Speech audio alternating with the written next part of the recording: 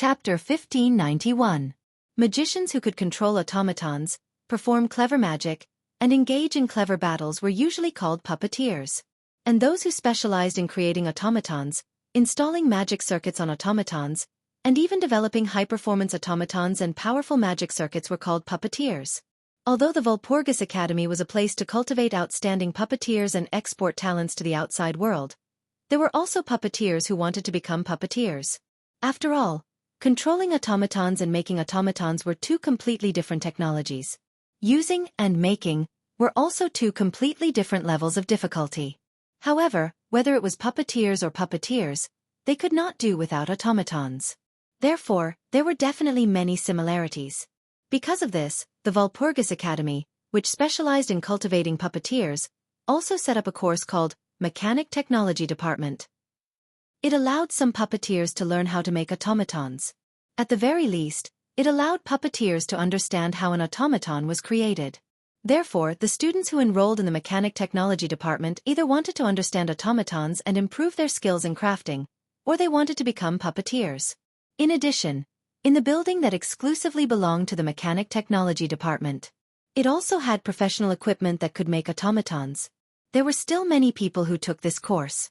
Just as night was about to fall, Wu Yan walked out of the building that exclusively belonged to the Mechanic Technology Department. He had a thoughtful expression on his face the whole time. Because the first-year students in the academy were new talents, the classes were mainly about mechanic magic. There was no division. Therefore, the Mechanic Technology Department was not in the curriculum of the first-year students. Of course, if there were first-year students who wanted to come to the Mechanic Technology Department to sit in, no teacher or professor would stop them. They would even strongly approve of it. It would lay a foundation for the students who wanted to choose the Mechanic Technology Department in the future. Under such circumstances, after Wu Yan finished his class for the day, he went to the Mechanic Technology Department to take a look. The third round of the Path of Demigod mission required 1 million Eve's hearts. And Eve's heart was an essential ingredient for automatons. Without Eve's heart, even if the automaton's performance was extraordinarily high when it was created, without life and intelligence, it was nothing more than a lifeless puppet. Therefore, the Mechanic Technology Department, which specialized in automatons, would definitely have the method to make Eve's heart. Wu Yan had Natsuki, Ikaros, Astria, Nagisa, and Kanon head to the student cafeteria for dinner. He took advantage of the free time after school ended to talk to Natsuki.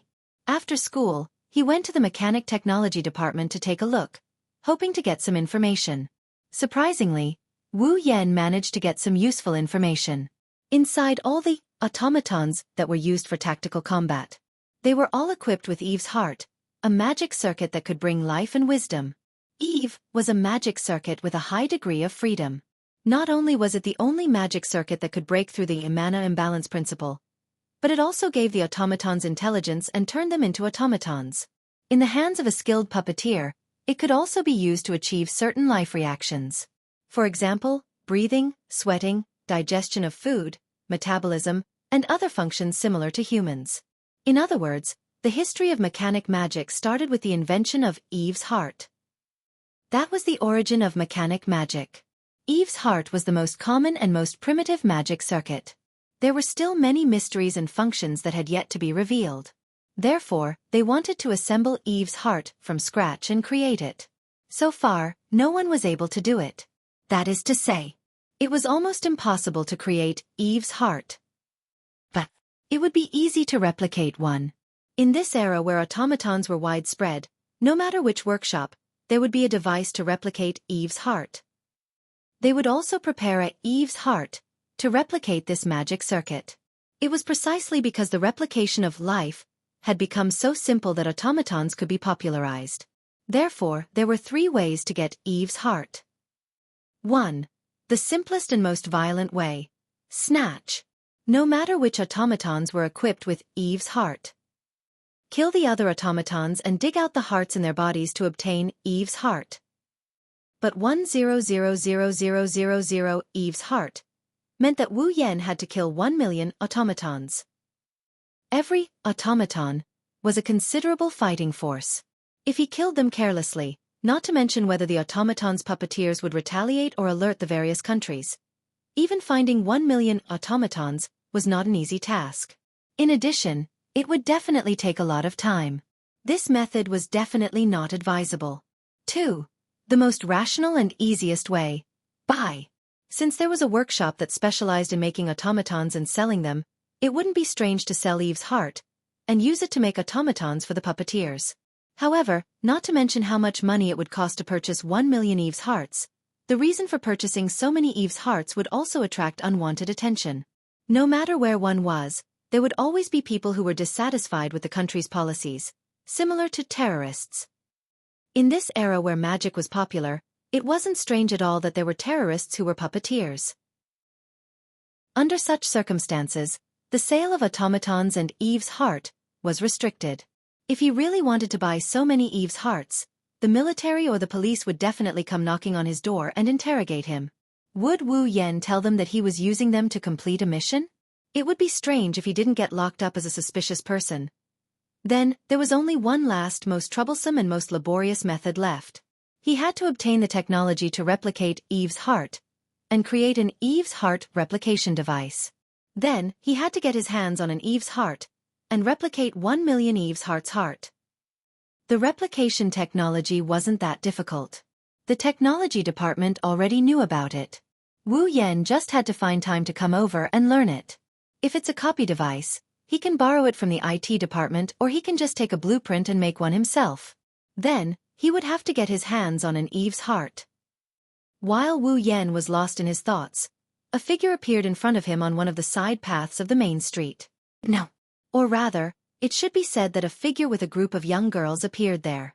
He wore a mask on his face as usual. The mask could only cover the area above his nose.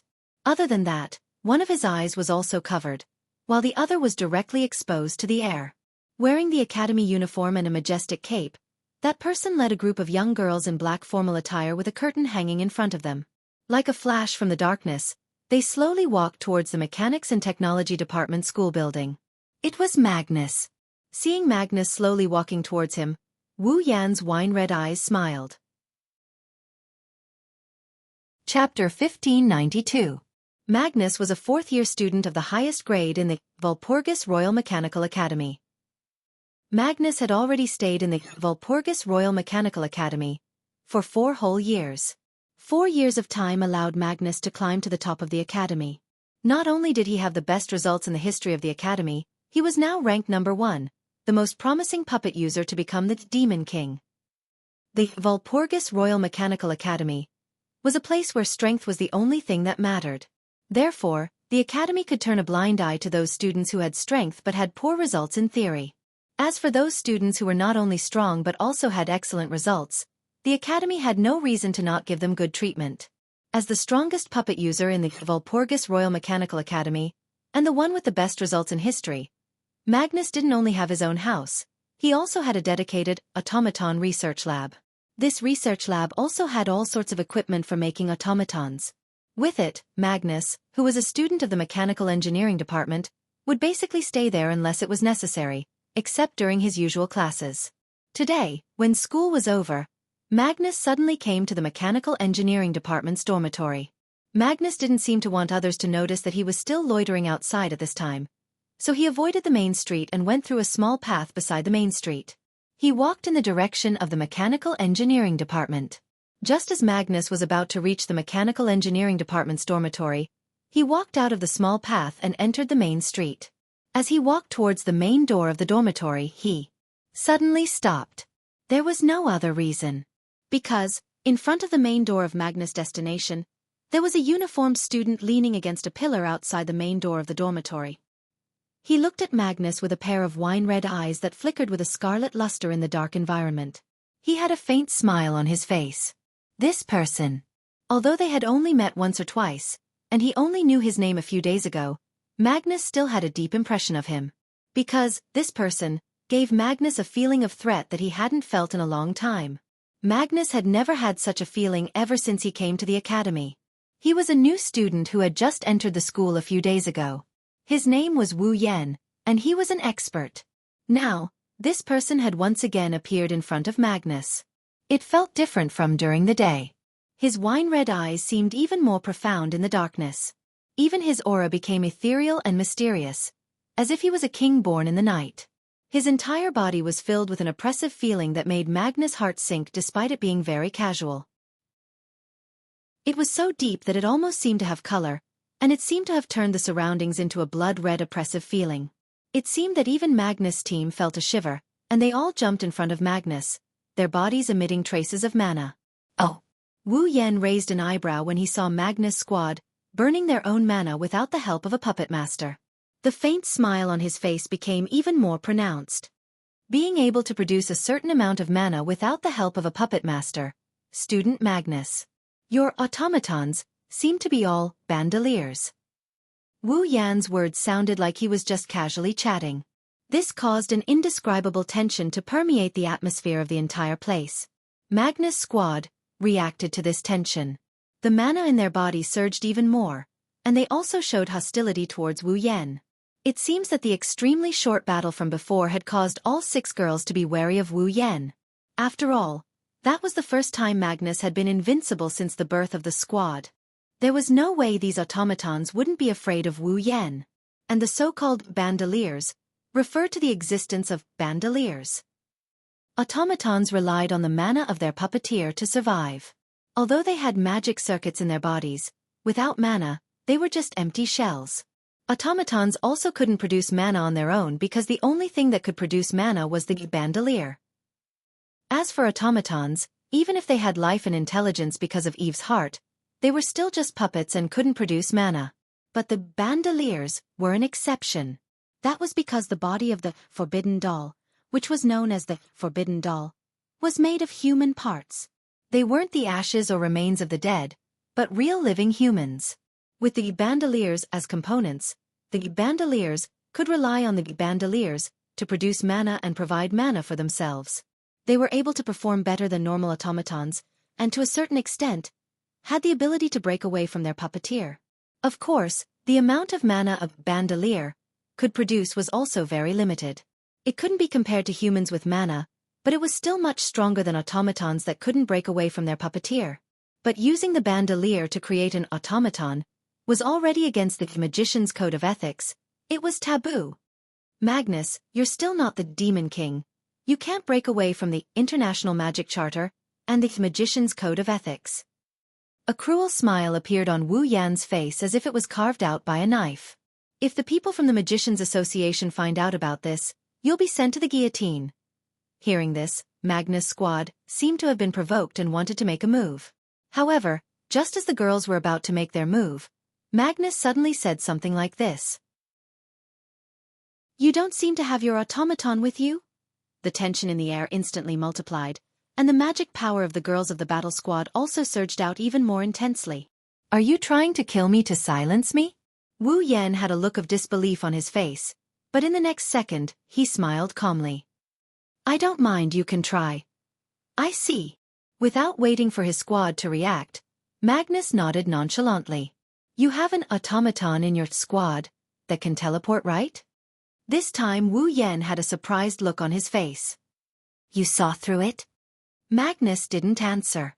Instead, he looked at Wu Yan with his only exposed eye. You're looking for me? I heard that you're not only an excellent puppeteer, you're also a skilled puppeteer. I'm sure you have Eve's heart on you, right? Wu Yan pursed his lips. He didn't want to beat around the bush and he got straight to the point. I want to ask you for Eve's heart. Hearing these words, Magnus lowered his head and pondered for a moment. Then he took out a stone from his sleeve. Magnus held the stone in his hand and infused mana into it. In the next moment, the stone in Magnus' palm emitted a resplendent light, turning into a dazzling ball of light that floated above his palm. After doing all this, Magnus tossed the glowing sphere to Wu Yan. If there's nothing else, please forgive me for taking my leave. Leaving these words behind, Magnus walked past Wu Yan with firm steps and headed for the tech department's dormitory. Throughout the entire process, Magnus' squad was on high alert. They didn't take their eyes off Wu Yan for even a second. It wasn't until Magnus entered the school dormitory that they jumped up and followed after him. Wu Yan shook his head with a chuckle as he held the glowing orb in his hand. What a loner! Chapter 1593. Walpurgis Royal Mechanical Academy, an empty space deep in the forest. The empty space that was full of potholes due to the practice between Wu Yan and Charlotte had returned to its original state. The messy potholes were all filled up, and the burnt marks were all erased. The empty space was once again flat. Wu Yan was standing in the middle of the empty space with his eyes closed. His hand was stretched out in front of him, and there were ripples of magic on it. In front of Wu Yan's hand that was rippling with magic, there was a human-shaped wooden puppet. It was moving in an uncoordinated manner, twisting, swaying, and staggering like a baby learning to walk. It would not be strange if it fell down at any time. It was not an automaton, but a real wooden puppet made of wood. It was only in its human form. The joints seemed to have been deliberately cut off, and there were unconcealable grooves. Its head was only an oval-shaped piece of wood, and it did not even have a face. When it walked, it was like a skeleton, and there were kacha-kacha sounds.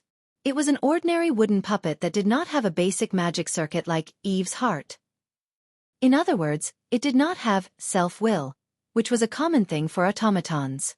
It was just a lifeless, dead object. However, such a dead object was now like a baby learning to walk. Amidst the kacha sounds, it twisted its stiff body and walked step by step. If one were to observe carefully, they would discover that there was a layer of dim light around the puppet that was walking crookedly, covering the joints of its body. That layer of dim light. There was no need to think.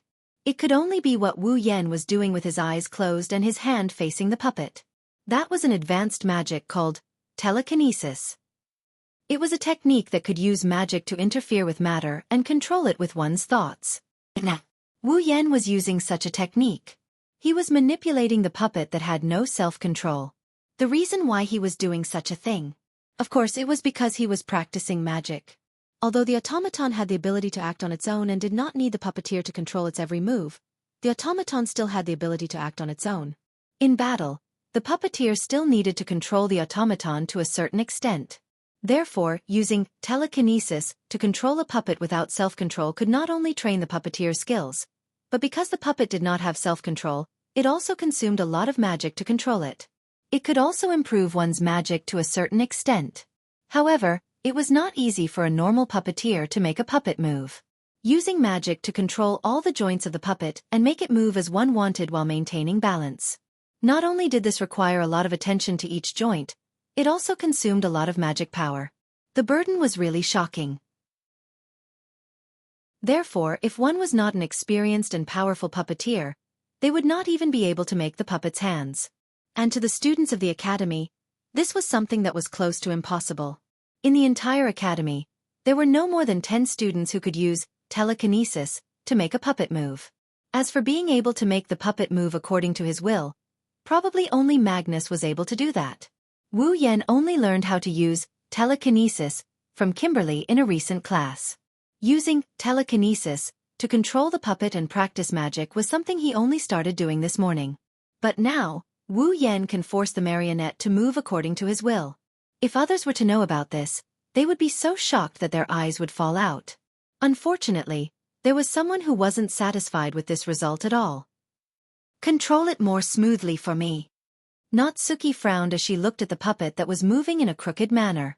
You even have the endless knowledge of tactics in your head. You can even use magic at the level of Sigh of the Dragon King and Revive Titan's Hand at will.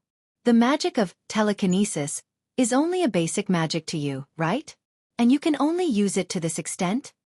No matter what, I only learned it today. Wu Yan retorted as he continued to release his mana and use telekinesis on the puppet. I'm not a genius. The knowledge in the 103,000 Book of Witchcraft was also converted into my own memories and directly controlled. This is the first time I've practiced a magic spell by myself. How about you give me a little more time? But it's a fact that you have extraordinary magic knowledge. You also have the infinite martial arts skill that combines mind, technique, and body as one. Mastering telekinesis should be easy, right?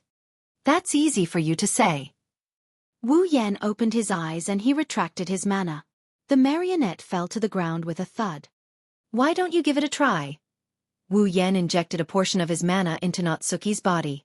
Natsuki glanced at Wu Yan and didn't say anything. She didn't even extend her hand. She just stared at the puppet on the ground and used the mana that Wu Yan sent over. A pair of sapphire blue eyes shone. In the next moment, the joints of the puppet on the ground flashed with light. It stood up with a swooshing sound, grabbed a few rocks on the ground, and tossed them into the air. Pang! His hard feet touched the ground, and with a whoosh, the wooden puppet jumped up and arrived in front of the few stones that had been thrown into the air. Then, he clenched his fists and punched out repeatedly like a gust of wind. Pang pang pang pang pang. The stones were shattered one by one under the puppet's chain of punches. They exploded into gravel. Then, the puppet did a somersault in the gravel and landed on the ground agilely. Then, it posed as if it was a golden rooster. Wu Yan's mouth turned into an O shape. This might be a high-level magic trick in this world, but on Itagami Island, there are plenty of such tricks as well. It shouldn't be hard to master. Natsuki raised her parasol and walked towards the other 4 girls who were resting under the shade of a tree. You should master telekinesis as soon as possible and train your magic tricks. That way, you won't be an amateur and we will be able to fight better. Natsuki, Ikaros, Astria, Nagisa, and Kanon can fight on their own without the puppet master's control. However, if Wu Yan can master his magic tricks better, the girls will be able to fight better. Not to mention other things, just the aspect of the transfer of mana had its own techniques. When the automaton attacked, the puppeteer could adjust his mana to be more violent. This way, the automaton's attack power would be increased. When the automaton was defending itself, the puppeteer could compress and strengthen his mana to harden it a little. That way, the automaton's defense would also increase. If the output of magic power was like the wind, slow and ethereal, it could increase the speed of the automaton. If the output mana was first accumulated and then injected into the automaton, it would significantly increase the explosive power of the automaton. These are all small tricks in magic tricks. Wu Yan realized that magic tricks can increase the combat power of the girls. While he was preparing for the 3rd phase of his demigod path, he paid attention to the classes and studied magic tricks. That's why he's here to train his telekinesis. Otherwise, with Wu Yan's lazy personality, he would rather sleep in the dorm. As expected of a natural witch, a demon killer, who was born with the ability to control space magic. Zhang Lixing muttered to himself. Wu Yan sighed as he looked at the wooden puppet that was still in its golden rooster pose. I still have a long way to go. Chapter 1594. Due to the fact that he had to spend most of his time on PE class, the rest of the class is about the history of magic and so on. He skipped the class and practiced for the whole day. After a full day of practice, Wu Yan was finally able to use his telekinesis to make the puppet move like a real person. This speed could not be said to be slow. Perhaps it was even faster than Magnus when he first started practicing telekinesis, and was able to control puppets to the point where he could move nimbly. However, compared to Natsuki, who could casually use her telekinesis to make the puppet leap in the air and punch a rock, it was still far from being as difficult as it used to be. Na Yu's mastery of psychokinesis magic was something that no one in the entire world could compare to, let alone the academy. And this was under the condition that Natsuki didn't waste any time cultivating her telekinesis. As a natural-born witch, Natsuki's talent in magic could be seen from this. If it wasn't for the fact that Wu Yan had the highest level of magic cultivation, endless knowledge of magic, and the fact that his true ancestor body improved his talent, Wu Yan wouldn't even know if he could use his telekinesis today. After all, as Wu Yan said, he wasn't a genius. In the beginning, he was just an otaku who was waiting to die. When it's almost time for school to end, Wu Yan ended his training. He led the girls who spent the whole day playing under the shade of the trees and walked out of the forest towards the student cafeteria. However, when they passed by a school building, a rustling noise attracted the attention of Wu Yan and the others. What's going on over there?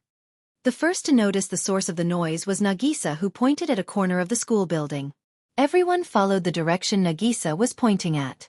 Wu Yan and the others all turned to look at the corner. At the back of the school building, the uniformed students gathered together, forming a human wall. The noise came from the students who were gathered there. Inside the human wall, a cordon tape was pulled open, emptying the area inside the human wall. Disciplinary committee members with armbands on their arms stood guard in front of the cordon tape, as if they were preventing the crime scene from being destroyed. Could it be that a crime has occurred? Even Kanon had the same thought. She cowered in fear. No. No way. Nagisa seemed to be afraid as well. She grabbed Wu Yan's hand. This is an academy, how could a crime happen here? It's not a normal academy, but unfortunately, this isn't a normal academy. Natsuki held her parasol and looked at the human wall. Every student here is a puppeteer. They all have automatons and have power. Once a fight occurs, it will cause them to go overboard and commit stupid crimes. It's not surprising. Then, Astria pulled on Ikaro's hand and whispered in a whisper. Could it be a dead person over there? A dead person? Dead man. Nagisa and Kanon hugged one of Wu Yan's arms. There's no sign of life. Ikaros was the only one. A pair of indigo pupils that stared at the inside of the human wall fluctuated with illusory frames and streams of light that resembled data. It's not a living being. Nagisa and Kanon heaved a sigh of relief upon hearing this. Wu Yan mused as he looked at the noisy crowd. Then, he noticed a person. She was standing at the corner of the human wall. She had a little dragon on her head. She had blonde hair and was as beautiful as a fairy. At the same time, this young girl seemed to have been isolated and monopolized that place. She stood there with a straight face. Looking at the interior of the human wall, he seemed to be in a bad mood. Charlotte? Wu Yan thought of something. He sighed and led the girls towards Charlotte. Charlotte noticed the unusual footsteps. She turned her head and looked to the other side. She was stunned for a moment. Why are you here? I'm just passing by. I'm just passing by. Wu Yan gave her a perfunctory smile. He and the girls looked inside the cordon. Then they saw something that made Nagisa, Kanon, and Astria gasp in shock. Next to the wall of the school building, there was a wreckage that could be called a corpse. The upper body was leaning against the wall, and the lower body was almost completely gone. From this angle, he could clearly see the cross-section of the wreckage. He could even see the abdominal cavity of the wreckage from the cross-section. However, the abdominal cavity wasn't filled with flesh and blood. Instead, the structure was rather complicated. Gears and wires leaked out from the wound. It was none other than an automaton. Looking at the gears and wires that leaked out from the abdominal cavity and the oil that looked like blood, it made the remains of the automaton look even scarier than a human body. On top of that, the lower half of the automaton's face was completely destroyed, leaving behind no trace of its original shape. There was a blood-like liquid scattered around it, as if it had been eaten by some wild beast. It was a spine-chilling sight. The most eye-catching part was the strange wound on the automaton's chest. There was a smooth hole where the heart should have been.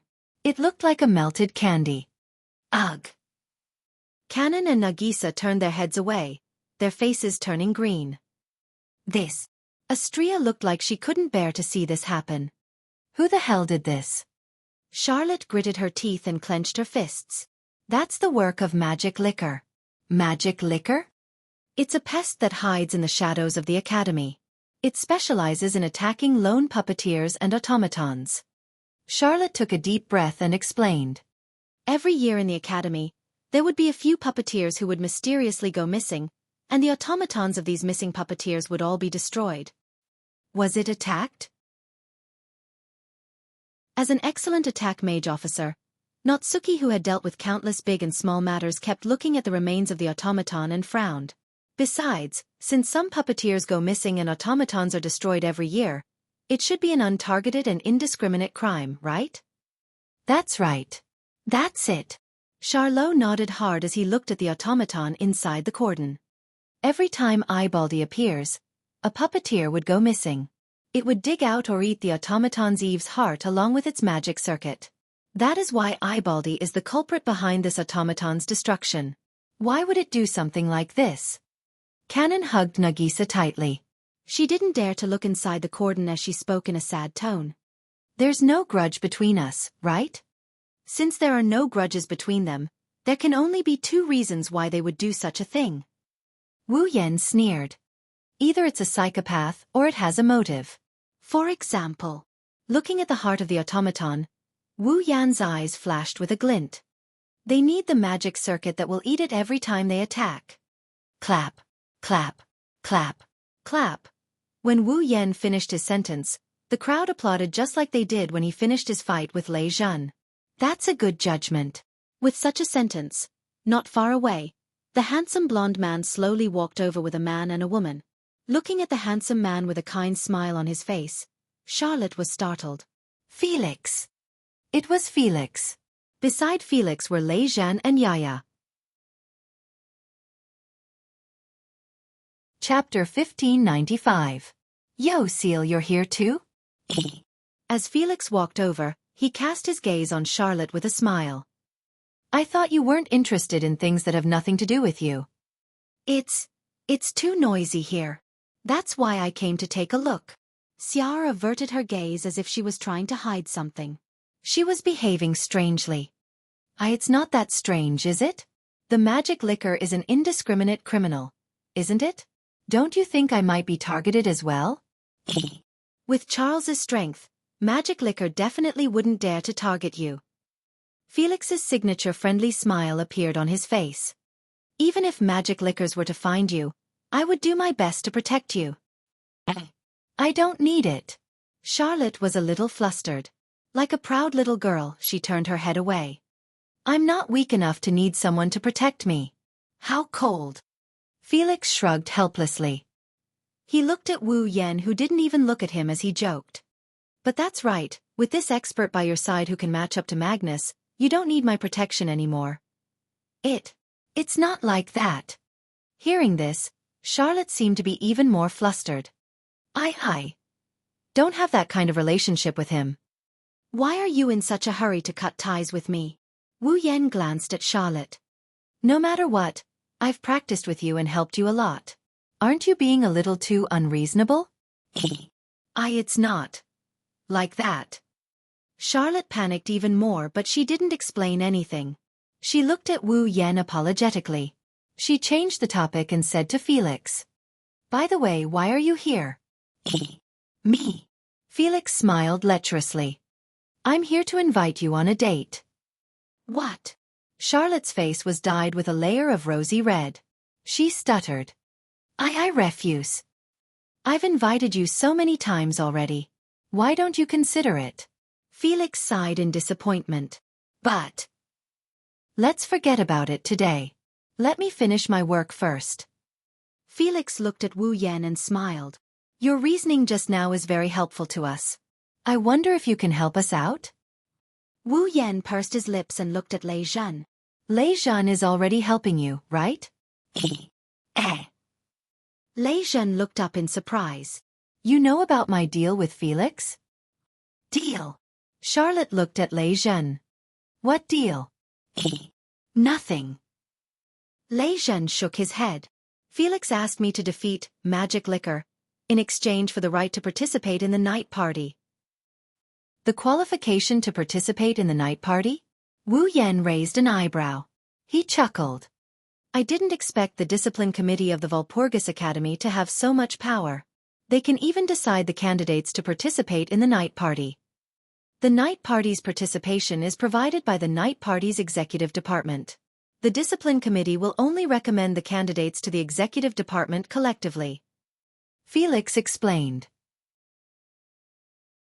Also, since magic liquors can commit so many crimes and successfully defeat the puppeteers in the academy each time, his strength is at least on par with the 13. As long as we get rid of magic liquor, even without our recommendation, the night party executive department will take note of Lei Zhan's strength. They'll think he can participate in the night party and give him the right to participate, right? Felix patted Lei Zhan's shoulder. I'm just going with the flow. So, magic liquors, if you give this prey to Lei Zhan, we'll be very grateful. Hearing Felix's words, everyone looked at Wu Yan. But under everyone's gaze, Wu Yan smiled. His smile was very sarcastic. Looks like our discipline committee's supervisor doesn't like me either. Such a sudden sentence stunned everyone present on the spot. Why is that? Felix waved his hand and shook his head as if he was panicking. I didn't mean that at all. Then why did you ask me to look for the magic liquor? Wu Yan smirked. Aren't you trying to push me to a dead end? What? Push you to a dead end? Charlotte, Lei Zhan, and Yaya were all stunned. They didn't understand what was going on. Even Felix frowned. I think you misunderstood. I didn't mean that. Although magic liquor, Eyebaldy, should be very strong if it's you. You shouldn't be able to deal with him. Do you really think so?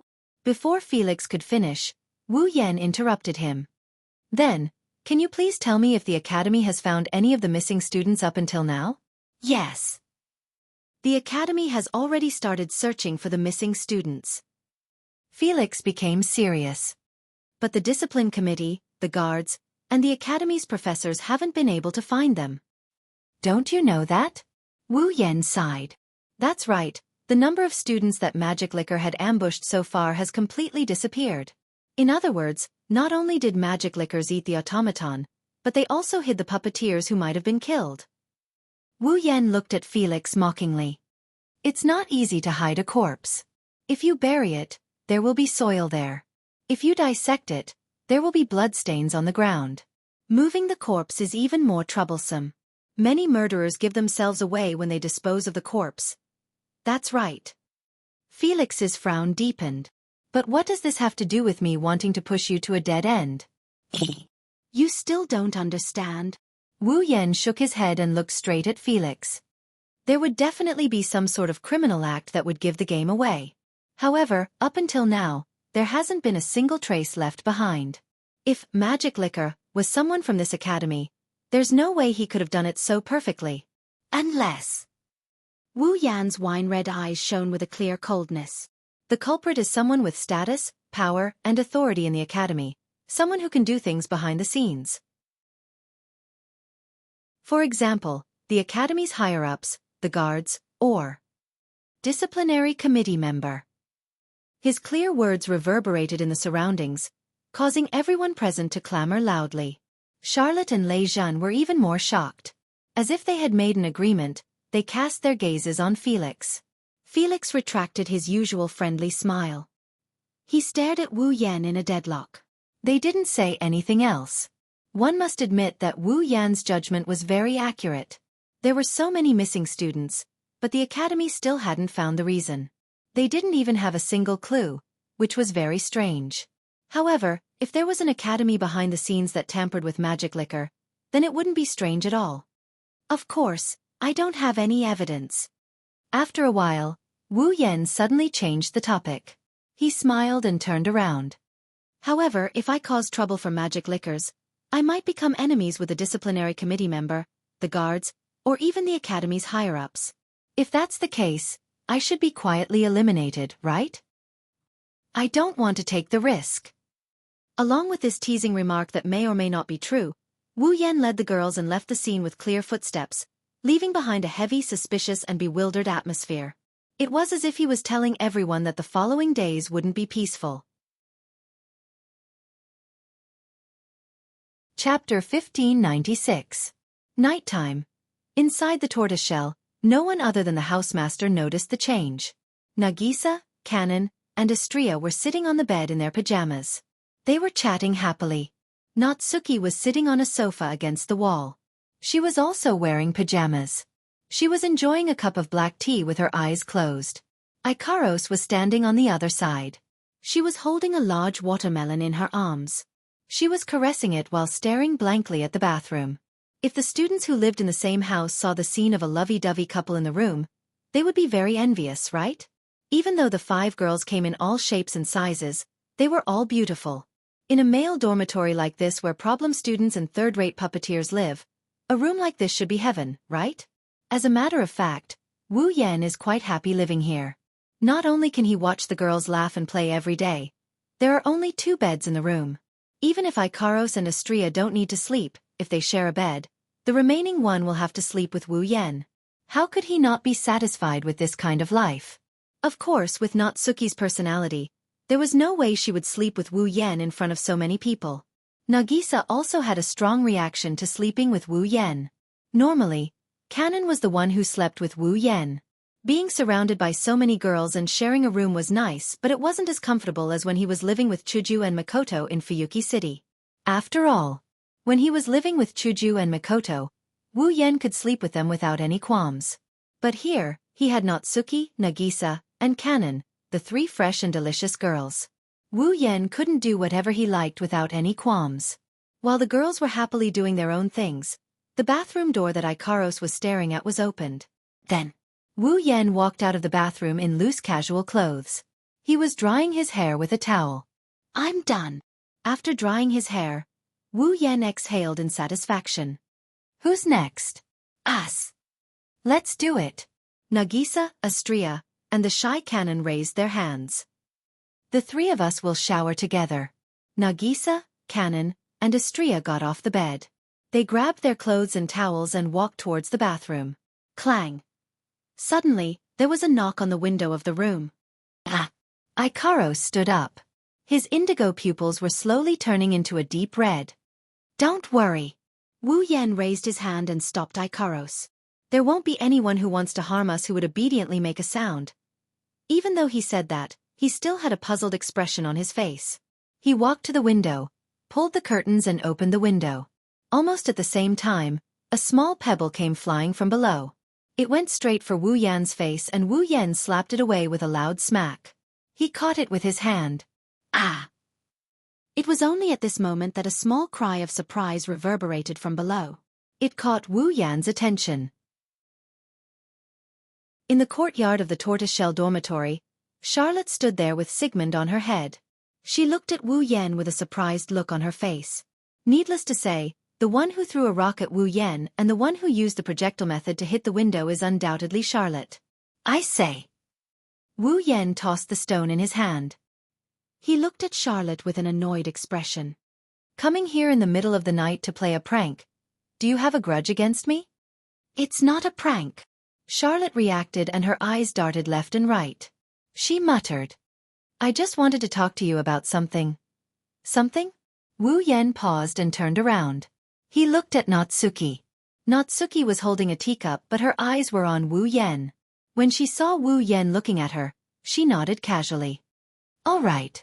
Wu Yan replied. I'll go down now. Sorry to keep you waiting. In the courtyard outside the tortoiseshell dormitory, Wu Yan found Charlotte sitting on the grass and walked over. She saw Wu Yan in loose casual clothes walking towards her. She looked a little uncomfortable but still made room for Wu Yan to sit. I'm really sorry about today. When Wu Yan sat down, Charlotte lowered her head and said something that stunned Wu Yan. What do you need to be sorry about? We've only met once today and exchanged a few words. Can't you think for yourself? The apology from before seemed to have exhausted all the frankness that Charlotte had squeezed out. At this moment, her words had returned to their usual aggressive manner. Didn't I try to distance myself from you in front of Felix? Charlotte turned her head away so that no one could see her expression. I didn't do it on purpose. Are you talking about that? Wu Yan scratched his face and shrugged. I didn't take it to heart. You don't have to apologize. Just accept Charles's apology. Sigmund, who was lying on top of Charlotte's head, suddenly said. Because of this, Charles almost didn't eat dinner. Sigmund. Charlotte angrily threatened. Be careful or I'll replace all your chicken with peanuts tomorrow. Charlotte inadvertently met Wu Yan's eyes. She looked like she wanted to say something but stopped herself. Wu Yan got confused when he saw Charlotte acting like this. What's wrong? No. Nothing. Do you think I'll believe you? Aren't you a little too dishonest? That's not true. After retorting almost reflexively, Charlotte hesitated for a moment and asked. Today, you said that there's someone in the Conduct and Discipline Committee who helped Magic Liquor clean up the aftermath and is in cahoots with Magic Liquor, right? What I'm trying to say is that the Academy's higher-ups, the guards, and the Disciplinary Committee's Disciplinary Committee are all in cahoots with Magic Liquor. Or rather, Magic Liquor is among them. Wu Yan looked at Charlotte as if he could see through her thoughts. I didn't specifically designate them as the Discipline Committee. In other words, the Conduct and Discipline Committee member is indeed suspected to be in cahoots with Magic Liquor, or Magic Liquor is hiding in the Conduct and Discipline Committee member. Charlotte's pretty face was instantly covered with a layer of darkness. Am I right? Those missing students disappeared too thoroughly. It's too unnatural. Wu Yan didn't answer directly. He looked at the night sky and changed the topic. Just like what we said during the day, even if the corpses were destroyed, there would definitely be some traces left behind. However, they seemed to have completely disappeared from the face of the earth. After such a long time, the academy still hasn't found anything. It doesn't matter if those missing students are alive or dead. Since there isn't a single trace left behind, it means that they were either transferred out of the academy or hidden in a place that ordinary students are not allowed to enter. Charlotte could feel Wu Yan's voice turning colder by the second. But you know the situation in the academy. It's like a cage. Students have to register when they leave. Automatons can't even leave. They'll be attacked the moment they leave. In such a cage, if magic liquor really transferred the missing students out of the academy, then it must have been approved by a certain powerful existence or organization in the academy. Wu Yan turned around and looked at Charlotte. If the missing students are still in the academy, then wouldn't the only place where they can hide and not be discovered by others be the restricted areas that are strictly regulated by the academy? If that's the case, if you want to hide them, you have to get the approval of those powerful existences in the academy, right? Charlotte fell silent. Chapter 1597. It was too clean. All clues related to the magic liquor seemed to have been purposely erased. Other than the remains of the automaton, nothing else was left behind. The Walpurgis Royal Mechanic Academy was the best academy in the world of magic. If the Kaibal candy was really just a rat hiding in the shadows, how could the academy not find any traces of it until now? To be able to commit a crime in the highest school in the magic world so cleanly, it was like successfully escaping from a police station without leaving behind a single trace of blood. It was as if the victim had vanished from the face of the earth and disappeared without a trace. This, in itself, was already a suspicious point. And if the academy's authorities were behind this, then it would explain why the crime was so clean. No matter if the missing students were alive or dead, they were destined to be shameful. Then, it was not possible to move the missing students out of this cage-like academy. If they were to be hidden in the academy, they would have to be in the most secretive place that outsiders could not find. But if the academy's higher-ups, the guards of the garrison, and the members of the discipline committee were serious about investigating the case, where in this academy could they not be specially approved to enter? The only explanation was that this so-called investigation was just for show. Therefore, the academy's higher-ups, the guards of the garrison, and the members of the discipline committee were very likely to be in cahoots with the magic liquor. Or perhaps, the magic liquor, Kaibal candy, was hiding among the existences who held real power in the academy. If they were to go against the magic liquor, Kaibal candy, it would mean that they would have to go against these beings as well. As a student, without any backup, who could contend against these existences? That would instead be targeted by these existences, wouldn't it? Even if they did find the magic liquor, Kaibal candy, wouldn't they be fooled by the other party using their authority? Realizing this, Charlotte couldn't help but feel a chill in her heart. Doesn't that mean that regardless of whether we find the Kaibal candy or not, he won't suffer the punishment that he deserves? You're being too pessimistic. Wu Yan shook his head. Perhaps the Kaibal candy is indeed hiding in those institutions with real power in the academy, but not everyone is on his side. Otherwise, this academy would be too scary. You mean? Charlotte said with uncertainty. If we can find out who the magic liquor is, will the authorities that have nothing to do with the magic liquor punish him? The premise is, although it's not everything, but if you really want to make an enemy out of Kaibal candy, you must be mentally prepared to stand against someone with real power. Looking at Charlotte's eyes that gradually turned firm, Wu Yan poured a bucket of cold water on her. But Charlotte, if you want to find the magic liquor, I advise you not to. Charlotte's gaze that had just become firm instantly froze and was replaced with a blank look. Why? Don't you realize it? Wu Yan met Charlotte's confused gaze and threw out such a sentence like a sudden clap of thunder. You are also one of the suspects of the magic liquor. What? Charlotte's delicate body trembled as she angrily shouted. How could I be that kind of criminal? Only you would think so. Faced with Charlotte's rage, Wu Yan coldly and mercilessly threw out words that made Charlotte's delicate body tremble. Every time the Kaibal candy attacked, the attacked automaton would be left with scars as if the candy had been licked and melted. And Charlotte, your automaton, Sigmund's magic, seems to be able to do the same thing, right? This. Charlotte seemed like she wanted to explain something, but Wu Yan stopped her with a sentence. Perhaps you want to say that there must be a magic trick that can achieve the same effect, but you've forgotten something else. The automaton attacked by the magic liquor will have its magic circuit dug out. Wu Yan sighed. And if someone finds a large number of magic circuits in your dorm room, guess what will happen to you? Charlotte's pretty face turned pale in an instant. Even Sigmund's eyes were wide open, and his expression was ferocious. Rumor has it that Count Baleo, who is also your father, is a famous collector of automaton. There are many automatons in his mansion and they live a family life together with Count Baleo's family. Looking at Charlotte's pale face, Wu Yan raised his head and looked at the night sky. His voice drilled into Charlotte's ears one by one. However, one day, an extremely noble boy came to Count Baleo's house as a guest. The boy was bitten by a small dog-shaped automaton. Because of that, Count Baleo was severely condemned by the royal family. His title was stripped, his territory was reclaimed and all the automaton that was like a family were disintegrated. The magic circuits of the disintegrated automaton. Wu Yan closed his eyes. Charlotte, you must have bought them back with your scholarship and placed them in your dorm room, right? I. Charlotte's face was drained of blood. Even her lips had turned pale. She could no longer utter a complete sentence. You have the magic that can cause a wound that looks like a candy that was licked and melted, and your dormitory room is full of magic circuits. Tell me, if someone sees all this, will they still believe that you are not a magic liquor, Kaibal candy? Wu Yan glanced at Charlotte.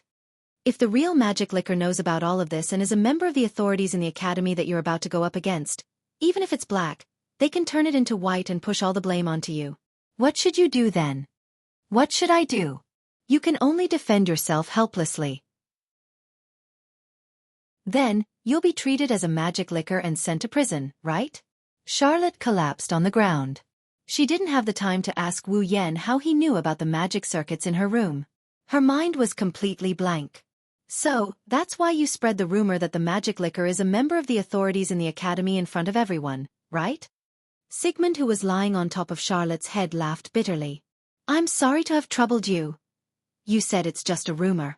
It's just a rumor without evidence. If the magic circuits in Charlotte's room are discovered, then no matter how reasonable this rumor is, it will be covered by irrefutable evidence. No one will doubt it. Wu Yan shook his head and stood up. Charlotte, I hope you can think about it before you act. Don't get yourself into trouble in the end. Also, I'll give you a piece of advice. Wu Yan turned around and walked towards the dorm room. People who try their best to get close to you, compared to pure kindness, I think they have a purpose. Leaving those words behind, Wu Yan walked into the dormitory, leaving Charlotte alone. She sat limply on the floor, she looked so lonely. Chapter 1598. Walpurgis Academy, Griffin Hut. This was a female dormitory. Moreover, it was a dormitory that only the top-ranked female students in the academy had the right to live in. Compared to the tortoise hut that looked like a hotel, the Griffin Hut looked like a villa. Not only was there a lawn in front of the dormitory, there was also an elaborate staircase and a courtyard paved with shiny stone bricks. When one arrived at the Griffin Hut from the main street, one could see the stone paths that led to the Griffin Hut. The stone paths were connected to the elaborate staircase. After walking up the staircase and through the courtyard, one could reach the Griffin Hut's female dormitory.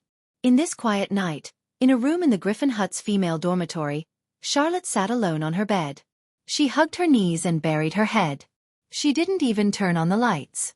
The moonlight shone in through the window and scattered on Charlotte's body, making her figure look very sad and beautiful. Charlotte didn't have the same achievements as Magnus. Therefore, Charlotte didn't have the means to have a private residence and research room. However, the Griffin Hut's female dormitory was very luxurious for a student.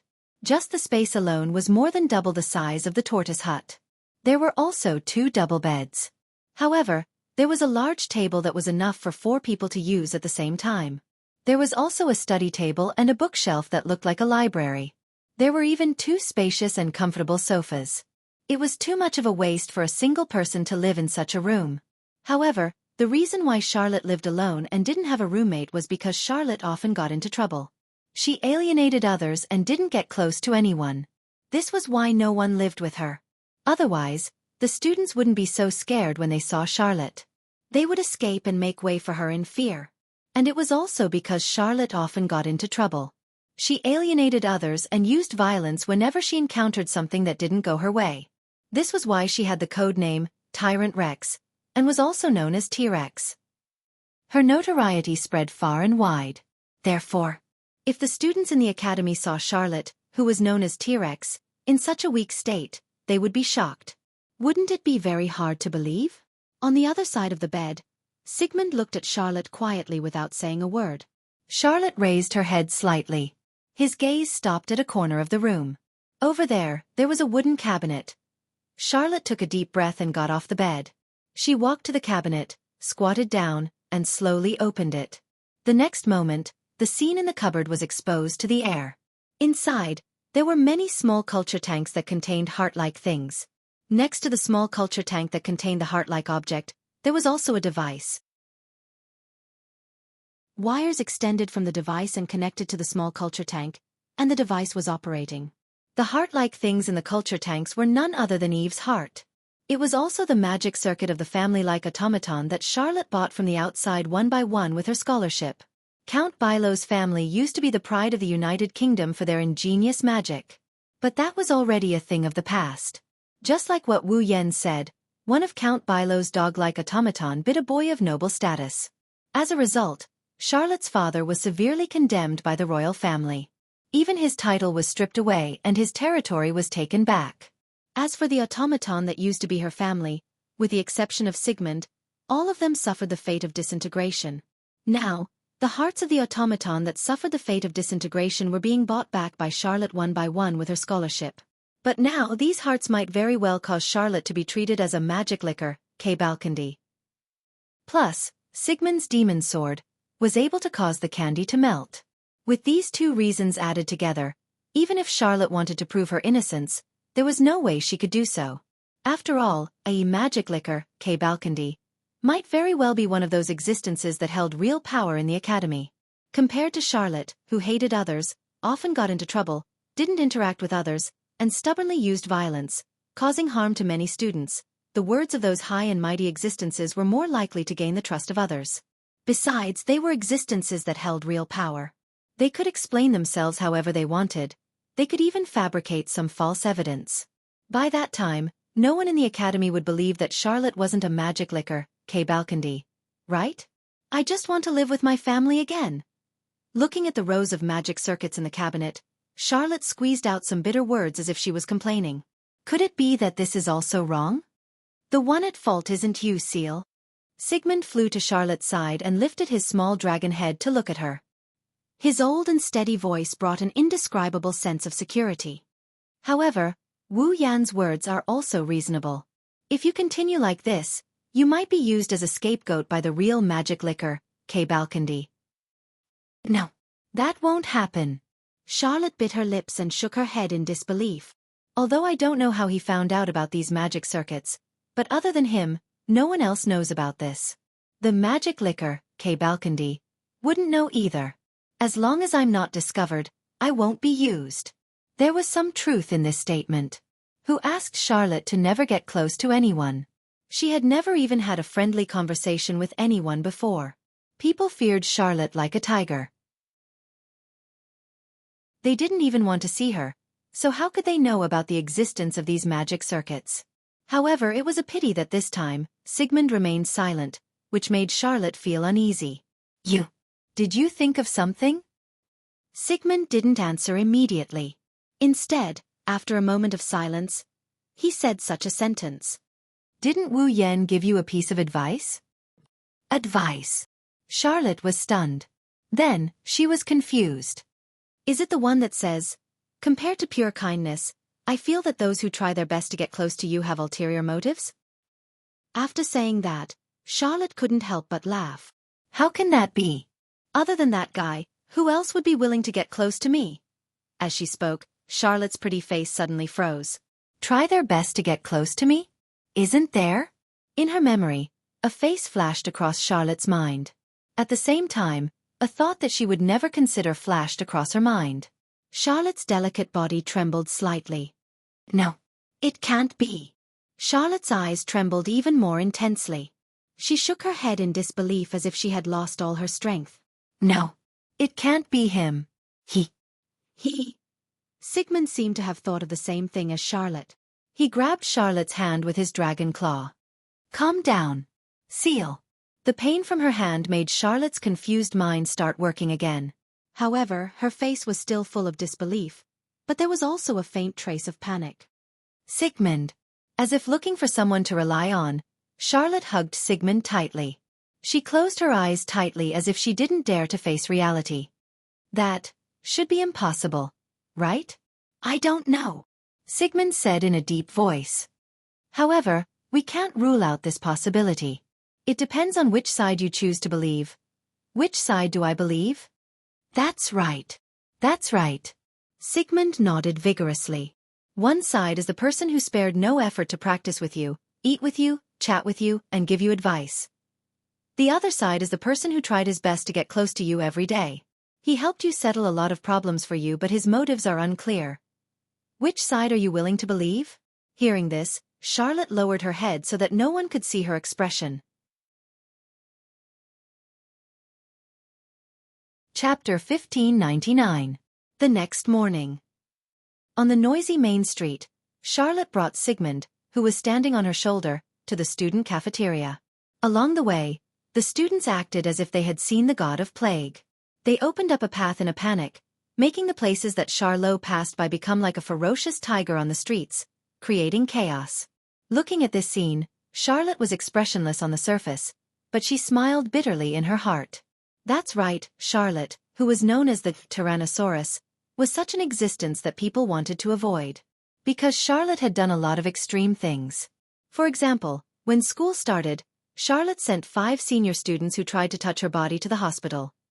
For example, when Charlotte was taking a shower, her roommate barged in and was pushed out of the window by Charlotte. For example, because she didn't want to touch a frog, she destroyed the entire anatomy laboratory. Another example would be if they provoked a wasp and Charlotte burned down the entire courtyard. When these extreme actions spread, the result was obvious. All of them became the reason why the landing code name, Tyrannosaurus, appeared. However, that was only because Charlotte's behavior was too clumsy. She didn't do it on purpose. However, these actions made Charlotte offend people unknowingly. This was also a fact. Therefore, no one was willing to get close to Charlotte, and no one was willing to get close to Charlotte. Or rather, Wu Yan letting Charlotte lead the way and paying for a meal out of Charlotte's own pocket, that's something that's truly shocking. But that was also because Wu Yan was a freshman and didn't know about Charlotte's matters. That was why he didn't hesitate to get close to Charlotte. Of course, this was what Charlotte thought. As for Charlotte herself, she didn't mind at all that she was being shunned. After all, almost all the students in this school wanted to get the throne of the Devil King. They were all people who wanted to compete with Charlotte for the Devil King position. If one person. Charlotte didn't have too many scruples. It wasn't a bad thing not to make friends with the enemy. Unfortunately, there were advantages and disadvantages to isolating oneself. Some small people would definitely do a lot of tricks behind the scenes. For example, rummaging through Charlotte's cupboard. For example, hiding Charlotte's things. This kind of prank was something that Charlotte used to encounter almost every day. Perhaps it was because of this. If Charlotte had been slandered as a Kai-ball candy, most people would have agreed with it. Not only because many people hated Charlotte, but because everyone hated Charlotte, others could use this as an excuse to fabricate facts. For example, he had attacked the students in the academy because he held a grudge against the students who hated him. Thinking about it, there should be quite a few people who would believe it, right? With such a bitter mood, Charlotte walked expressionlessly on the main street that almost caused chaos and headed towards the student cafeteria. Yo, Charles! At this moment, a clear voice echoed from behind Charlotte. While the others were trying their best to avoid him, a handsome man with blonde hair, wearing a glove that represented the qualification to attend the night meeting, and an armband that represented the discipline committee on his arm, with a friendly smile on his face, slowly walked towards Charlotte. Felix. Looking at the only person who didn't reject her and was walking towards her, Charlotte seemed to be a little nervous and looked like she wanted to escape. You're still alone as always. Felix looked around and said with a smile. What? You're not with Mr. Wu Yan? Why do I have to be with him? Charlotte turned her head away. Our relationship isn't good enough for us to have breakfast together in the morning. Is that so? Felix heaved a sigh of relief. That's great. I thought you two had a good relationship. I almost gave up. Our give up? Charlotte's gaze drifted uncomfortably.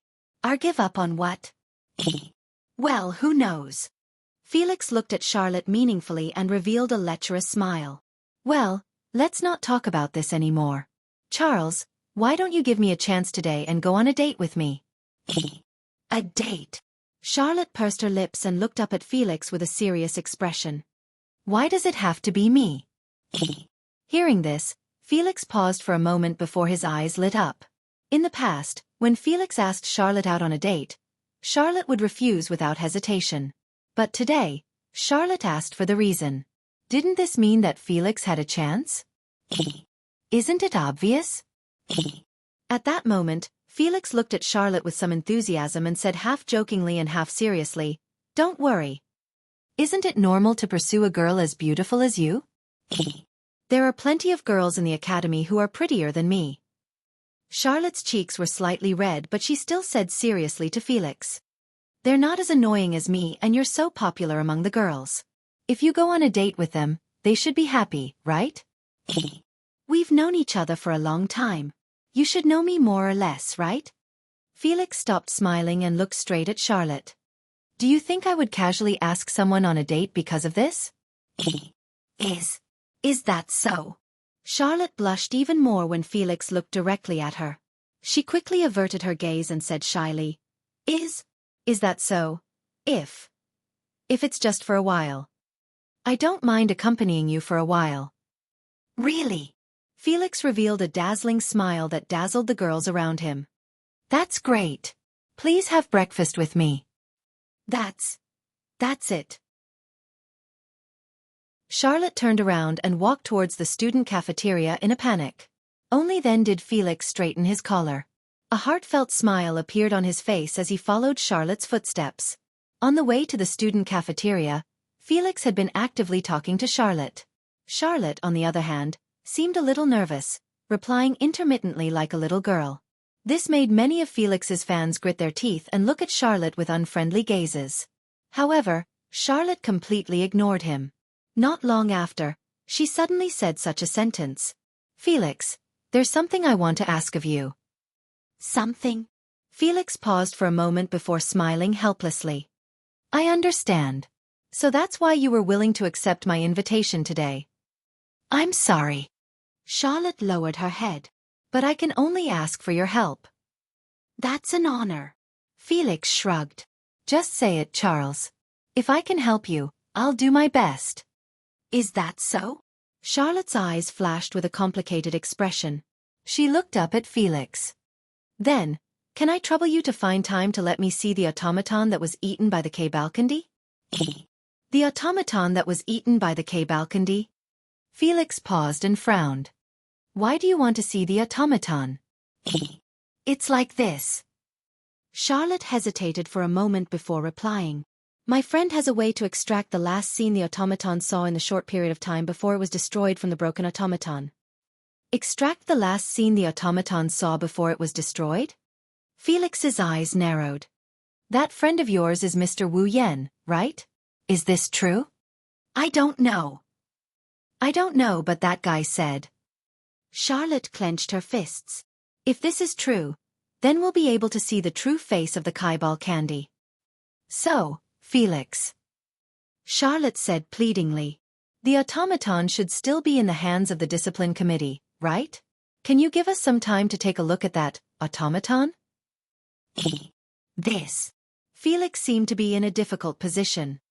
But that automaton is also a very important piece of evidence.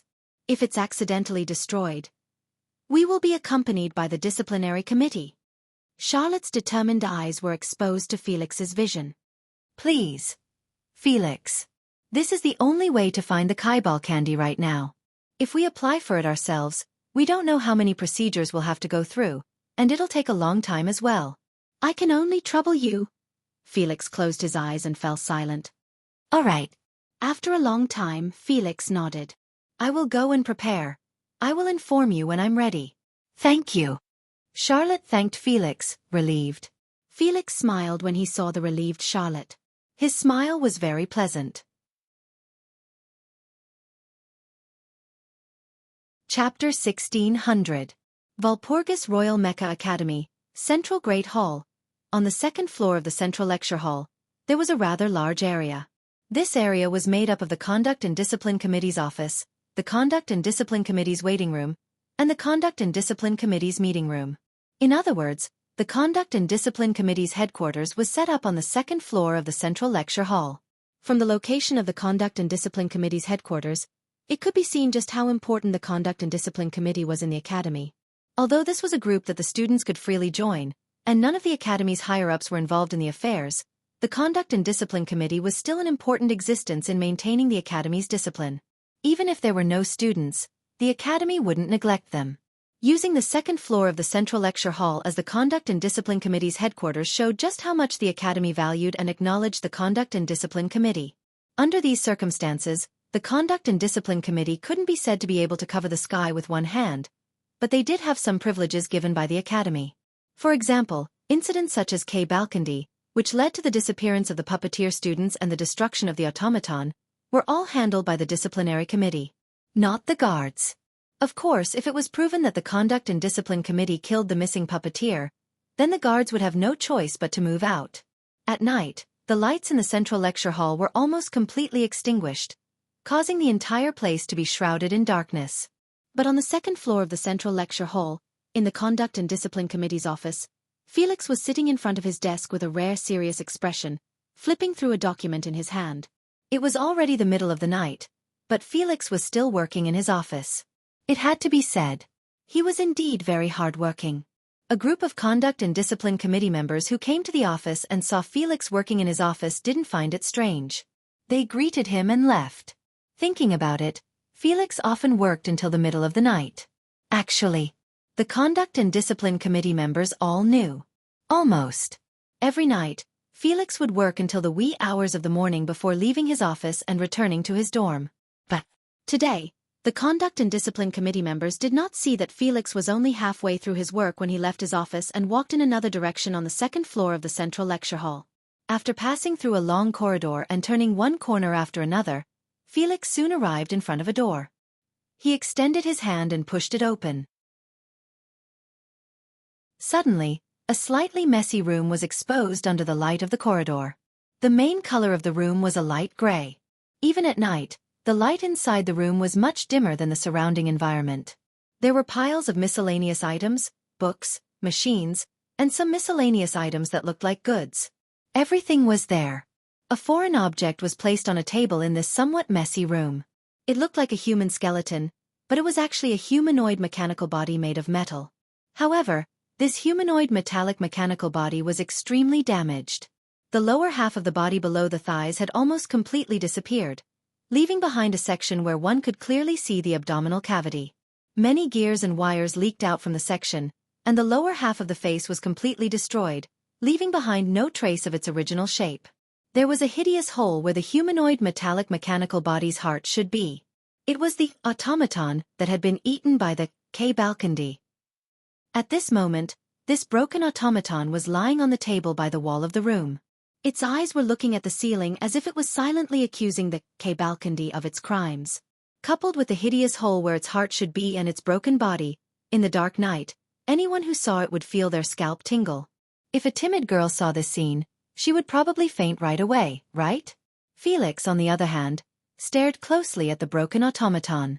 He turned around, closed the door, and walked to the front of the table. Looking at the terrifying automaton lying on the table, Felix's eyes flickered slightly. Is it possible to extract the last scene the automaton saw before it was destroyed? If there really was such a method, then the culprit who attacked the automaton and caused the destruction of the automaton would be found. If that's the case, the K-Balkandy will have nowhere to hide, right? Phew! Felix exhaled softly. His eyes seemed to have focused on the broken automaton. Although I don't know if it's real or not, but whether it's real or fake, as long as there's a slight possibility, then, Felix smiled.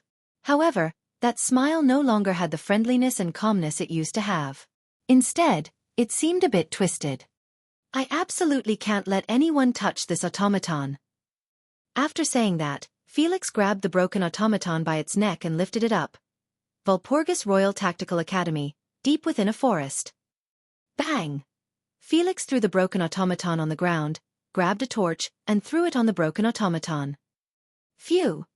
In the next moment, the torch burned on the automaton's body, gradually burning the already broken automaton to ashes. Felix stared closely at the burning automaton. The light from the fire illuminated his handsome face, but it also made Felix seem much more ruthless.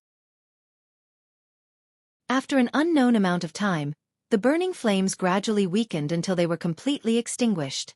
The dilapidated automaton had all turned into ashes. Felix took out a bag and swept all the ashes into it. Then, he picked up the small piece of ground that was burned black by the flames. No, he didn't pick up the ground. It was a stone slab that was spread on the ground. After throwing the stone slab in his hand into the bag, Felix laughed again. This time, it was an extremely sarcastic laugh. Burning this automaton should attract a lot of suspicion, right? The K-Balkandi might very well be in cahoots with those institutions with real power in the academy. Or perhaps, the K-Balkandi was a part of those institutions. This was Wu Yan's declaration in front of all the students. Now that the automaton under the custody of the Discipline and Conduct Committee has disappeared, and it disappeared when Charlotte asked Felix to arrange it for her to take a look at it, be it Wu Yan or Charlotte, both of them would have their suspicions. But so what if they're suspicious? Felix sneered. Will Charles think I'm the one who did it? Will others think I did it? It had to be said that Felix had a good reputation in this academy. Even if burning the automaton at this juncture would attract unnecessary suspicion, it only made Wu Yan's declaration a little more convincing. No one would suspect him, Felix, of doing it. Crack. However, just as Felix was thinking that, a small sound came from behind him. Chapter 1601. Who is it? Felix was shocked. He quickly turned his head and looked behind him, reading the latest novel. But when he did, he was dumbfounded. Sure enough, it's you! Accompanied by a sorrowful voice, a young lady with long golden hair that was dazzling even in the night slowly walked out from the dark forest. She had a small dragon on her shoulder and was exposed under the moonlight. You! Felix's expression changed when he saw the young girl walking out of the forest. Charles! The person who had come was none other than Charlotte.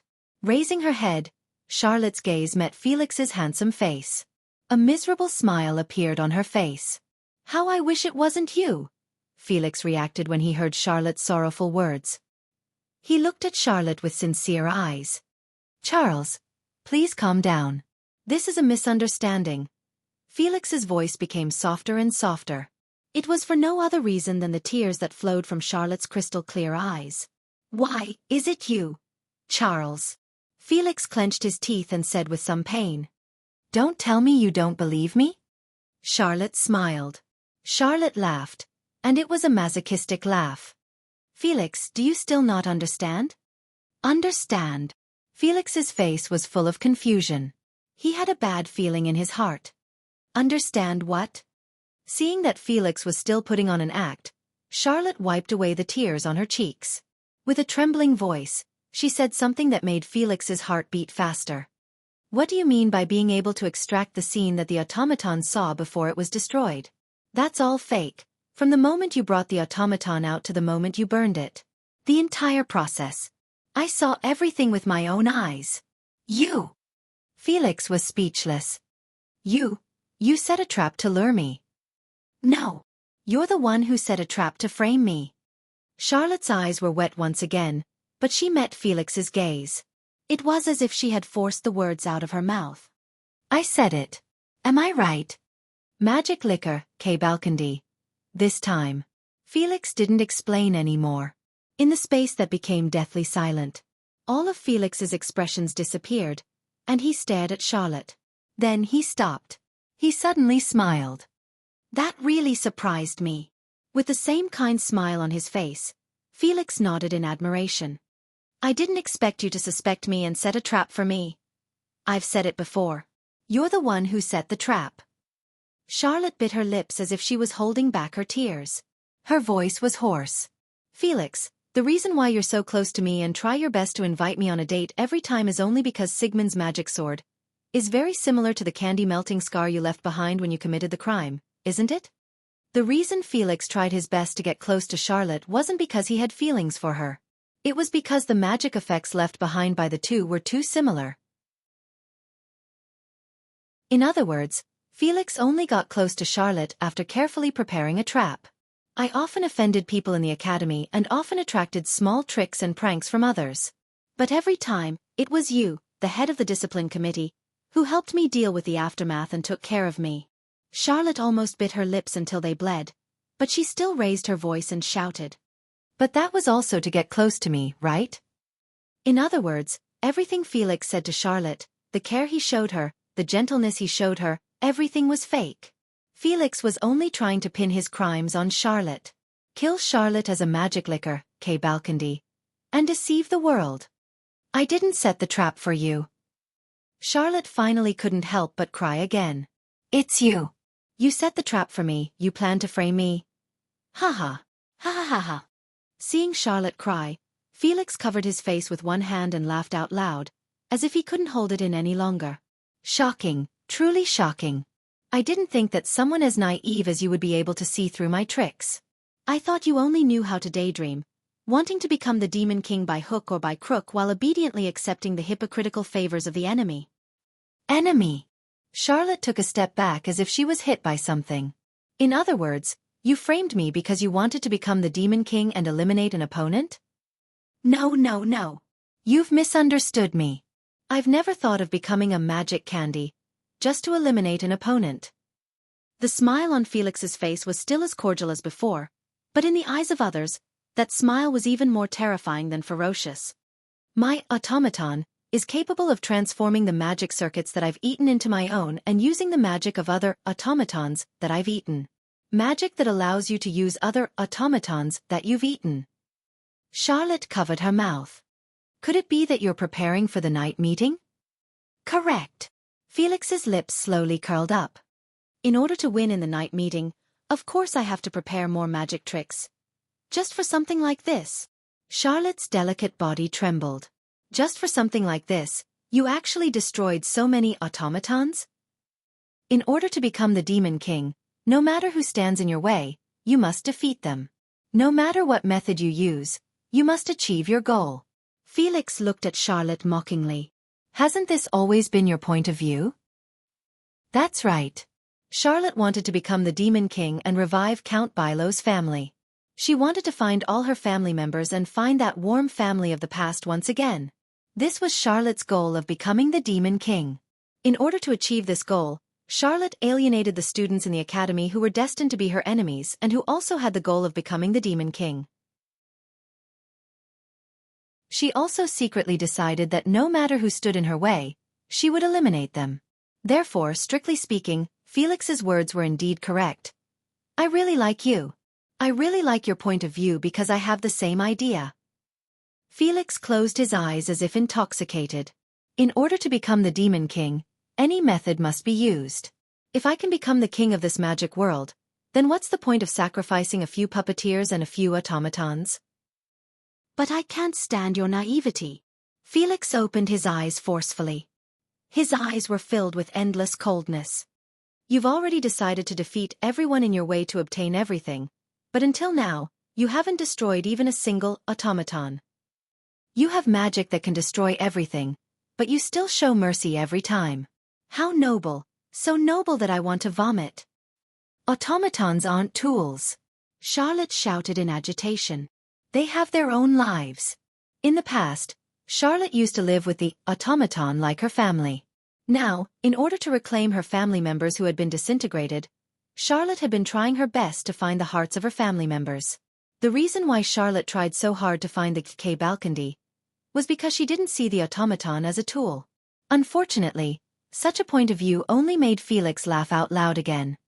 That's why I say I hate your naivety, whether it's in the way you deal with people, with the automatons, or with the current situation. You're already suspecting me, yet you still came here alone. You didn't even raise your guard before me. How laughable. After saying that, A spear-like ice arrow suddenly shot out from the forest behind Felix and shot towards the stunned Charlotte. Chapter 1602. Whoosh! When such a sharp sound pierced through the air above the forest, Charlotte saw a ray of light in an instant. It was the reflection of moonlight. The moonlight was emitted by the crystal-clear surface of an arrow made of ice. Like an arrow, a ferocious ice spear burst out from the depths of the dark forest, brushed past Felix's shoulder, and mercilessly shot toward Charlotte's forehead, who didn't react at all. Charles! Just as the arrow-like ice spear was about to hit Charlotte's forehead, Sigmund growled and woke her up. At that moment, Charlotte hurriedly threw herself to the ground beside her without caring about her image. Almost at the same time as Charlotte pounced to the side, the ice spear swept past her original position and landed on a tree behind her original position. Bang! Instantly, the tree that seemed to have a long history was pierced through in an extremely straightforward manner, piercing a hole the size of a human head. Looking at the splinters of wood splashing from the tree trunk and the hideous hole, Charlotte's pretty face turned pale at the thought of how she was almost hit in the head by an attack that could cause such damage. If she hadn't dodged just now, Charlotte would have definitely died. Whoosh! Just as Charlotte's heart was still fluttering with fear, another piercing sound rang out. Shortly after, an afterimage appeared. It suddenly appeared in front of Charlotte. Before Charlotte could raise her head to see the true face of the afterimage, another afterimage lashed out like a whip from the body of the afterimage. It was a long-handled great sword that flickered with a cold arc of light. The afterimage that appeared in front of Charlotte held a long-handled great sword in its hand, and with a whistling sound, it slammed toward Charlotte. Bang! The next moment, a muffled sound rang out. That was the sound of the long-handled great sword hitting something. However, it wasn't Charlotte who was hit. Instead, it was to protect Charlotte. Sigmund leaped up from Charlotte's body and blocked the long-handled great sword. Bang! Sigmund's figure flew backward and smashed heavily into the trunk of a tree on the other side. His body was about the size of a cat. Blood flowed out from its steel-colored scales. Sigmund! That was the only thing Charlotte could call out. She suddenly raised her head. She looked at the afterimage standing in front of her. It was a fully armed automaton. A girl type, fully armed. She wore gray-white medieval armor and held a 1-meter-long sword in her hand. The hilt was more than a meter long, and the blade was more than a meter long. The great sword was even taller than its owner. On the other hand, there was a shield on her wrist. In addition, there was a steel helmet that covered her entire face. From Charlotte's angle, she could clearly see that the young female automaton had shoulder-length pink hair and a slender body. Coupled with that set of armor and weapons, she was simply a Valkyrie. Felix! He walked over from behind the girl-shaped automaton and revealed a smiling face. This is my automaton. It's also the trump card I used to attack the puppeteers in the academy. I ate the magic circuit of their automaton and took their magic for myself. It's the trump card I used to ascend to the throne of the Demon King. Taking other automatons' magic for himself? Charlotte's first reaction when she heard this again was disbelief. There was no way an individual could have two types of magic in their body. In other words, an automaton couldn't have two types of magic circuit in its body. This was the most basic theory of clever magic, the magic activity disharmony principle. And now, Felix's automaton had eaten more than one automaton. Felix himself said that he attacked others to prepare more magic. Could it be that Felix's automaton could overcome the magic activity disharmony principle? Seal, you're really naive. Felix shrugged and smiled happily. You've already thought of a way to lure me out, but only one person came and confirmed that I'm the magic licker, yet you didn't raise your guard at all. Aren't you just forcing me? The smile on Felix's face gradually became twisted. Forcing me to silence you? Charlotte's body trembled, and her beautiful face was filled with pain. Can't I come alone? But before she saw Felix burn the automaton with her own eyes, Charlotte was unwilling to believe that Felix, who had been helping her and approaching her, was the magic licker. She didn't raise her guard at all? How could Charlotte raise her guard against the person who had helped her solve a lot of problems and was someone she looked forward to?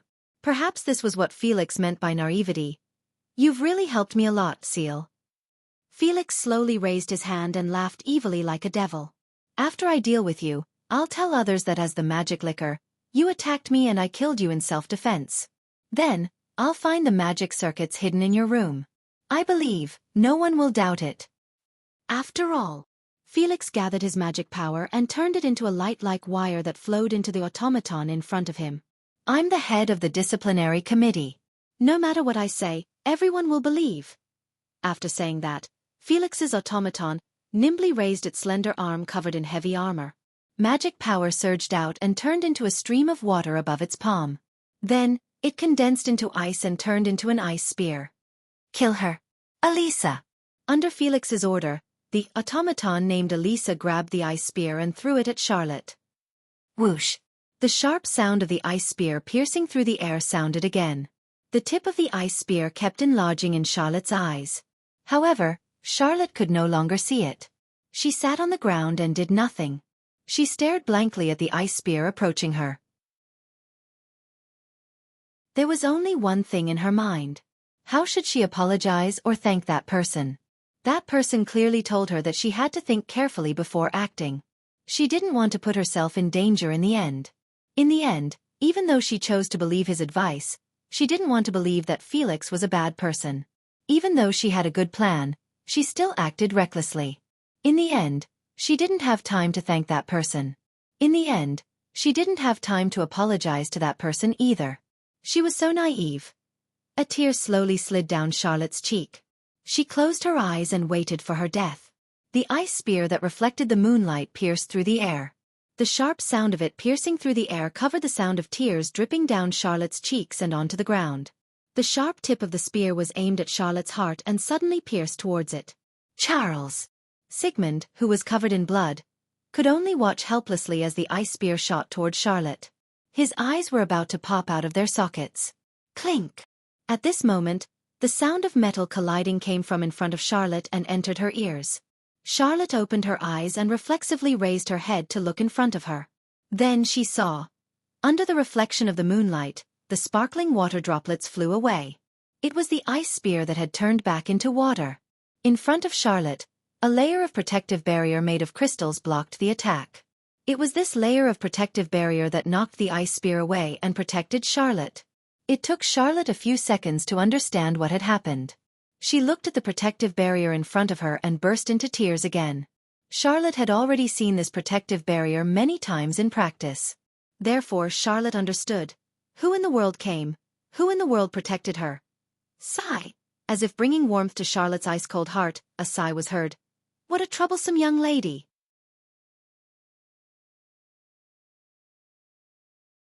Chapter 1603. In the eyes of Charlotte, who was paralyzed on the ground, Sigmund, who was lying in front of a tree covered in blood, and Felix, who had a girlish automaton standing in front of him, the space in front of Charlotte began to change subtly. The protective barrier formed by crystals slowly dissipated, but a hazy mist replaced the barrier and filled the space. Amidst the hazy mist, the space seemed to distort like a surface of water with a stone thrown into it. Not long after, several figures appeared in front of everyone's eyes. It was a group of 1 man and 5 women. The man was wearing a white shirt, black trousers, and a black tight leather jacket. His wine-red eyes shone with a scarlet luster in the night, as deep as aged wine, attracting the attention of everyone present. As for the other 5 girls, they were all wearing long tops that were bare at the shoulders, revealing their smooth shoulders. Their lower body was a short red skirt, and their thighs were covered by a pair of white high socks. They wore long boots on their feet, making them look like cold and heroic female knights, dazzling and dazzling. Felix's smiling face finally sank when he saw the group of 1 man and 5 women. Charlotte, on the other hand, seemed to be crying tears of joy. She covered her mouth and kept sobbing. What's wrong? Are you moved to tears? With a hint of mockery, Wu Yan's voice drifted into Charlotte's ears with his back facing her. Although I really want to see what that T-Rex looks like when she cries, I can't help but lust when I see girls crying. Unfortunately, I can't stand girls crying. So, if I really cry, I'll kneel down. You idiot! Charlotte choked back her tears as she sobbed. Who would cry? Who do you think I am? I'm Charlotte from Count Birao's family. That's right. Wu Yan looked up at Felix. Then, the next step is to send this guy who made the little princess of the Birao family cry flying. The guy who brought shame to the Birao family, right? Hearing this, Felix's eyes flashed with emotions. He quickly said, "You misunderstood. Mr. Wu Yan, the real magic liquor, K. Balkandi." "It's Charlotte, right?" Before Felix could finish, Wu Yan interrupted him. He looked at Felix as if he was looking at a rare animal. He chuckled. "You're shameless. Invincible. Now, I finally understand the true meaning of this sentence." Hearing this, Felix was stunned. "Haven't you thought about it?" Wu Yan looked at Felix with a half-smile on his face. "Why would Charlotte, who has always been receiving your kindness and even has a good impression of you, suspect you and set a trap for you to jump out?" Felix was stunned. His expression changed as if he thought of something. "It's because of you. Tell everyone that I'm the one who's related to the Academy's authorities. I'm also the one who told Charlotte that someone is trying to use her. I'm also the one who gave her a warning and made her suspicious of your actions of actively approaching her." Wu Yan mocked Felix in front of him. "I did all this to let the little princess, who was deceived by your mask, see your true colors. In other words, from the beginning, I knew you were the magic liquor, K. Balkandi." Looking at Felix's changing expression, Wu Yan spread his hands. "So, you still want to continue your performance? Clown. You!" Felix's self-esteem seemed to have been hit. His handsome face revealed an ugly and ferocious side. You knew Felix was the magic liquor, K. Balkandi, from the beginning?" Charlotte looked at Wu Yan's back in a daze. "Then, why didn't you just tell me?" "Idiot!" Wu Yan said angrily. "Didn't you always have a good impression of that clown? If I told you directly, you would probably resist me, right? So that's why you chose to use that method to remind me," Charlotte said uncertainly. "Just to make me suspect Felix?" "If I was too direct, you would resist me. But if I reminded you and let you discover the problem yourself, you would suspect me, right?" Wu Yan pursed his lips. "Of course, this is a gamble. If you blindly believed that clown, then I wouldn't have been able to do anything. Fortunately, you didn't." A warm current flowed through Charlotte's heart, and she felt even more apologetic. She didn't expect him to think so much for her. "So it's all because of you." Felix stared at Wu Yan. After a while, he took a deep breath and returned to his fake smile. "But what can you do? Not only am I the head of the discipline committee, I'm also the eldest son of the Kingsford family," Felix said confidently as he spread his hands. "The Kingsford family is related to the British spy agency, and is also a family with a very high power in the House of Nobles. Not only that, my father is also an important minister of the British Empire when the previous queen was on the throne. With this background, what do you think you can do to me? Spread the news that I'm the magic liquor, K. Balkandi?" Felix sneered. "Will anyone believe me?" On one side was the new first-year students and the infamous T-Rex. On the other side was the head of the discipline committee, a heartthrob with a good reputation in the academy. In the absence of evidence, which side will others choose to believe? Felix looked at Charlotte, who was slumped on the ground, and his smile widened. "Also, there are magic circuits in Charles's room. Plus, there's the special wound caused by the magic sword attack. Even if you spread the news in the end, the only one who will be known as the magic liquor K. Balkandi will be Charles, not me." Charlotte showed a bitter expression while Wu Yan smiled. His smile was one of helplessness. "I admit that you're smart, but don't think of others as idiots," Felix frowned. "What do you mean by that?" "Didn't you just say that it's very naive of Charlotte to expose you on her own even though she knows your true identity?" Wu Yan's lips curled up. "But do you think I'm naive?" Wu Yan snapped his fingers. The next moment, Felix was horrified to discover something. In the dark forest, one person after another slowly walked out. There were at least 30 people and they surrounded Felix. "That's..." Charlotte cried out in shock. "Guards. Discipline committee." That's right. It was the Academy's guards and the discipline committee that formed the encirclement. And at the head of the guards and the discipline committee was a woman with bright red hair wearing glasses. Kimberly. "Felix. Kingsford." With a cold expression, Kimberly shouted as if she was making a declaration. As the Academy's representative, I represent the academy, the guards, and the discipline committee to arrest you. Arrest! Arrest! Felix stepped back involuntarily and looked around. A forced smile appeared on his face, as if he was struggling on the brink of death. What are you talking about? It's useless to play dumb, Kimberly said coldly. You admitted to your crimes with your own mouth.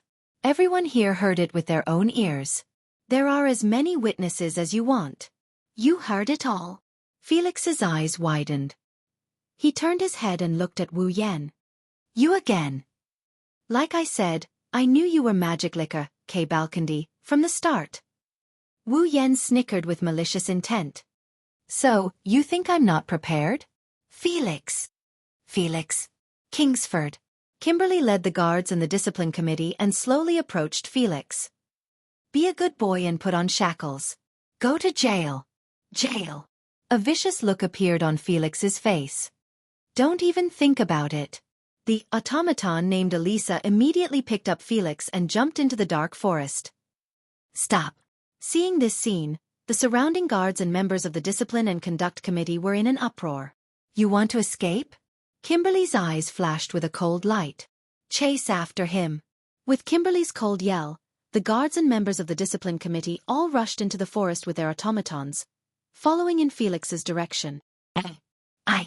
Charlotte, who was sitting on the ground, panicked at first. Then, she stood up and seemed to want to chase after Felix. However, before she could do anything, Wu Yan pressed her shoulder. Leave it to me. Charlotte looked at Wu Yan and met his wine-red eyes. After hesitating for a while, she nodded.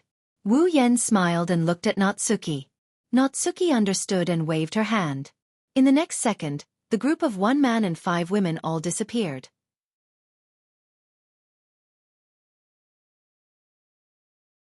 Chapter 1604. Damn it! Damn it! Damn it! Damn it! Damn it! Driven by his automaton, Felix and Elisa leaped from tree to tree with great agility. They shuttled through the forest and rushed toward the entrance of the Walpurgis Royal Mechanic Academy. Now, the fact that Felix was a Kai Balkandi had been exposed. Moreover, it had been exposed in front of the guards and the disciplinary committee. Under such circumstances, it didn't matter how famous Felix was in the past, how good his reputation was, or how powerful the faction behind him was, it was not enough to keep him safe. The Walpurgis Royal Mechanic Academy was the highest academy in the magic world, and it was also an academy with autonomy. If the academy convicted Felix, then even if he was a prince of the British royal family, he would not be able to escape the fate of being sent to court, let alone the eldest son of a mere noble. Without a doubt, there was no place for Felix in the academy. What Felix could do right now was to try his best to escape from the Walpurgis Royal School of Mechanics and return to his family, where he could avoid the fate of being hunted under the protection of his family. He would then look for an opportunity to do something when the news was more or less over. This was Felix's only way out now. There was no doubt about it. Even if he could successfully escape from the Walpurgis Royal Mechanic Academy, Felix would have to live in seclusion like a prisoner and a rat for a period of time. It's all that guy's fault. Wu Yan's mocking face flashed through his mind, and Felix clenched his teeth. That guy has been suspecting me since the beginning. Why didn't I notice? If I had, I would have been able to get rid of him in advance. With such a regretful sentence, Felix fled toward the entrance of the Walpurgis Royal Mechanic Academy under Elisa's lead. Felix was one of the 13, and his magic power and skills were top-notch. In addition, Felix's automaton also seemed to have very advanced functions. The distance to his destination was shrinking at an extremely fast speed. It didn't take long for the walls of the academy to appear before Felix's eyes. We have to do it now. Felix gathered all the magic in his body. He did not hesitate to use his full strength. I have to escape now. The student's automaton was not allowed to go out of the academy's territory. Otherwise, they would be attacked by the guards. Felix had to take advantage of the fact that only the guard was present. Before the guards and the disciplinary committee members arrived, he rushed out in one breath. Charge out! Felix roared. Elisa! The automaton named Elisa was surging with the magic power that Felix delivered to her, and her body suddenly turned into water. He soared into the sky, carried Felix, and flew out of the academy. However, Just as the water-carrying Felix was about to fly out of the academy, a protective barrier made of crystals abruptly appeared in the space in front of him, blocking the water flow. The water flow was rapid and fast to begin with, and the protective barrier appeared without warning. Before Felix could react, the water flow that flew out of the academy crashed into the protective barrier made of crystals without slowing down. Bang! With a muffled sound, Felix let out a cry of agony. His entire body was carried by the water current, and he crashed heavily into the protective barrier. Just like the water current that had crashed into him, he stopped in front of the protective barrier. At the same time, the space in the sky suddenly distorted, and chains that glowed with a dim light poked out of it, intertwined with each other, and formed an iron chain wall that descended from the sky. With a whistling sound, it resisted the pressure of the atmosphere and smashed heavily into Felix and the water flow. Bang! With another muffled sound, Felix screamed again. Like the water flow around him, he fell to the ground below like trash. Bang! Just as he was about to hit the ground, the water flow suddenly erupted and wrapped around Felix. Then, he fell to the ground and smashed into a cloud of dust. Fortunately, the water flow wrapped around Felix. Otherwise, with his weak body, falling from a height of at least 30 meters would have crippled him even if he didn't die. Damn it! Holding his nose that was bleeding from hitting the protective barrier, Felix stood up from the water flow. A voice that sounded both surprised and mocking echoed from the other side of Felix. Can you still stand up? Felix raised his head with all his might and looked across with eyes that were about to pop out of their sockets. There, Wu Yan and the 5 girls were imitating Felix's old behavior and clapping their hands hypocritically. That face of yours isn't even swollen after hitting it so hard. Your skin is thicker than I thought. You again. Felix was mad with hatred. How long are you going to oppose me? How long am I going to oppose you? Wu Yan sneered. Of course, when you'll never be able to raise your head again. Go to hell. Felix stretched out his hand and slapped Elisa's back with his palm, and a rich light of magic flashed. Bang! Rich magic power flowed into Elisa's body. Elisa suddenly stomped on the ground, and the ground under her heavy iron boots cracked inch by inch. Whoosh! Elisa turned into an afterimage and shot forward. Splashes erupted from her body and she turned into a running stream that rushed toward Wu Yan. Water? Wu Yan gazed at the rushing stream and placed his hand on Nagisa's shoulder. Nagisa! It's time! Huh! Nagisa didn't expect Wu Yan to choose her and jumped in fright. She only reacted when she sensed the magical power flowing into her body from the hand on her shoulder. Nagisa hurriedly closed her eyes, clasped her hands, and placed them before her chest. She murmured as though she was praying. Please. Agrora? As soon as she finished speaking, a ball of blue light erupted from Nagisa's body. The surrounding space trembled slightly. The blue ball of light expanded and a white mist rose abruptly, causing the temperature to drop by a few degrees. A layer of ice also formed on the ground. Under the effect of the white mist, the front of the water current that was shooting out also slowly froze, and its speed suddenly slowed down. What? Felix was shocked and withdrew all the magical power he was channeling. Bang! The slowly frozen water suddenly exploded, splashing water in all directions, dripping onto the ground drop by drop. Without the support of magical power, Felix's automaton couldn't activate the magic circuit and cast any magic spells. The stream returned to the form of a young lady clad in heavy armor and wielding a long sword. However, because Felix's mana recovery was too fast, and he didn't have time to control Elisa, who had recovered from the state of flowing water, fell to the ground with her back. After a while, she adjusted her body, stood up, and looked forward. The blue ball of light gradually dimmed and an extremely beautiful figure appeared in the air. The owner of the figure had long, light golden hair. However, the light golden hair seemed to be able to change into other colors. It was like a raging flame. Every time it raged, the long, straight hair would change into a different color. It was like a rainbow. It was very beautiful. His eyes were dark blue, and like his hair, they would also flash with other kinds of luster. However, unlike his rainbow-like long and straight hair, his eyes only flashed with a flame-like flame. Her ears were obviously elongated like an elf's. And in front of the figure, there was also a dreamy and exquisite face. This was an extremely beautiful young lady. Moreover, She was a young girl who possessed beauty that surpassed the standards of a human. At that moment, on the extremely beautiful face that could make one lose themselves in a trance and was comparable to that of a fairy, there was an innocent, proud, and confident smile. Such a beautiful young lady left Felix subconsciously stunned. The magical power surging in his body also froze.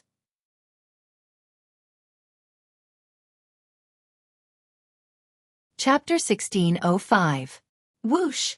A white icy cold mist blew up like a gust of wind and spread out, covering the entire place. Ding, ding, ding, ding. Light sounds like dewdrops falling into water echoed in the white, icy cold mist. Every light sound was accompanied by an icicle protruding from the ground. Even the ground was covered in a thick layer of ice. Not long after, the area within 100 meters of the ground was completely covered in icicles. The icicles were like a stone forest made of ice, reflecting the moonlight and emitting arcs of light. In this world of ice, Aurora was like an ice queen. Her long, light golden hair and eyes that were fluttering in the wind were flickering like flames, reflecting each other. It was hard to believe that there was such a spectacle in the world.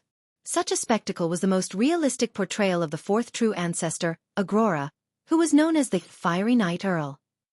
He transformed. Felix stared blankly at Aurora, who had an innocent, proud, and confident smile on his face. An automaton that can transform into a human? Now is not the time for you to sigh. With such a sentence, the corner of Wu Yan's mouth curled up. His hand that was placed on Aurora's shoulder suddenly flashed with a burst of rich, flame-like magic power. Aurora! Oh! The sudden shout gave Aurora a fright, causing the innocent and proud smile on Aurora's face to completely disappear in an instant. It was replaced by a timid expression. This contrast almost made Felix think that the noble Aurora he just saw was an illusion. It also made Wu Yan smile wryly. Stop daydreaming. It's time to go. Don't order me. Aurora protested, but her voice was even softer than a mosquito. She even had an expression as if she was about to cry, as if she was being bullied. Felix immediately wanted to laugh out loud when he saw Aurora's appearance. However, Aurora's next action caused Felix's pupils to shrink to the limit. Hum! The white cold mist in the surroundings suddenly rolled up like a whirlpool. Shortly after, the white, cold mist moved. It wasn't just a whirlpool. Within the whirlpool formed by the white cold mist fluctuated and turned into sharp mist spears that shot out with a whistling sound. They filled Elisa's entire vision. Elisa! Felix immediately mobilized the magic power in his body. He poured all of it into Elisa's body as if it was free. Elisa was enveloped in a mist of magic power. Elisa raised the long sword in her hand and swung it down heavily. Swish! A dense splash of water erupted from the trajectory of the long-handled great sword, exploding fiercely in the air. Then with a spin, all of them turned into ice spears and shot out. In the next moment, the ice spear and the mist spear collided violently. Crack! But when the two spears collided, the spears. No! It wasn't the sound of something breaking. Instead, it was the rain of ice spears that was covered by the white, cold mist. The cold mist condensed the ice spears one by one, and in the blink of an eye, they turned into ice pillars thicker than pillars. Boom! With the sudden increase in weight, the ice spears couldn't keep shooting anymore. In a muffled sound, they smashed to the ground and stirred up a cloud of dust. Swish! The moment the dust filled the air, a tiny ice needle streaked across the air, piercing the smoke and opening up a hole the size of an eye socket. Before Felix and Elisa could react, the needle pierced into Elisa's glabella. Bam! The ice needle accurately hit Elisa's glabella, but a large amount of water droplets burst out from her glabella. On the other hand, the ice needle penetrated Elisa's head, which had turned into water droplets, and shot to the back without slowing down, disappearing into the night sky. It wasn't until the ice needle disappeared that the splashing water droplets gathered on Elisa's head, allowing the head covered by the steel helmet to return to her neck. Oh! Looking at this scene, Wu Yan sneered. Do you think you'll be fine after liquefying your body? Aurora seemed to understand the meaning of Wu Yan's words, or perhaps she directly understood Wu Yan's thoughts. The blue radiance around her flickered like a dazzling glare. Shortly after, ice spikes emerged from beneath Elisa's feet and pierced her body. PSSH. The violent ice spikes mercilessly landed on Elisa's body one by one. In an extremely neat tearing sound, at least 20 ice spikes pierced her body from bottom to top. In an instant, crystal-clear water droplets scattered in all directions. The wounds on Elisa's body that should have been riddled with holes turned into water droplets one by one. The ice spikes pierced through her body as though they had pierced into water, piercing through her body and skewering her. Elisa looked miserable, but her body had already turned into a liquid state, so these attacks couldn't do any harm to her at all. However, the wounds that were pierced by the ice spikes and turned into water droplets suddenly froze one by one and spread to Elisa's body. Not good. Felix immediately used force domination, instantly controlling Elisa's body and activating the magic circuits inside her body. Bam! In a loud explosion, Elisa's body that was skewered by the ice spikes suddenly exploded into droplets of water droplets that swept through the air, arrived before Felix, and condensed into Elisa. But this time, Elisa's heavy armor was full of cracks and shards were still falling from it. In the face of Aurora's ice, Elisa's water was completely restrained. Ice magic. Felix's handsome face turned gloomy. I really don't know how you got to the position of Meat 13. Wu Yan mocked. You clearly know that my Aurora's magic circuit is related to ice, yet you still use water magic. Isn't this telling others that you want to be beaten? Upon hearing Wu Yan's sarcasm, Felix's face turned angry, but he immediately smiled. Then how about this? After saying that, a wave of magic power emerged from Elisa's body. However, this wave of mana was completely different from the previous one. In the wave of magic power, Elisa fiercely swung the long sword in her hand. A shackle that was flashing with a silver-white luster suddenly shot out from the sword with the front end connected to an iron ball covered in spikes. Amidst the sound of the chain colliding and the vibration of the atmosphere, it ruthlessly smashed towards Aurora. To be more precise, it should be said that it was smashing towards Wu Yan. Felix directly attacked the puppeteer. Moreover, he even used a second magic trick. In the face of this situation that violated the magic activity disharmony principle, and the spiked iron ball that was shooting towards him amidst the chaotic atmosphere with a sharp whistling sound, Wu Yan pursed his lips. He actually did not transfer any magic power to Aurora. Instead, he withdrew his hand, opened it, and aimed it at the incoming spiked iron ball. In the next instant, the surface of the bramble iron ball was wrapped in a layer of faint light, as if it was pressuring it, causing the bramble iron ball to suddenly stop in midair. Impossible! Felix involuntarily cried out. He actually used telekinesis to control the iron ball. That's right. Relying on the boundless magic power in his body and the skills that he had recently trained, Wu Yan used telekinesis to directly control the spiked iron ball. When an ordinary puppeteer used telekinesis, even a lifeless puppet would find it difficult to control and raise its hand. Only those puppeteers with particularly high magic power, skills, and strength would be able to make a puppet move slightly. Among the students in the academy, only Magnus was able to make marionettes act as they wished and act like a normal person. In a situation where it was so difficult to control a puppet that did not have much weight and only needed to control its joints and not its entire body, to use telekinesis to control an attacking spiked iron ball? What was the difference between that and using a piece of paper to wrap a ball of fire?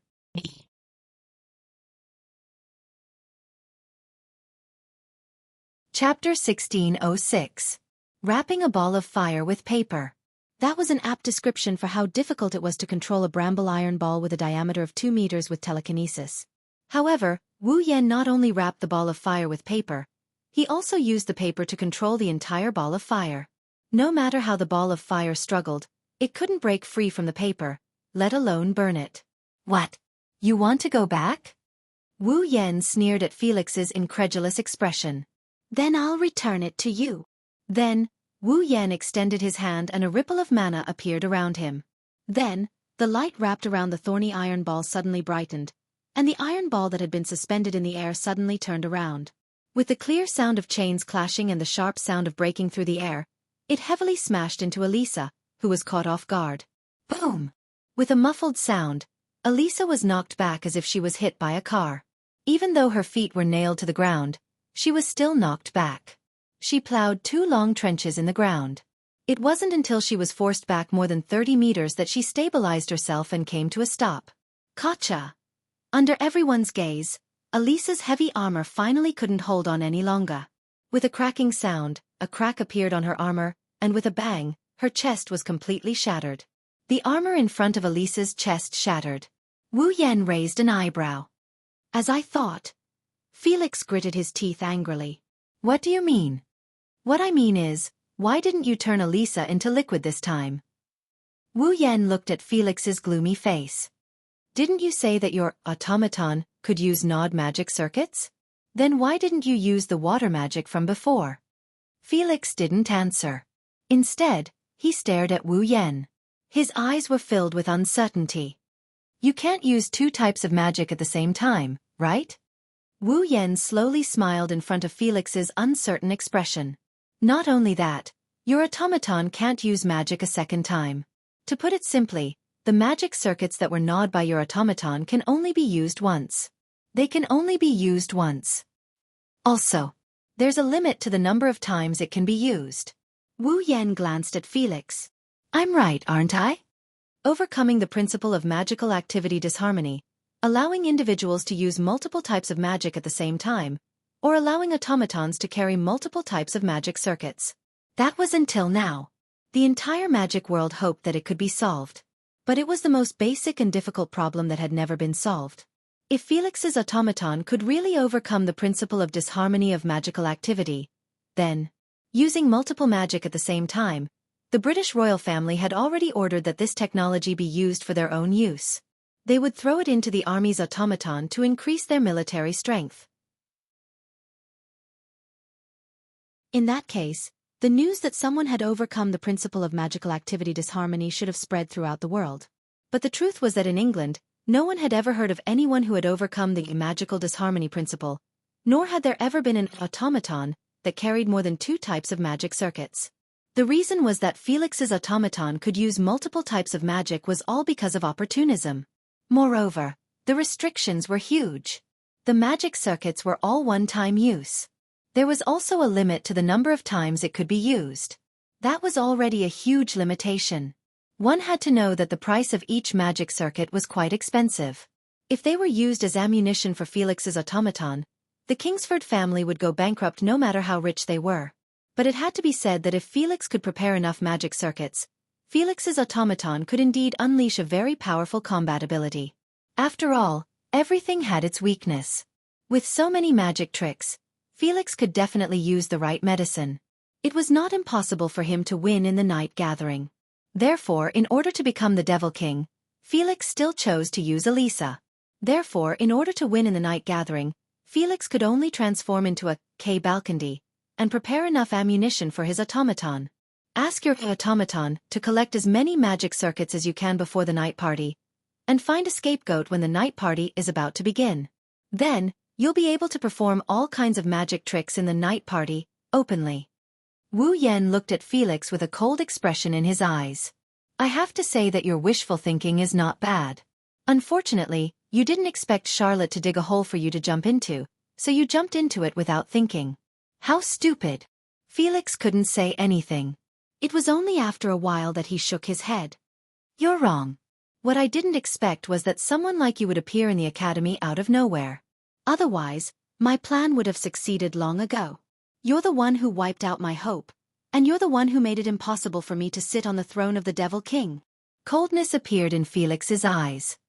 So before I escape, I have to at least kill you first. Kill me. Wu Yan grinned. He grinned from ear to ear. I really admire you for being able to say something like that. As soon as he finished speaking, a raging wave of magic power surged out of Wu Yan's body with a boom. It turned into a storm and rushed in all directions. Didn't you notice?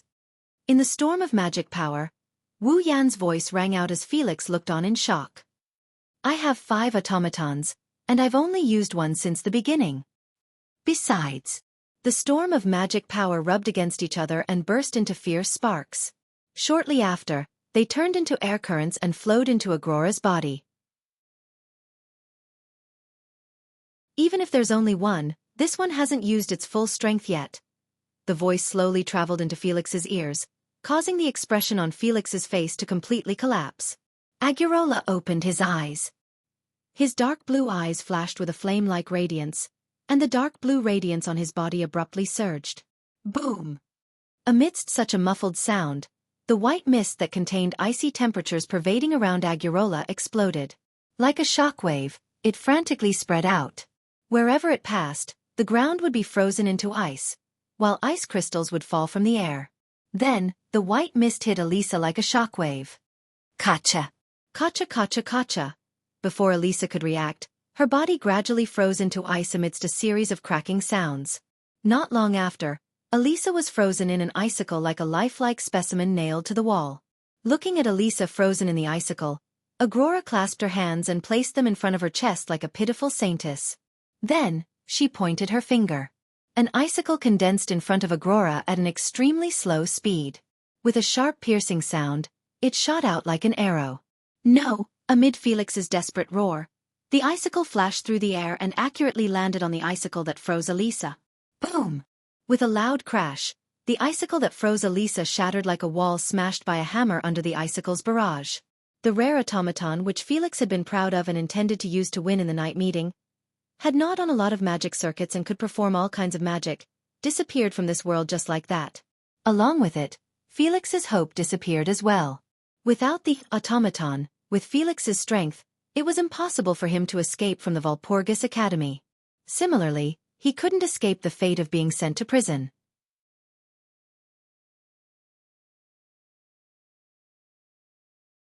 Chapter 1607. Seeing that his automaton was completely shattered along with the icicle, Felix retreated in a daze. It's over. It was indeed over. Without the automaton, there was no way that Felix would be able to escape from the Walpurgis Royal Mechanic Academy. Naturally, there was no way he could escape the arrest of the Academy's higher-ups, the guards, and the discipline committee. He was destined to be sent to prison. Despite knowing this fact, Felix still turned around in a panic, intending to escape toward the entrance of the Walpurgis Royal Machine Learning Academy. Whoosh! However, as soon as Felix turned around, two icicles pierced through the air and pierced Felix's body with a shrill whistle. PSSHHH. With a crisp tearing sound, Felix's legs and wrists were mercilessly pierced through. Two large wounds were torn open, and blood splattered everywhere. Ah! Felix screamed. With the icicles pierced through his thighs, he fell heavily to the ground, staining the ground with his blood. Didn't you want to kill me? I don't know when. Wu Yan had already arrived in front of Felix. He looked down at Felix, who was lying on the ground, hugging his bloody thighs pierced with icicles. He had a smile on his face, but his eyes were cold. Why are you lying on the ground? Come and kill me? You can't do this to me. Felix hugged his thighs and looked at Wu Yan's wine-red eyes flickering with cold light. He screamed in fear. I'm the eldest son of the Kingsford family. If you dare to do anything to me, my father, and the people in my family, they won't let you go. Wu Yan smiled. Is that so? As he said this, Wu Yan lifted his leg and kicked Felix in the stomach. Bam! Ift! Felix spat out a mouthful of blood. His bloodied body spun in the air and flew away. Then, he smashed it hard on the ground. He bounced up heavily, staining the ground with blood and causing even more blood to flow out from his body. You! Felix's fingers trembled. He pointed at Wu Yan in disbelief. Then, his head tilted and he fainted. That's it? Looking at Felix lying in a pool of blood, Wu Yan snorted coldly and turned his head away. He really can't take a beating. Perhaps it was a common problem in every world, but the police would only appear after the incident was over.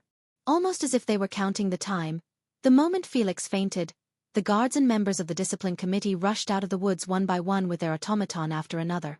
Behind the guards and discipline committee members was Charlotte, who carried Sigmund in her arms and slowly walked out of the forest. Seeing the guards and discipline committee members arrest Felix, who was lying in a pool of blood, Charlotte's eyes were filled with complicated emotions.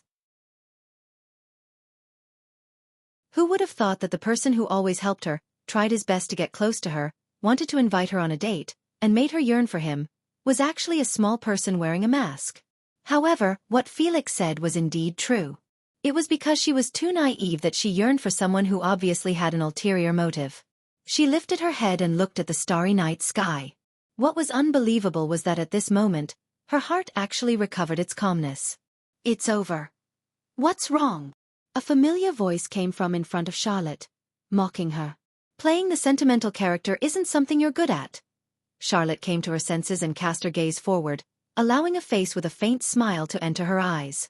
Looking at the face that she'd known for less than 10 days, Charlotte had the urge to throw herself into his arms and cry. Sigmund. Nagisa walked up to Charlotte. She looked at the bloodied Sigmund and said worriedly, "Are you all right?" "I'm fine, it just looks serious." Sigmund's voice was a bit low but still as calm as ever. Automaton lives on the magic power of its user. As long as Charles provides me with magic power and doesn't damage Eve's heart, I can heal all kinds of wounds. But it still needs time, right? Natsuki turned around and looked at Canon. Canon, please heal Sigmund. Yes. Canon nodded obediently. She walked up to Charlotte and took Sigmund from Charlotte's arms. Thank you.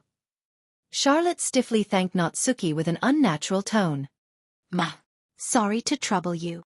It's rare to see you so straightforward. Wu Yan glanced at Charlotte and shrugged. Or is Countess Bilau's eldest daughter finally going to change her fiery temper? You have a fiery temper, I'm sorry. Charlotte snorted and turned her head away. Then, as if she couldn't look Wu Yan in the eye, she stuttered and opened her mouth. Tomorrow. Wu Yan looked at Charlotte with a puzzled look. Tomorrow. Charlotte's face stiffened as she shouted loudly. Practice. Don't forget. Wu Yan is flabbergasted. You're still in the mood to practice after such a big thing happened? Don't say that. Sigmund, who was lying in Canon's arms, said. No matter what, Charles chose to believe you after struggling for an entire night between you and Felix. He's still worthy of your praise. Sigmund. Charlotte immediately jumped up from her seat. Do you want me to replace your chicken with toilet paper for tomorrow's breakfast? Then, let alone meat, it's not even food. Ha ha ha ha. Other than the confused Ikaros, Natsuki, and the embarrassed Charlotte, Wu Yan, Astria, Nagisa, and Canon all laughed out loud. On the roof of the central lecture hall, Magnus was like a god looking disdainfully at the ground. Under the silver mask, only one eye could be seen, and he was looking at the ground in the distance. Over there, Wu Yan and a bunch of other girls are having a good time, laughing and fooling around. Around Magnus stood a bunch of young and beautiful girls who looked like blooming flowers. They looked down at Wu Yan and didn't say a word. All of a sudden, the girls all turned their heads and looked in a certain direction. How strange. There, Kimberly completely ignored the girls staring at her. She first glanced at the ground before looking at Magnus. We're famous for being cold, never interacting with anyone, and never showing any interest in anything. Magnus, the one with the best grades in the history of the academy, the one closest to the position of Demon King, is actually interested in someone? Magnus didn't respond to Kimberly's question. He didn't show any respect to his teacher. However, Kimberly didn't lose interest and continued to ask. What's wrong? Could it be that the previous encounter with the last place really made you feel that you can't beat him? This time, Magnus finally had some reaction. Didn't he say the same thing? Magnus raised his head slightly and responded without turning his head. Both of us have been holding back. If we don't fight, we don't know who will win. Oh? Kimberly chuckled. You didn't deny your interest in him? Magnus fell silent. Kimberly seemed to have lost her motivation to continue asking. She turned around and looked at Wu Yan, who was talking to the girls. Actually, we are also interested in him. Kimberly's eyes flashed. He clearly has 5 automatons with such high performance and strength, but we can't find out his background at all. We can't even find out who made those automatons. However, after checking the information written on the admission application, the result is all true. This is just too strange. After saying that, Kimberly said to Magnus, Don't worry. Just like a student in the academy who also has a powerful multiple automaton, but can't find out anything about it. Magnus glanced at Kimberly, turned around and walked down. Heh. Kimberly shook her head. What an uncute student.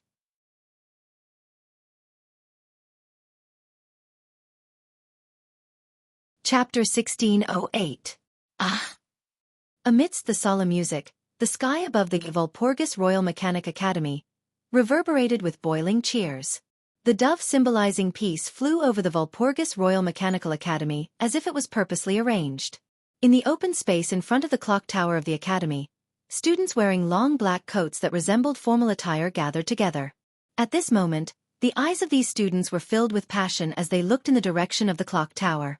There was a platform there, and there was also a burly old man with a full beard, tan skin, and a sharp glint in his eyes.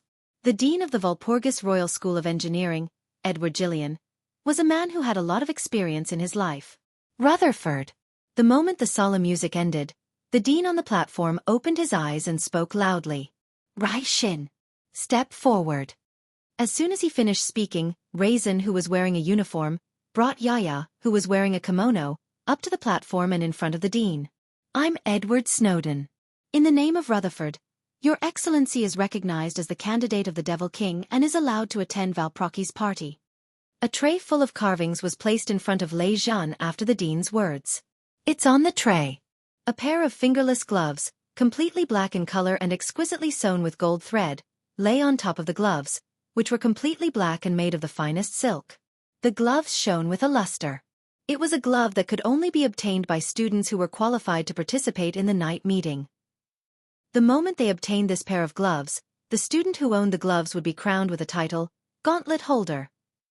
Among the 1237 students in the entire Walpurgis Royal Tactical Academy, only less than 100 of them possessed this title. The Gauntlet Holder will be qualified to participate in the night gathering. In other words, Lei Zhen now had the right to participate in the night party. After learning that Felix had been arrested, he could no longer take down the magic liquor, K. Balkandi, as a reward. After obtaining the qualification to join the night party, Lei Zhan brought Yaya along to challenge the gauntlet in the academy like crazy. Although this kind of behavior earned Lei Zhan the title of Mad Dog. However, it did make Lei Zhen's name known. The executive department of the night party recognized Lei Zhen's strength. Lei Zhan was approved to become a gauntlet holder and obtained the qualification to participate in the night party.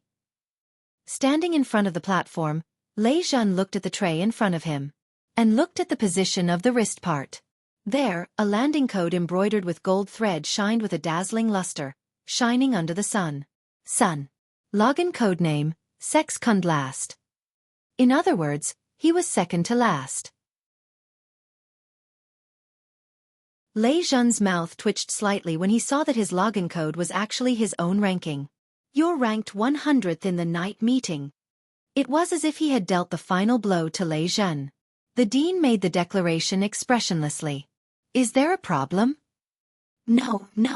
Lei Zhen took a deep breath and took the tray.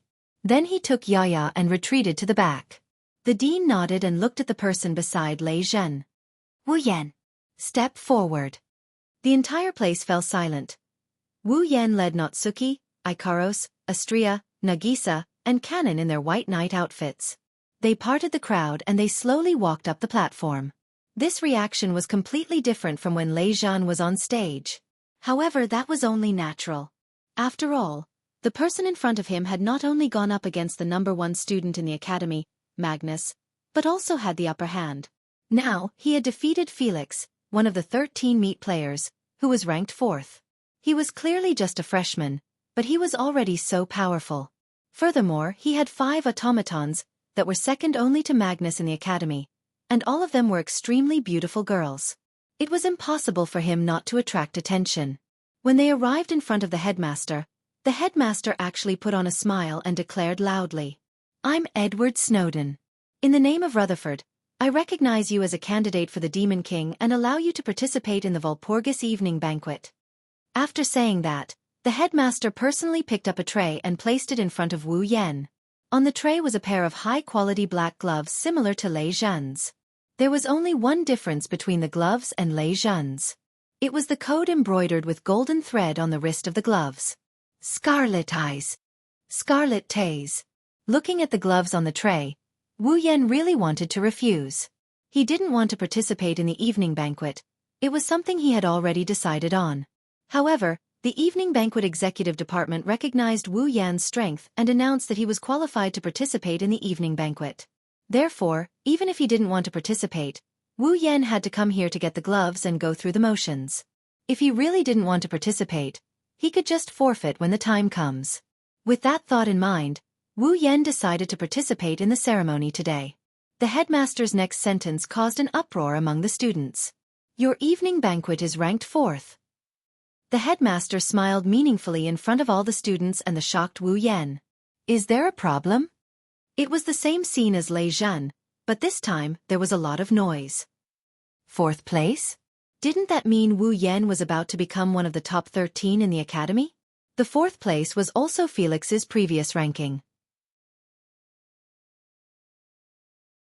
Could it be because Wu Yan defeated Felix that the headmaster and the evening banquet executive department decided to let him replace Felix's position? As a puppet user, your strength is clear for all to see.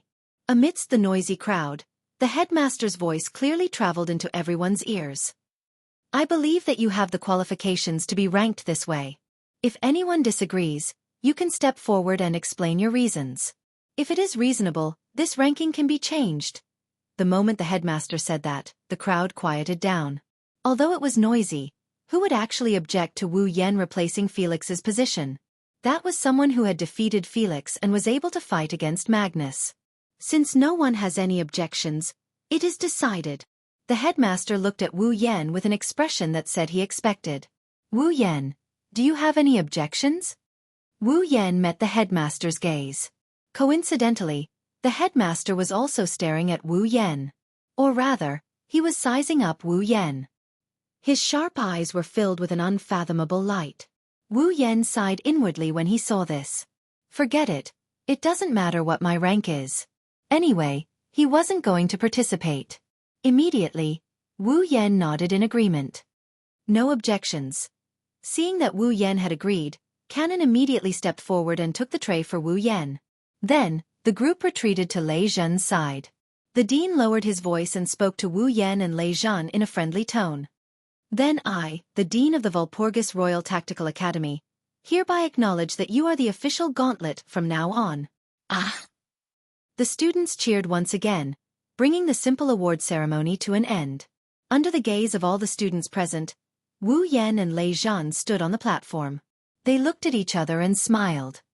Next time, I won't lose again, Lei Zhen said resolutely. I will defeat you at the night party. We don't have to wait until the night gathering. After all, I'm not sure if I'll show up at the night gathering. If you want to challenge me, feel free to do so at any time. Wu Yan smiled as he looked at Lei Zhen's determined eyes. I've said it before. Although I hate trouble, I'm never afraid of challenges. The two of them looked at each other with a sharp look in their eyes at the same time. They reached out their hands at the same time and held each other's hands. Ah! The cheers of the students continued.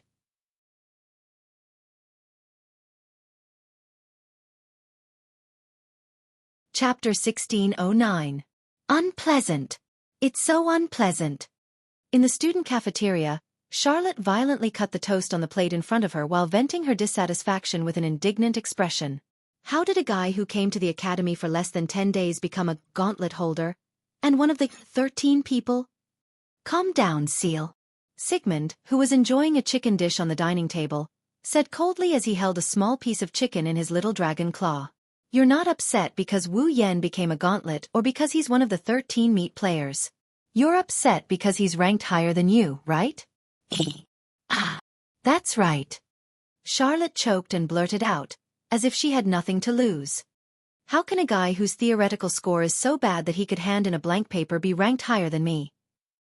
In the Walpurgis Royal Magic Academy, Charlotte was ranked 6th among the 100 participants of the night gathering. Charlot had spent more than a year to achieve this ranking. While improving his ingenious magic, he had also worked hard on his studies. She only got the ranking after she got the best results. In comparison, Wu Yan, who came to the academy for less than 10 days, had already handed in a blank paper. He was originally the last among the 1237 students, but now, he had climbed to 4th place. How could she not be dissatisfied? That's true, Sigmund replied casually as he continued to enjoy his chicken. However, you also know that the selection method for the 100 participants of the night meeting is different, right?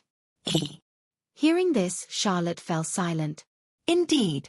The selection method for the 100 gauntlet holders who could participate in the night gathering was different. Those gauntlets who can participate in the night gatherings. First, it was decided by the results of the Academy's regular tests. Every student's score in each subject would be tabulated. Then, the average score was calculated and the top 100 students were selected from the 4 years of the Walpurgis Royal Magic Academy. This was the way the Night Party Executive Department chose the gauntlet. However, because of the selection process, it was easier for the first-year students to get better grades than the students of the other 3 years. After all, the first-year students just came to the academy. Even if they participated in the regular tests, the number of tests they took was much less than the senior students. Under such circumstances, as long as the first-year students in the first few tests, occasionally, they would get better results and their average score would increase greatly. Their ranking would also increase by a lot. For example, if Wu Yan and Lei Zhan were able to get into the top 100 in the last test, they would be qualified to participate in the night gathering. That was because the academic strength test was the last test before the night meeting. However, the other senior students had gone through the tests again and again. Some had good results and some had bad results. If the average score was used to calculate, the score would be very unstable. That was to say, the method of selecting the participants of the night gathering was very advantageous for those students who had fewer tests. In other words, the selection method was not directly related to one's combat ability. However, the night gathering was a competition to select the best puppet users. Strength was the key factor. This kind of selection method was undoubtedly in conflict with the most fundamental purpose of the night gathering. Therefore, after the night gathering executive department selected the top 100 students with the best results, they would arrange about half of the rankings, the top 49, according to the strength of their combat ability. In other words, the top 49 were completely arranged according to the strength of the puppet users. With the 50th place as the dividing line, the 50th place and the 50th place and below were arranged according to the results. Therefore, the 50th place and below in the night gathering were mostly occupied by junior students who had little combat experience but had excellent results. The 50th place and above were all occupied by senior students who were truly at the top of the academy. It was easy to imagine how powerful a student like Charlotte, who was able to enter the ranks of the 13 in her second year, was. A powerful puppet user would not be ranked below the 50th place. This was something that all the students in the academy knew. And to be able to become one of the 13 in the second year, not only did it prove one's strength, it also proved that one's talent was a level higher than the others. As for being able to become one of the 13 in his first year, one could imagine how shocking it was. By the way, Charlotte is a second-year student. Raisin is a transfer student, so he's also a second-year student.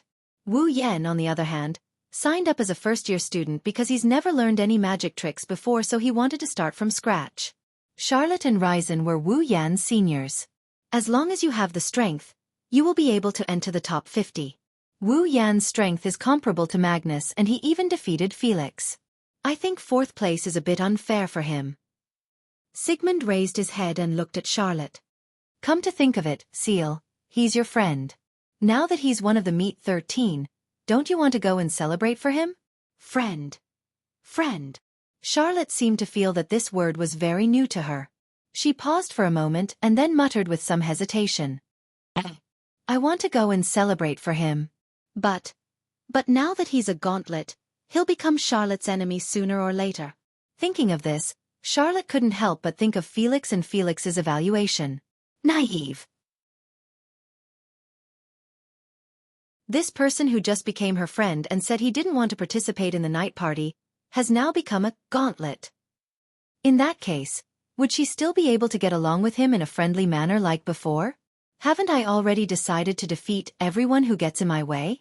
In order to become the Demon King, she alienated anyone who could become her enemy.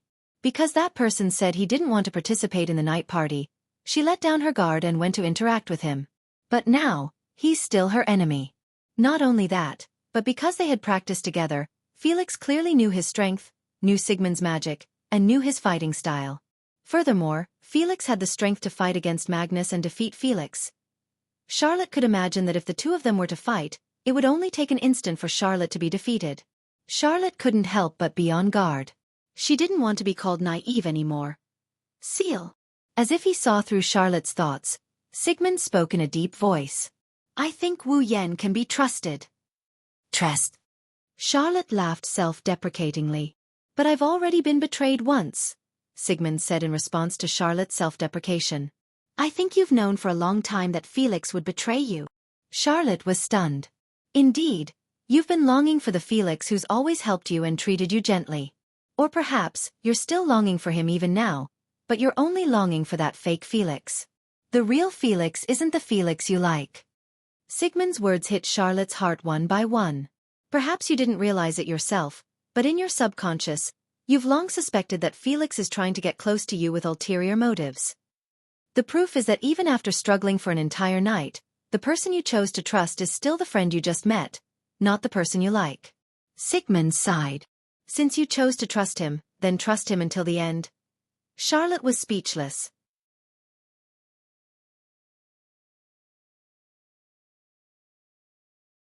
Chapter 16:10. Walpurgis Wang Liji Academy, Tortoise Hut. In the end, I still got into trouble. Lying on a bed, Wu Yan raised his hand and looked at the black glove on his hand. His fingers were not covered, and the back of his hand was empty. There were only 2 intersecting black bands. On his wrist, there were a few English letters embroidered with golden thread, Scarlet Tays. Login codename, Scarlet Eyes. Twitching his lips, Wu Yan lowered his hand and looked at the ceiling. Since I'm going to participate, why don't you give me a better login code? Isn't it too casual to use the color of my pupils to decide my login code? I think it's pretty good, Scarlet Eyes.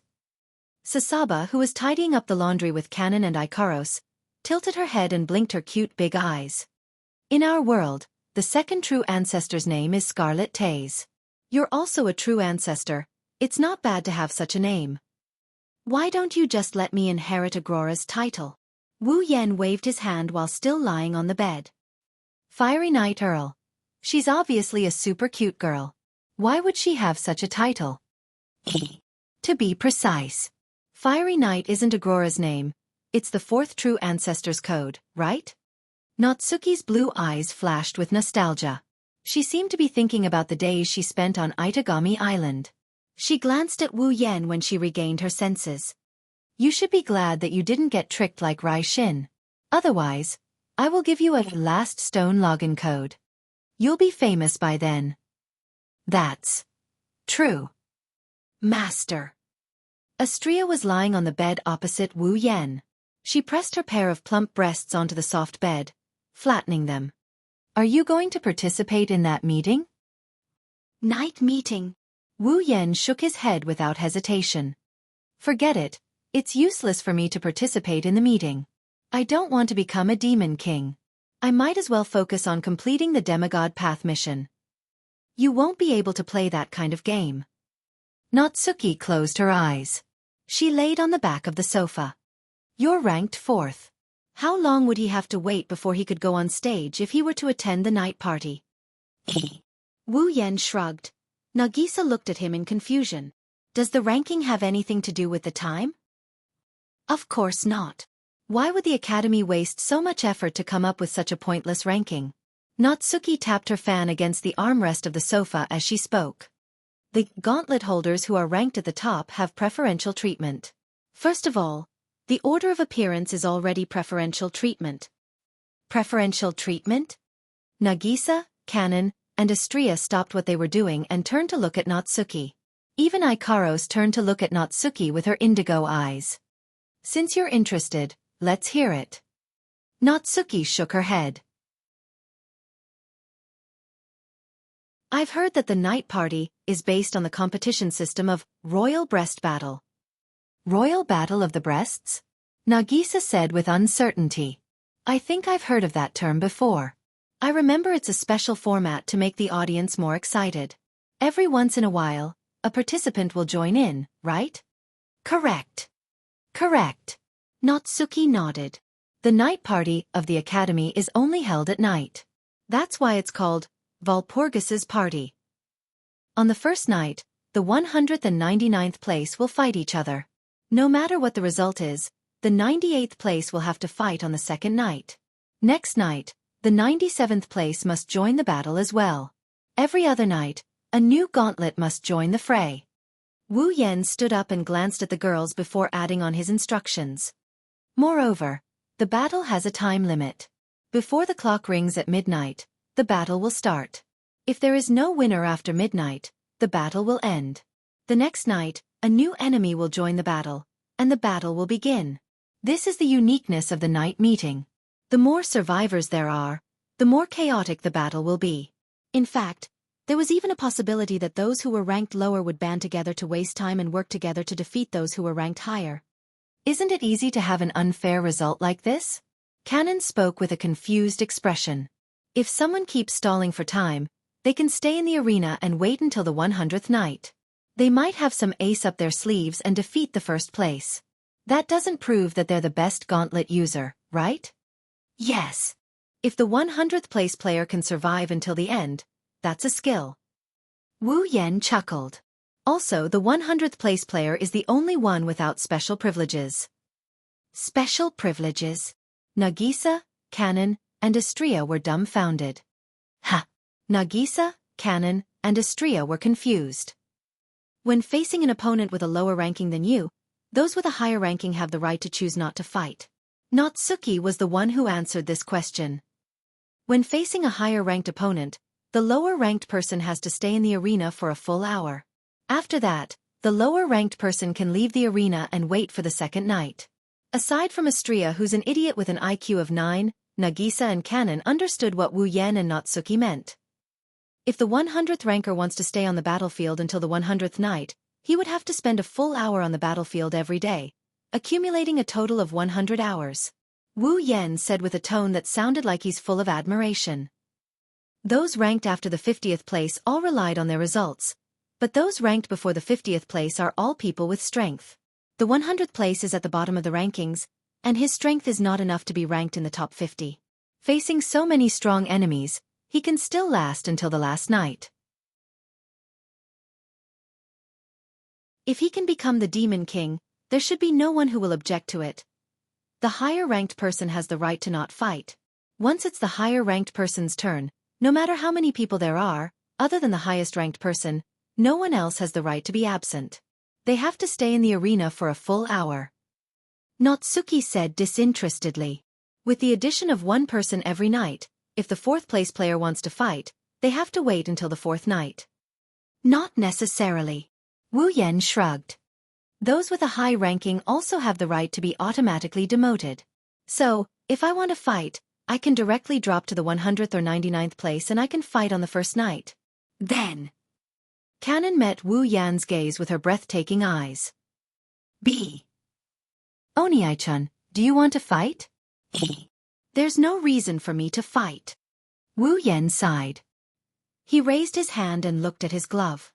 Forget it, I'll just go with the flow. Natsuki, Ikaros, Astria, Nagisa, and Cannon nodded in agreement. For the girls, there's no need to consider whether they want to participate in the night party. As long as Wu Yan decides to participate, they will participate. It's that simple. Clang. At this moment, there was a knock on the window. Everyone in the room paused for a moment before they looked at each other and smiled. Natsuki, the smallest person in the room, looked like an old woman. She glanced at Wu Yan from the corner of her eyes. It's that brat, right? I think so. Wu Yan didn't know whether to laugh or cry. She's the only one I'm familiar with in the academy. No one else would come looking for me, let alone using this method. Let's go take a look. Natsuki closed her eyes and said, that brat should be very lost right now. Lost. Nagisa, Cannon, and Astria were confused again. It seems like Natsuki is the only one who saw through Charlotte's thoughts. All right. Wu Yan hesitated for a moment before standing up. I'll go take a look. Master. Ikaros stood up. Wu Yan patted Ikaros's head to comfort her. I'll be fine. Ikaros nodded.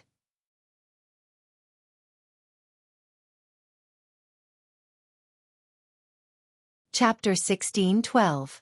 Walpurgis Royal Mecha Academy, an open space in the depths of the forest, Raster Kaon. A delicate shout resounded from the sky above the open space and fell, and the sharp sound of breaking through the air also resounded through the sky. In the open space, a deadly beam of light shot out like a shooting star with a piercing sound. In the blink of an eye, it was in front of a beautiful girl with a pair of pure white wings who was holding a laser lightsaber and was as beautiful as an angel. Astria's expression didn't change in the face of such a powerful beam.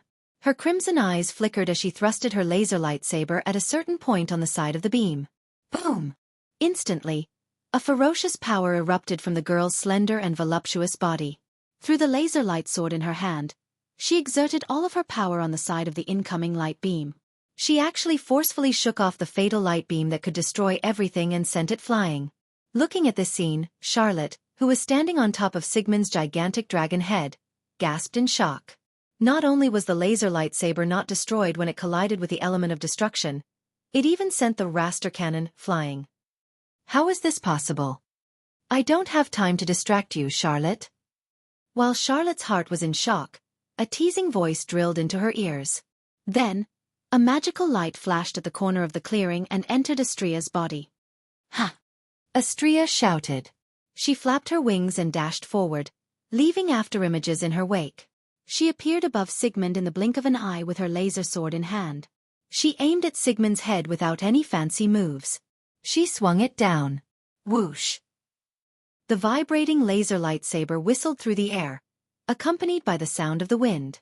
The strong wind caused Charlotte's uniform to stick tightly to her body as she stood on Sigmund's head. Sigmund! Charlotte didn't dare to be careless. She quickly gave the order. Then, he poured the mana in his body into Sigmund's body. Roar! Sigmund roared in anger. He swung his dragon tail like a whip towards Astria who was coming at him. It collided with the laser lightsaber that was slashing down with great force. Clang! The laser lightsaber and the steel-colored dragon tail collided with each other. The clear sound of metal clashing also sounded. Sparks violently flashed in the air above the empty space. Thick air waves also swept out from the point of collision, causing the large and small figure and dragon figure to rapidly retreat. Astria did a somersault in the air and flapped her wings again to stabilize herself. Sigmund, on the other hand, retreated quite a distance before he managed to stabilize himself. The scales on his dragon tail cracked and blood flowed out. Wu Yan's eyes flashed as he looked at Sigmund, who stopped in mid-air. Dense magical power surged out of his body and turned into gas. It surged towards Astria. A moment later, Astria released a terrifying aura. The laser lightsaber in her hand vibrated as it sliced through the air around her. Upon seeing this, Charlot's expression changed. Immediately after, a considerable amount of mana surged out from his body and flowed into Sigmund's body. With the infusion of Charlotte's mana, Sigmund's body suddenly expanded.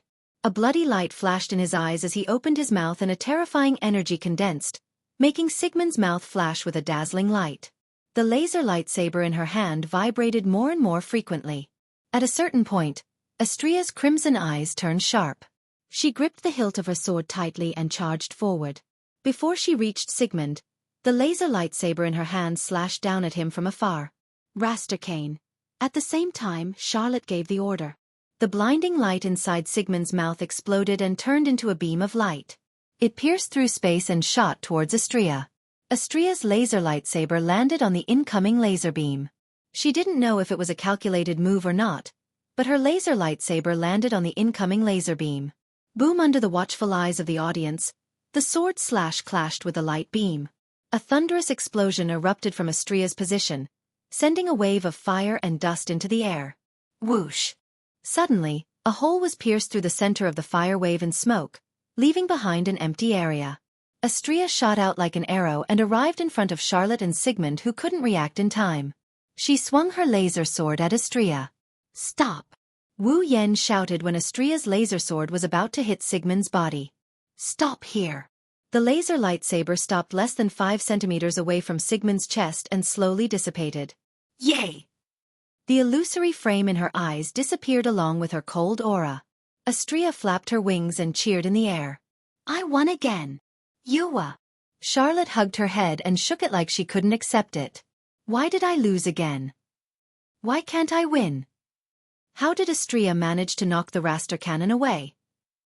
Logically speaking, Astria's laser sword should have been obliterated by the element of destruction when it collided with the Rastercane. In the end, not only was the laser lightsaber not destroyed, it was sent flying instead. It's not that it wasn't obliterated, it just regenerated at high speed. Wu Yan chuckled when he saw Charlotte hugging her head like a child. Astria's magic allows her to control particles to form laser lightsabers. No matter how many times the laser lightsaber is destroyed, it can be regenerated. That's why Astria's laser lightsaber was able to regenerate at high speed during the clash with the element of destruction. That's why she was able to send the element of destruction flying before it was destroyed again. Half of his explanation was true and half false. The fake part was that Astria's laser lightsaber wasn't formed by controlling particles. The truth was that Astria's laser lightsaber could regenerate indefinitely. Since it was a lightsaber, as long as Astria's hilt wasn't destroyed, the lightsaber could always regenerate. That works. Charlotte was stunned for a moment before she shouted unwillingly. One more time. As if. Wu Yan rolled his eyes. Lunch break is almost over and we haven't eaten yet. How many more times do you want to fight? Ugh. Wu. Charlotte immediately whimpered. You have to use at least 2 automatons, otherwise, it means I'm not improving at all. Ugh. I'm also improving all the time, okay? Wu Yan waved his hand. He turned around and he headed towards Natsuki, Ikaros, Nagisa, and Kanon who were resting under the shade of a tree. That's why I hope you can continue next time. That was the truth. He may not be as good as Charlotte, but his mastery of magic is still improving. His mastery of controlling and manipulating automaton is also getting better and better.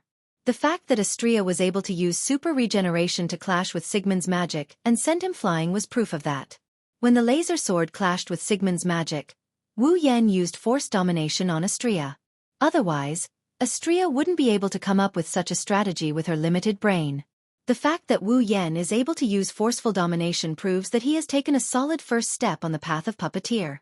Charlotte jumped down from Sigmund's head and brought Sigmund, who had shrunk to stand on her head, to the shade of a tree. She flicked her long blonde hair and walked to the shade.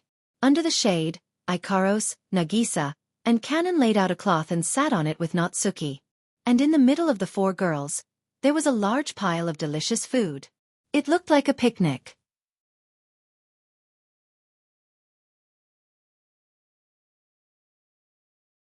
Chapter 16:13. Wah! Astria's eyes glowed when she saw the delicacies on the table. She pounced on them. Author of this article. First dish, I happen to be hungry. Master. Ikaros ignored Astria who pounced on her. She picked up a sandwich and handed it to Wu Yan. Thanks, Ikaros. Wu Yan rubbed Ikaros's head. Ikaros's indigo eyes loosened up. She looked like she's enjoying this. Wu Yan took a bite of the sandwich Ikaros gave him. He looked at the delicacies on the table and asked, who did all of this? Kanon-chan, Ikaros, and I made these. Nagisa put her hands on her hips proudly. She looked at Wu Yan expectantly. How is it? Is it good? Not bad. Not bad. Wu Yan chewed on the sandwich as he gave an honest evaluation. It's just that the taste is a little too strong. If it's a little lighter, it would be 90 points. Is the taste too strong? Nagisa picked up a sandwich and started munching on it. I heard the English prefer a strong taste, so Nagisa wanted to do as the Romans do. I wanted to make the taste a little heavier. Is that so? Astria stuffed her sandwiches into her mouth without saying a word. I think it's delicious. Haha. Wu Yan laughed dryly. To you, as long as it's food, it's delicious. Master. Ikaros said with a bit of unease. You don't like the taste? Of course not. Of course not. Wu Yan shook his head. It's just that I prefer a lighter taste. If Ikaros likes a stronger taste, we can make it that way from now on. No. Ikaros shook her head. Whatever Master likes, Ikaros will like. Oh, you. Wu Yan lovingly reached out his hand and patted Ikaros' head. Then, big brother. Kanon placed a plate of pastries in front of Wu Yan. Try this. This one has a lighter taste. All right, Teacher Nangong's words. Do you want to drink black tea? Nagisa took out a tea set from a basket and poured out a cup of black tea excitedly. Nagisa is prepared as well, but Nagisa just learned from Ikaros and Kanon-chan. Minamiya-sensei, please don't dislike Nagisa's black tea. As long as you have the heart. Natsuki looked at Nagisa. It was as if he was looking at his own sister. Become amiable. And intimate. Natsuki's current appearance was far too different from the usual Natsuki who had no interest in anything, as if everything in the world was beneath her. Wu Yan almost fell into a daze. It turned out that this legal lowly could also be gentle at times. Natsuki glared at Wu Yan with an icy glare. Were you thinking about something rude just now? I'm starting to suspect that you're a mind reader instead of a space manipulation magic. Standing at the side, Charlotte, who was hugging Sigmund, looked at this extremely harmonious scene and exchanged a glance with Sigmund. Both of their expressions were somewhat strange, but also somewhat peaceful. Hey! Charlotte walked up to Wu Yan and lowered her voice. You have a really good relationship with your automaton. Close. Wu Yan nodded nonchalantly. It's all right, aren't you close with Sigmund as well? That's different. That's different. Charlotte shook her head. Sigmund watched me grow up since I was a child. He even bathed me during labor. To me, Sigmund is like a father. I see. Wu Yan nodded thoughtfully. He looked at Sigmund and teased him. Then you must have it tough, Sigmund, to have such a stubborn daughter. It's all right, don't be fooled by Seal's appearance. She's just an ordinary girl. Sigmund's calm voice revealed a hint of kindness. You definitely wouldn't have guessed that Charles was playing house until he was 14 or 15 years old before he started to feel that it was too childish. Sigmund! Charlotte flew into a rage out of humiliation. Be careful, or I'll replace all of your chicken with natto. I'm not a bird, Seal. If I only eat natto, my body won't be able to take it. Wu Yan and the others laughed out loud when they saw the interaction between the two. Miss Charlotte. Kanon said politely. Please sit down and try our food. Charlotte shook her head, embarrassed. That won't be necessary. Why are you being so polite? Wu Yan pulled Charlotte's hand and pulled her in. For those who cook, the happiest thing is watching others happily eat the food they make. Don't hurt Kanon, Nagisa, and Ikaro's feelings because of your politeness. Then. All right then. Charlotte could only sit down obediently. She picked up a sandwich and took a bite. Her eyes lit up. It's not bad. Really? Nagisa smiled happily. Then eat more. Okay. Charlotte lowered her head as if she was not used to it. She looked like a child who had come to a stranger's house as a guest, causing everyone to feel a burst of laughter. But that's not surprising. In the academy, Charlotte gave everyone a negative impression. Hence, if she wasn't feared, she was loathed by others. It had been a long time since Charlotte was bathed in kindness like this, right? You seem to be getting stronger and stronger. Charlotte suddenly said as she sat on the tablecloth. The night gathering is about to begin. With my current strength, I'll lose right away if I fight you, right? Wu Yan paused in the middle of delivering the sandwich to his mouth. After thinking for a bit, he said, Are you planning to admit defeat? If it was the usual Charlotte, she would have retorted and said, I am the Charlotte of the Bilo family. But this time, Charlotte seemed to be deeply moved as she spoke softly.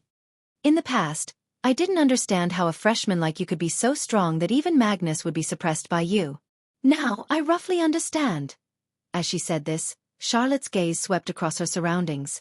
She glanced at Natsuki, who was drinking tea with her eyes closed.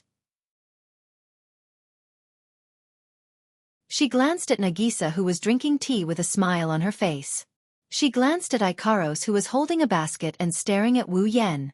He glanced at Kanon, who was arranging the dishes on the tablecloth and arranging them neatly.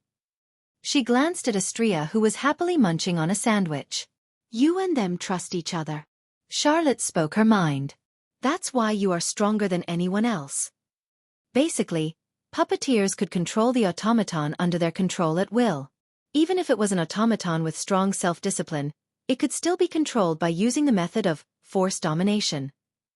However, the automaton isn't a normal automaton. Automaton had the ability to judge and have a strong sense of self. If the coordination and synchronization rate between the puppeteer and the automaton was too low, the automaton's movements would become sluggish, and the puppeteer's mana consumption would increase. Therefore, if a puppeteer and an automaton could understand each other and connect their minds, then they would be able to unleash more than 120% of the automaton's power. That's why Charlotte said that. Because Wu Yan and the girls have 120% trust in each other, leaving everything to each other, this bond, this understanding, became the key to Wu Yan's rapid mastery of his magic. After all, the so-called trick magic was performed through the cooperation of the puppeteer and the automaton, wasn't it? Looking at Wu Yan's profile, Charlotte couldn't help but recall Sigmund's words as she mumbled to herself. Trust him until the end.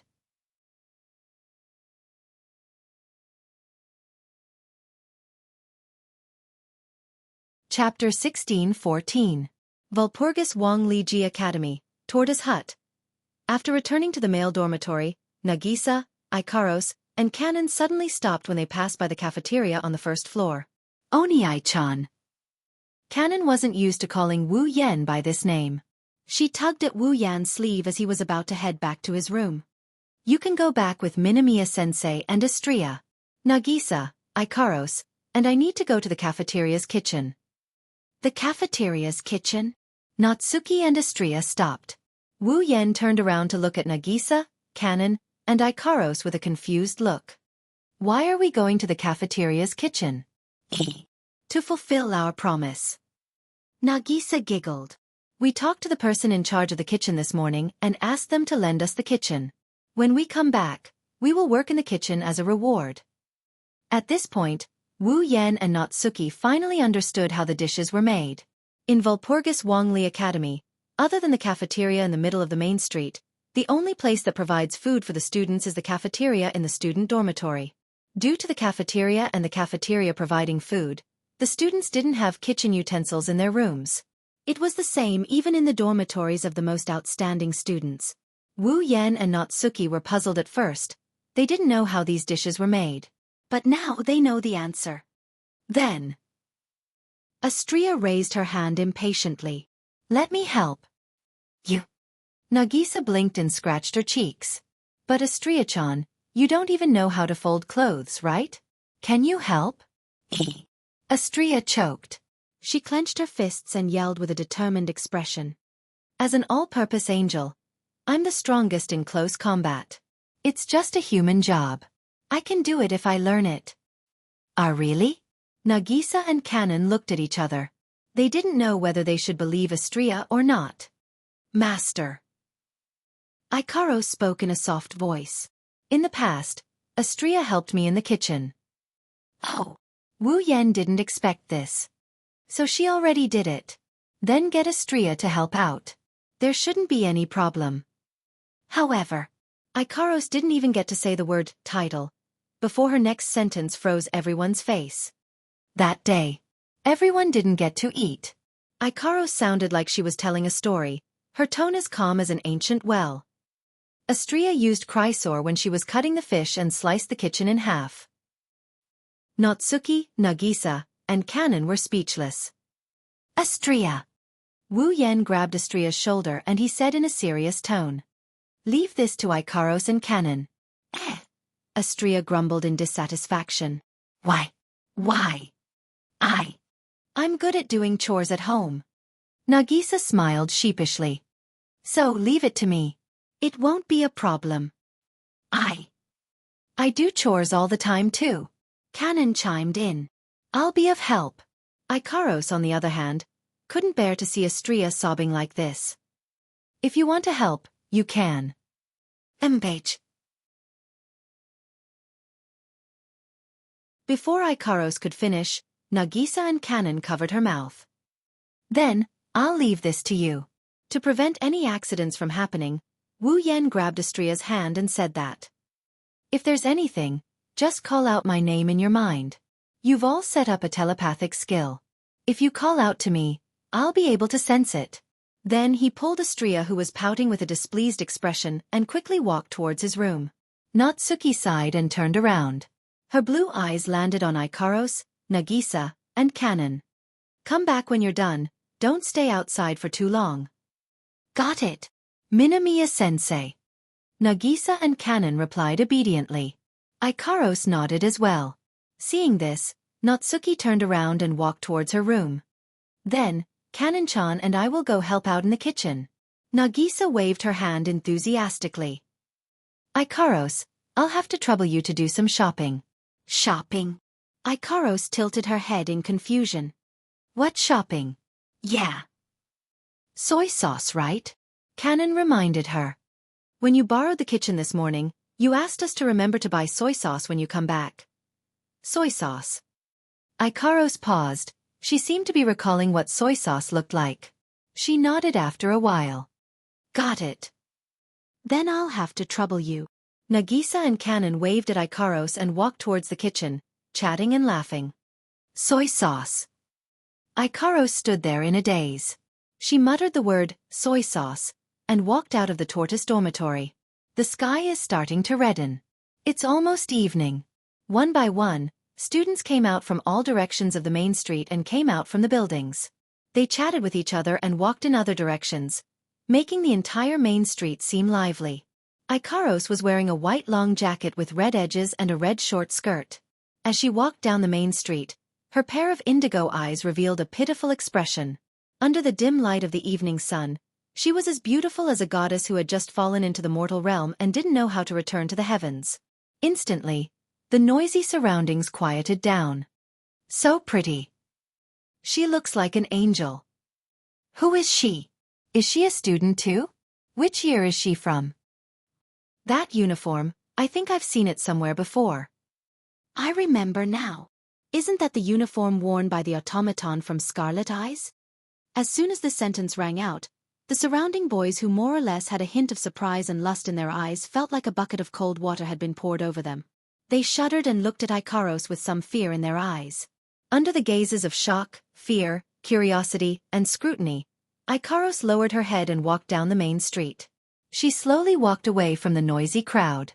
But not long after, Ikaros stopped in her tracks and froze on the spot. Buy soy sauce? Where should I buy soy sauce? Ikaros, who had been staying in Walpurgis Wangli School for quite some time, wasn't exactly unfamiliar with the place. But since the meals were all provided by the dorm cafeteria, let alone Ikaros, perhaps not a single student in the school had ever come out to buy soy sauce before. Although it's not that she's unfamiliar with the place, it's true that Ikaros hasn't been in Walpurgis Wangli Robotics Academy for a long time. She really doesn't know where to shop. She doesn't even know if there's a place that sells things in the academy. After standing there for a full 5 minutes, Ikaros raised her head and an illusory square appeared in her eyes. Wide area radar. Activate. The moment her voice fell, the illusory frame in Ikaros's eyes also fluctuated. But nothing happened. Ikaros was stunned again. No. Mana. Yes. No mana.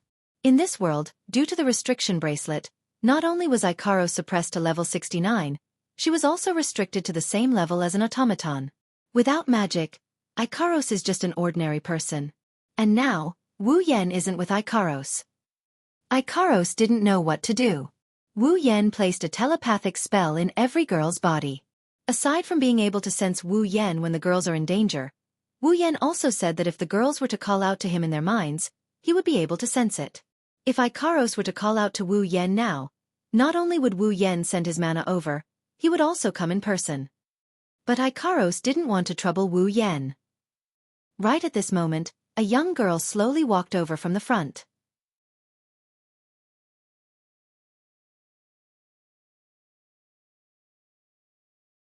Chapter 16:15.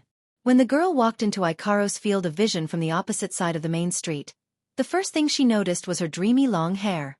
It's like snow, a little different from white, and not silver at all. If you really want to describe it, you should use the color of pearls to describe it. The pearl-colored hair was tied to the right side of the girl's head with a black flower-like hair ornament, allowing the long hair to hang down in a ponytail. Under the evening sun, it shone with a peculiar luster. The girl was wearing the uniform of the Walpurgis Wangli Academy.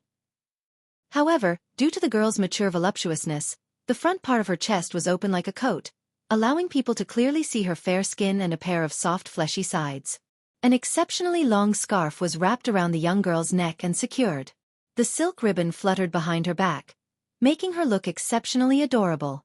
Other than that, the girl also had a pair of ruby-like eyes, abnormally fair skin, and a somewhat vacant expression on her delicate face, making her look like she was at a loss, delicate and pitiful.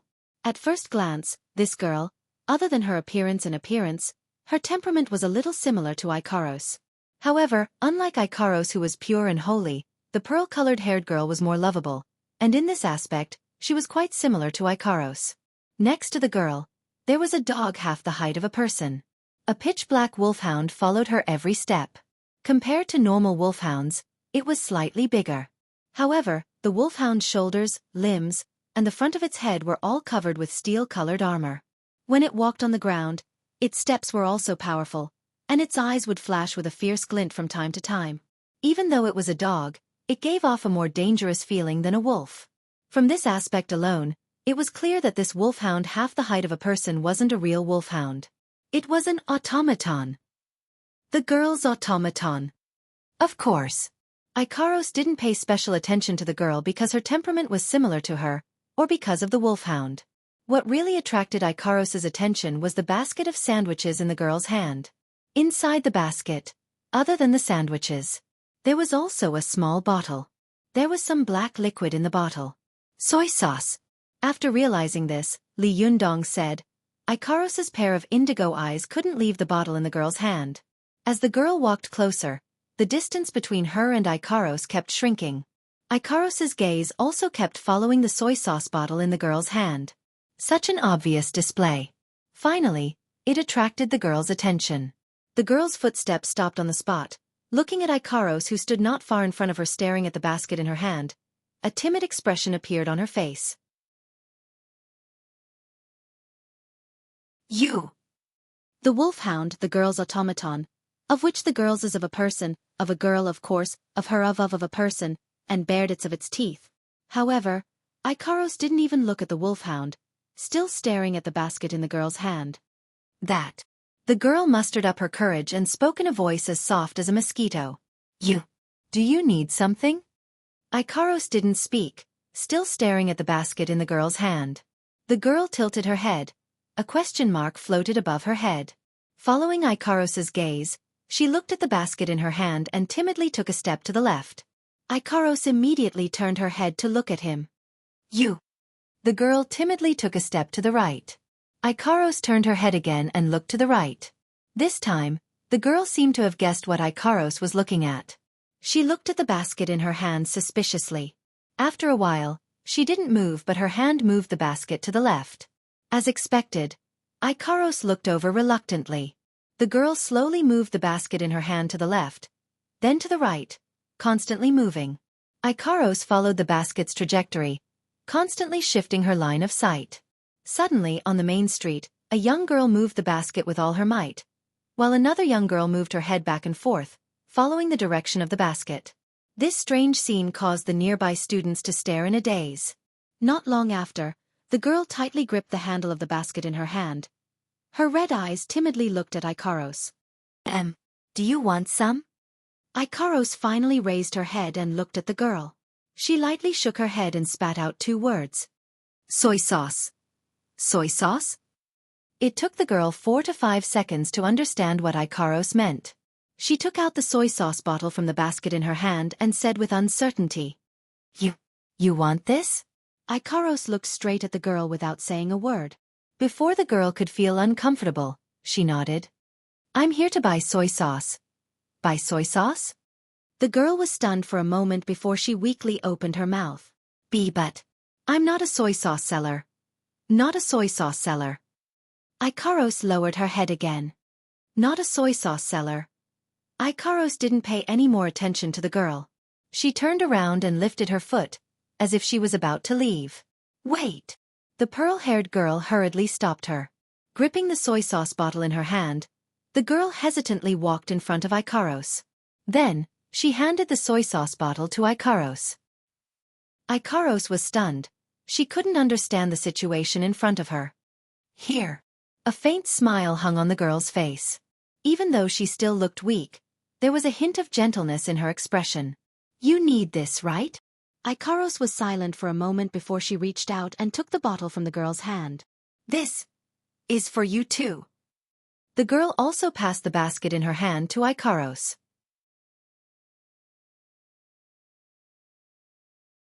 Her red eyes met Ikaros' pair of indigo eyes. The ripples in their eyes were almost identical, making people want to protect them. You can't eat soy sauce. After passing the basket in her hand to Ikaros, the girl reminded her out of kindness.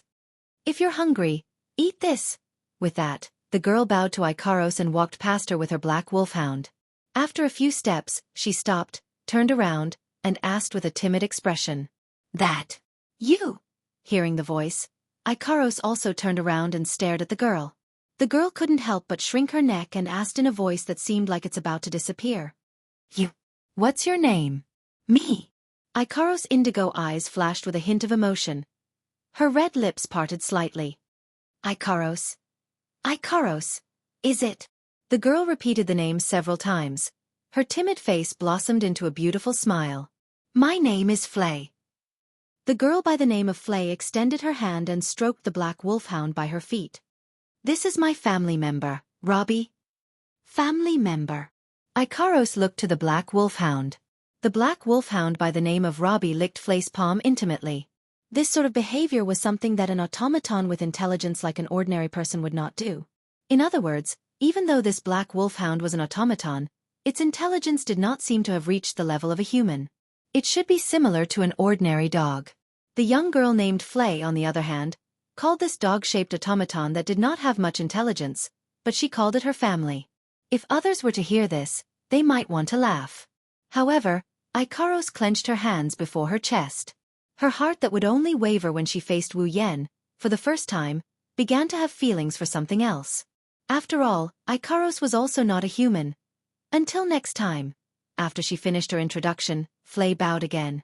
Then, she brought Robbie with her and walked toward the other side of the main street. Seeing Flay's gradually disappearing figure, Ikaros lowered her head.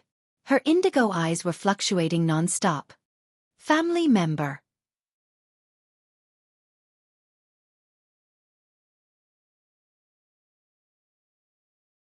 Chapter 16:16.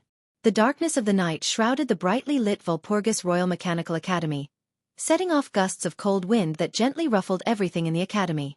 Reading the latest novel, the moon was high in the sky, and the stars were twinkling. The night breeze blew through every building, every tree, every street, and every space in the Walpurgis Royal Mechanical Academy, bringing with it a series of whistling noises that swept through every corner of the academy. In the Walpurgis Wangli Academy, a young girl slowly walked out of the tortoise-like male dormitory that belonged to the weaker students. Pink hair swayed with the wind, 2 long ponytails moved up and down with the owner's steps, also swaying left and right with the cold wind. At the same time, the girl's short red skirt swayed in circles, exposing her fair thighs to the air from time to time, causing one to think of an elegant figure. Walking to the center of the courtyard, Ikaros gently raised her beautiful face and looked at the sky. Her indigo pupils reflected the stars in the night sky. The shadows of the stars were clearly embellished on her face. Unbeknownst to anyone, a pair of pink wings unfurled behind Ikaros' back. Pink feathers fluttered from the wings and fluttered into the night sky, carried by the night breeze. The angel-like girl stood on the ground with a pair of pink wings. Her eyes seemed to contain the entire starry sky. Her delicate face was exposed under the moonlight, like a silver veil, shimmering faintly. Beautiful. Extremely beautiful. Breathtakingly beautiful. Breathtakingly beautiful. This otherworldly angel stood in the courtyard of an old dormitory. She was lucky enough to be seen by the boys in the dormitory who happened to pass by their room windows. In an instant, the windows of the tortoise-like dormitory were opened one by one. The boys' heads poked out and looked at the angelic girl standing in the courtyard. His eyes were already wide open in shock. They stood there in a daze. At this moment, every window of the tortoise-like dormitory was filled with people, at least 40 to 50 of them. But these people seemed to have made an appointment. No one made a sound, as if they were afraid to break this beautiful scene that they might only see once in their lives. The boys in the tortoise-like dormitory watched quietly. There was only one thought left in their minds. Is that girl really an automaton? No. Or should I say, is that girl really a species that exists in this world? Impossible, right? How can there be such a beautiful person in this world? This person is definitely an angel that fell from the sky. With such thoughts, the boys in the tortoise-like dormitory were mesmerized by this scene, oblivious to the fact that this otherworldly angel's heart was filled with confusion. She clasped her hands together and placed them in front of her chest, making a praying pose.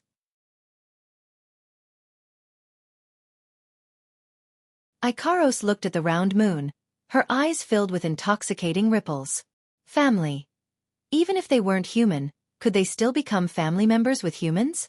Automaton? Angel? Aren't they all weapons? Weapons can become family of humans? Ikaros, who wasn't very good at emotions to begin with, fell into a deep confusion, unable to extricate herself.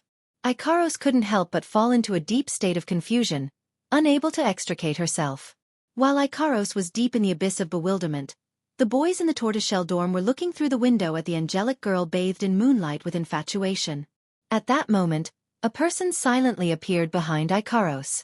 Then, a coat draped over Ikaros' body.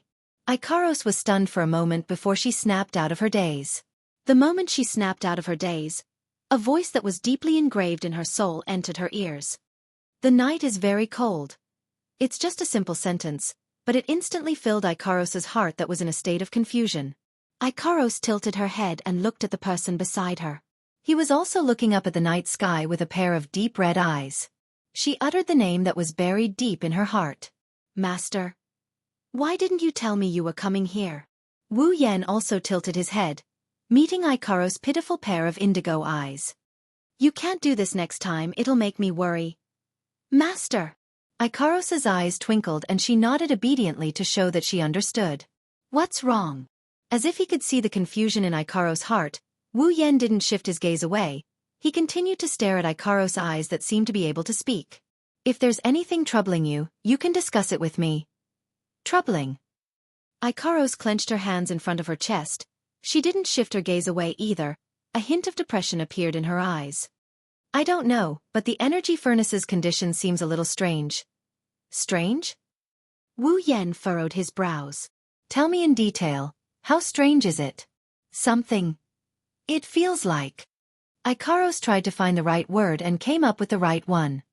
It's like there's something strange going on in the furnace. There's something strange going on in the reactor. Wu Yan relaxed his furrowed brows. In other words, your heart is in a mess? What? Mess.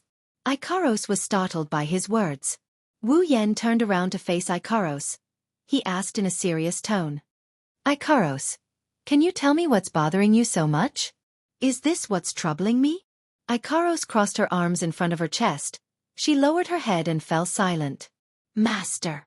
When she raised her head again, there was a hint of confusion in her eyes. Can weapons become family with humans? The moment he heard that, Wu Yan understood everything. He understood why Ikaros was behaving this way.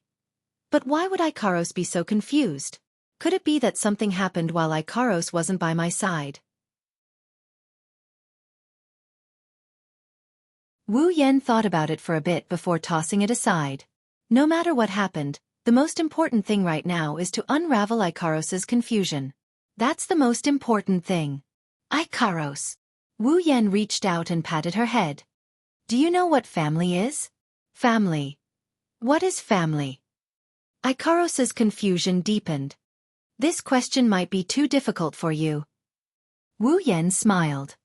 But remember, Ikaros, if there's someone who cares for you from the bottom of their heart, takes care of you, tolerates you, comforts you when you're sad, looks at you with a smile when you're happy, and protects you when you need help, then that person is not your friend, but your family.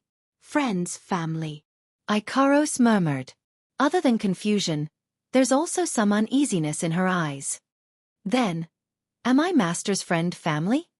Wu Yan froze for a moment before smiling. His smile was unusually gentle. No. Ikaros was stunned. For me. The hand that was stroking Ikaros' head slid down and caressed Ikaros' beautiful face. He let his voice enter Ikaros' heart with a wordless infatuation. Ikaros, you're my lover, Lover? Ikaros's heart clenched. When you're happy, you're happier than you. When you're sad, you're sadder than you. When you're happy, you're happier than you. When you're in pain 100 times, 1,000 times, 10,000 times. Wu Yan's gentle yet powerful voice struck Ikaros's heart. To me, Ikaros is such an existence. So please be happy, please don't be sad, please don't be in pain. Even if it's for me. At this moment, Ikaros's heart melted. Me too. Ikaros looked at Wu Yan with her indigo eyes. Her lost look was replaced by a look of longing and love. Master, you're my lover. Under the moonlight, the two looked at each other and finally, they closed the distance between them and kissed deeply. Seeing this scene, the hearts of the boys who were still by the window were all broken.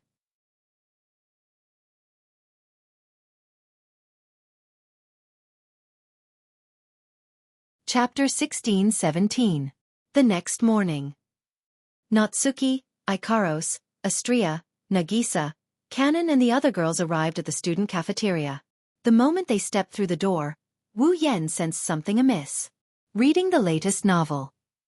When Wu Yan and Co. entered the cafeteria, the noisy cafeteria quieted down with a whoosh.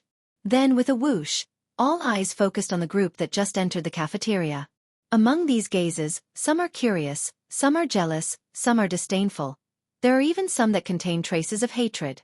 Wu Yan and Co. couldn't help but stop in their tracks at the entrance of the student cafeteria, unable to move an inch. The entire cafeteria is so quiet that you can hear their footsteps. All the students sitting at the tables in the cafeteria are speechlessly staring at Wu Yan and Co. standing at the entrance. Anyone would be able to tell that something isn't right with such a scene. What's going on? Nagisa, Kanon, and Astria were frightened by the strange scene. They shrunk their necks and hid behind Wu Yan's back.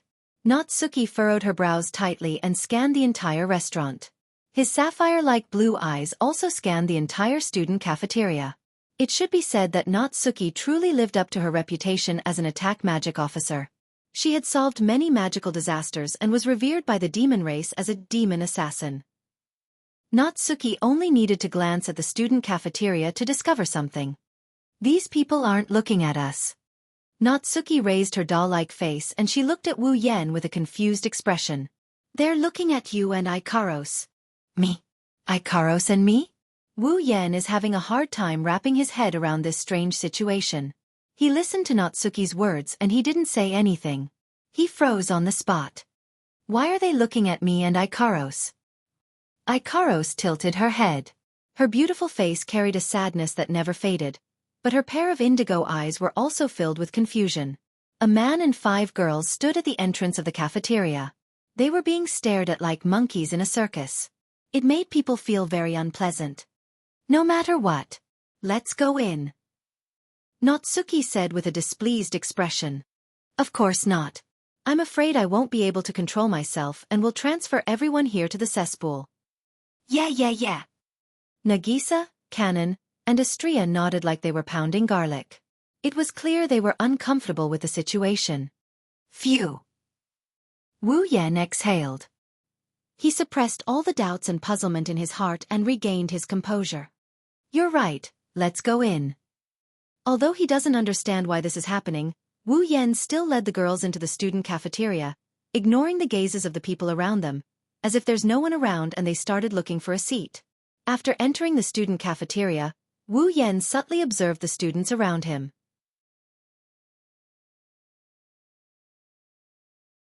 He found out that these students are all looking at Ikaros with eyes filled with shock, infatuation and even greed.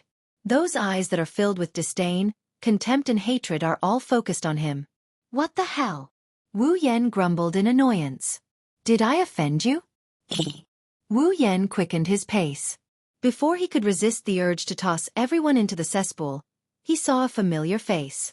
At the corner of the cafeteria, a beautiful girl with long blonde hair was sitting there. There was a small dragon chewing on chicken on the table in front of her. A beautiful girl with a small dragon is currently looking at Wu Yan like he's some filthy thing. Her eyes are filled with coldness. Charlotte.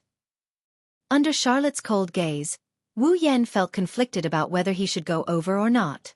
But after a while, He dismissed the idea and walked over while smiling in an embarrassed manner. Yo, you're here to eat? Charlotte didn't say anything, she just stared at Wu Yan. Before Wu Yan started to feel uncomfortable, she opened her red lips and coldly spat out a sentence. Perverted pervert. Perverted pervert. Natsuki, Nagisa, Kanon, Astria, and even Ikaros were stunned by his words. Ha! Wu Yan had a shocked expression on his face. I don't think I molested you, right? What did you say? The coldness in Charlot's eyes was replaced with killing intent. Do you want me to make a hole in your body? Why else would you scold me?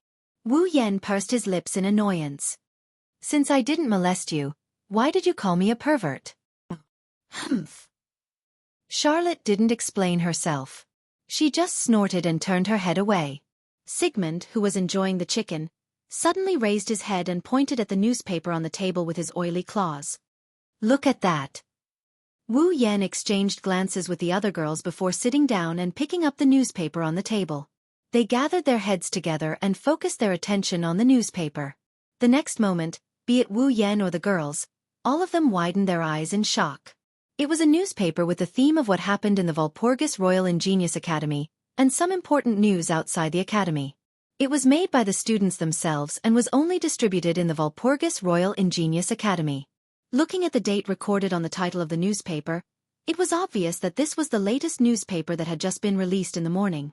On the front page of the latest newspaper, there were two pictures. One was a picture of an angel girl with pink wings and pink feathers fluttering around her. She was praying to the full moon with her eyes closed.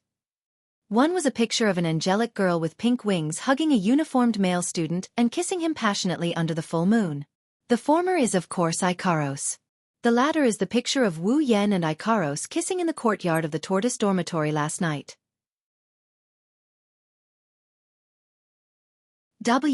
What is going on?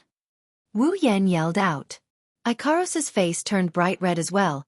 It's a rare sight for her to do so. Oni-chan, master. Why you guys? Nagisa, Kanon, and Astria stared at Wu Yan and Ikaros with disbelief. Ikaros is blushing from embarrassment.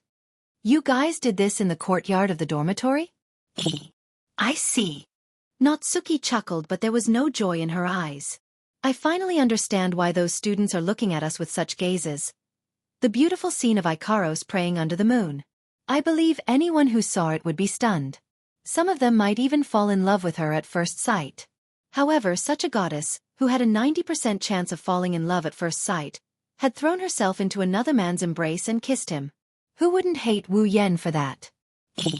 As for the disdainful gazes and Charlotte's perverted comments, it's easy to understand. In other people's eyes, Ikaros is an automaton. Kissing your own automaton?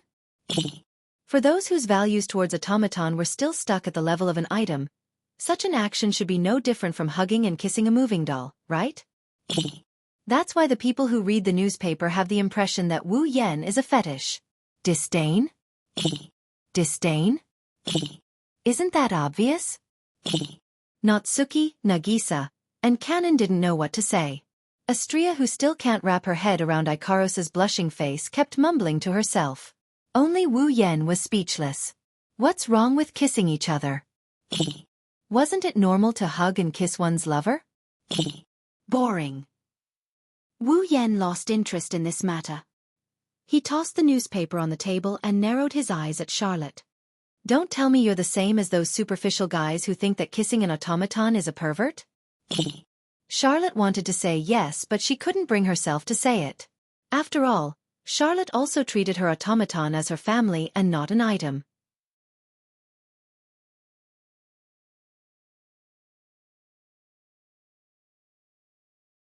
Chapter 16-18. Maybe it's because they got bored or because there's not much time left before class.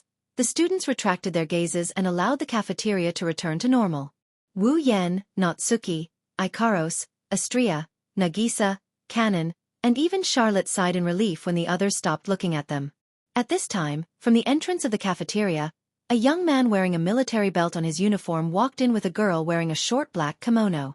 His gaze moved around the cafeteria for a bit before stopping at Wu Yan's table. Yo! As if they were old friends who had known each other for many years, a young man wearing a short black kimono and a military belt around his waist greeted them as if nothing had happened and walked over. This morning's newspaper. Gulp. Before he could finish his sentence, a powerful elbow landed on the young man's stomach. The young man clutched his stomach as his face contorted in pain. I might not be from the same country as you, but I'm sure you've heard of them, right? Wu Yan picked up a cup of black tea from the table and he sipped it leisurely. There's a saying, loose lips cause loose ends. Do you understand now, Raisin? Yes. Understood. Lei Zhen squeezed out a sound as he clutched his stomach. I just want to have a meal with you. I don't want to eat with you. It wasn't Wu Yan who spoke, it was Charlotte who frowned. Charlotte looked at Raisin with a cold gaze. You better stay away from me. Wow, that's so scary. Lei Zhen pretended to cry out with a condescending smile on his face. As expected of the legendary Tyrant Rex. His temper is really irritable. Do you want to die? Second to last. A ruthless expression appeared on Charlotte's face. I won't do anything just because this is a student cafeteria. Well, I know the famous Tyrant Rex won't give face to the cafeteria, but you should give face to your friend, right? Raisin shrugged and glanced at Wu Yan. At least he didn't refuse to eat with me, right? Humph. Charlotte's beautiful face that was emitting killing intent froze for a moment. She coldly snorted and turned her head away. It seems like he was convinced by Lei Zhen. Of course, on the surface, Charlotte was still cursing under her breath. Why do I have to eat with a mad dog like you? This guy is the so-called idiot, right? Do you want to die? What a pitiful child. Humph. Lei Zhen turned a blind eye to Charlotte's cold and vicious abuse. He brought Yaya with him as if nothing happened. He sat next to Wu Yan. Fortunately, the cafeteria's table was quite full. Wu Yan's group of 6, Charlotte, Yaya, and Raisin were seated. There were 9 people in total, so it wasn't crowded. Raisin sat next to Wu Yan and Yaya sat next to him. Yaya sat next to Astria, who was busy eating. She stared at Wu Yan curiously. What's wrong? Wu Yan, who was sipping his tea, noticed Yaya looking at him. He turned around and asked her about it. I don't think there's anything good about my face, right? No. And no, it's not like that. Yaya shook her head and continued staring at Wu Yan's face. She asked him a question out of curiosity. Mr. Wu Yan, did you really kiss your automaton? Cough. Cough, cough. Yaya's unscrupulous question made Charlotte and Lei Zhen, who were eating, choke and start coughing violently. Wu Yan, on the other hand, smiled at the undisguised curiosity in Yaya's eyes. Why do you ask such a question? Because. Yaya hesitated for a moment and said this carefully. Don't you find it strange that you kissed your automaton? Yes. Oh. Wu Yan nodded without batting an eyelid. Then why would it be strange? Because. Yaya didn't only show hesitation, there was also a trace of sadness. Because no matter how much an automaton looks like a human being, it's still an automaton. It can't be compared to a human being, can it? Because. Hearing this, Lei Zhen, Charlotte, Natsuki, and the other girls fell silent. That's right. No matter how similar a human being and an automaton were in appearance, they still could not be mentioned in the same breath. After all, if a person kills another person, they will be charged with murder and will be sent to court. In severe cases, they will be sentenced to death. However, if a person were to kill an automaton, he would at most be charged with the crime of damaging or vandalizing public property. At worst, he would only have to compensate for the crime. This is the most fundamental, and irreconcilable difference between humans and automatons. No matter what other people thought about automaton, such a difference would not change as long as the current world system did not change. Automaton did not have its own rights. It may be cruel, but it is the truth. It is because of this that Yaya reacted this way. That's why everyone is against Wu Yan. However, when everyone was against Wu Yan couldn't help but laugh. Once upon a time, to those slave owners, the slaves that were bought and sold legitimately were just objects. But now, aren't humans still the same? Everyone is equal. Everyone was stunned when they heard this. Perhaps in this world, there is an uncrossable gap between humans and automaton, but automaton also has a life. This is a fact that no one can deny. Wu Yan's voice was very soft when he said this, but it was more powerful than anything in the ears of the people sitting at the same table. As long as they have a life, their status is equal. This is a principle that every human advocates, even if it's just words. Wu Yan couldn't help but curl his lips into a perfect arc. Therefore, even if there is an insurmountable gap between humans and automatons now, there will be a day in the future when humans will be able to live on equal terms with automatons. At least that's what I think. Just like the warm breeze of the morning, sweeping away the thick fog that pervaded the world, Wu Yan's one sentence easily swept away the complicated emotions in everyone's heart. It also took away the confusion and worry of every night. Mr. Wu Yan. Yaya couldn't help but stand up and put her face in front of Wu Yan. I also believe that day will come. I also want to believe that one day. Sigmund, who was standing at the dining table, slowly opened his mouth and spoke in a relaxed tone. If I can live to see that day, then my 150 years of life will be worth it. You will see it. Charlotte showed her gentle side for the first time. She stroked Sigmund's head and looked at Wu Yan with satisfaction. All right, Yaya, don't cause trouble for others. Lei Zhen waved her hand. She looked like she didn't agree with Charlotte's words, but she also looked satisfied. Let's stop talking about the future. Wu Yan picked up his teacup and looked at Lei Zhen. There are so many seats here. Why are you sitting here? Don't tell me you're afraid of being lonely or gossipy. The surrounding girls all turned their attention to Lei Zhen, making him feel a little awkward. Did I get caught? You have something to say, right? Wu Yan pursed his lips. If you have something to say, then just say it. Well, as you know, I haven't been in this academy for long. So, I want to ask about someone. Lei Zhen scratched his cheek and looked at Charlotte. Wu Yan is also a new student of this academy, so it's natural that he wouldn't know too much. This time, Lei Zhen was here for Charlotte. Actually, someone tried to assassinate me this morning.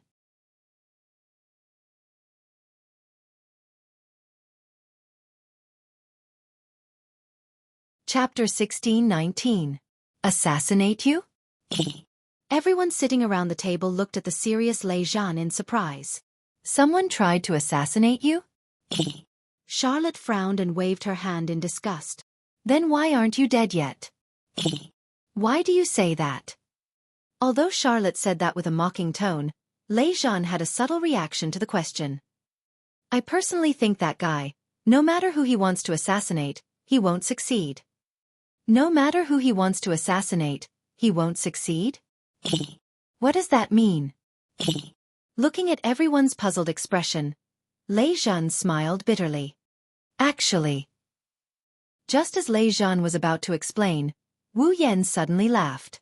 He pointed at the glass wall of the student cafeteria that's only 2 to 3 meters away from him. It's as if he's trying to hold back his laughter as he said this. I think you guys should look for yourselves. Everyone followed the direction Wu Yan pointed at and looked outside the student cafeteria. Outside the student cafeteria, in the middle of the main street that connected all directions of the Walpurgis Wangli Robotics Academy, there was a person who was looking around sneakily. It was a girl with dreamy pearl-colored hair. Her long hair was tied to the right side of her head with a black hairpin that looked like a wreath. A ponytail hung down from the right side of her head, and a long scarf was wrapped around her neck. There was a slit in the front of her uniform, revealing her voluptuous breasts. The girl's eyes were red, and her skin was very white to the point of being morbid.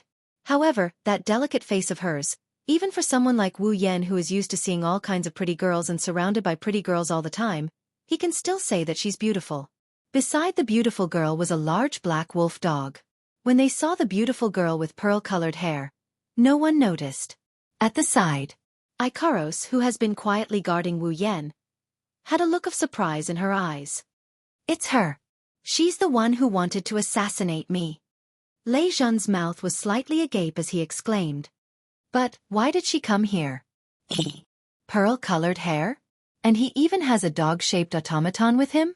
Charlotte seemed to have thought of something. I remember now. She's a third-year student of the Academy's Tactical Tactics Department. She's ranked 99th in the night gathering, the Gauntlet. Log in to Flay with the codename, Quiet Noise. She's a gauntlet? This time, it was Lei Zhan's turn to be surprised. She's ranked 99th? Doesn't that mean? Yaya said with uncertainty. That Miss Flay is our opponent in the first battle of the night gathering? Our opponent in the gathering. Natsuki looked directly at Flay, who was looking all around outside. She spoke without turning her head around. So, only that little girl knew how to assassinate? Lei Zhan was ranked 100th in the evening party.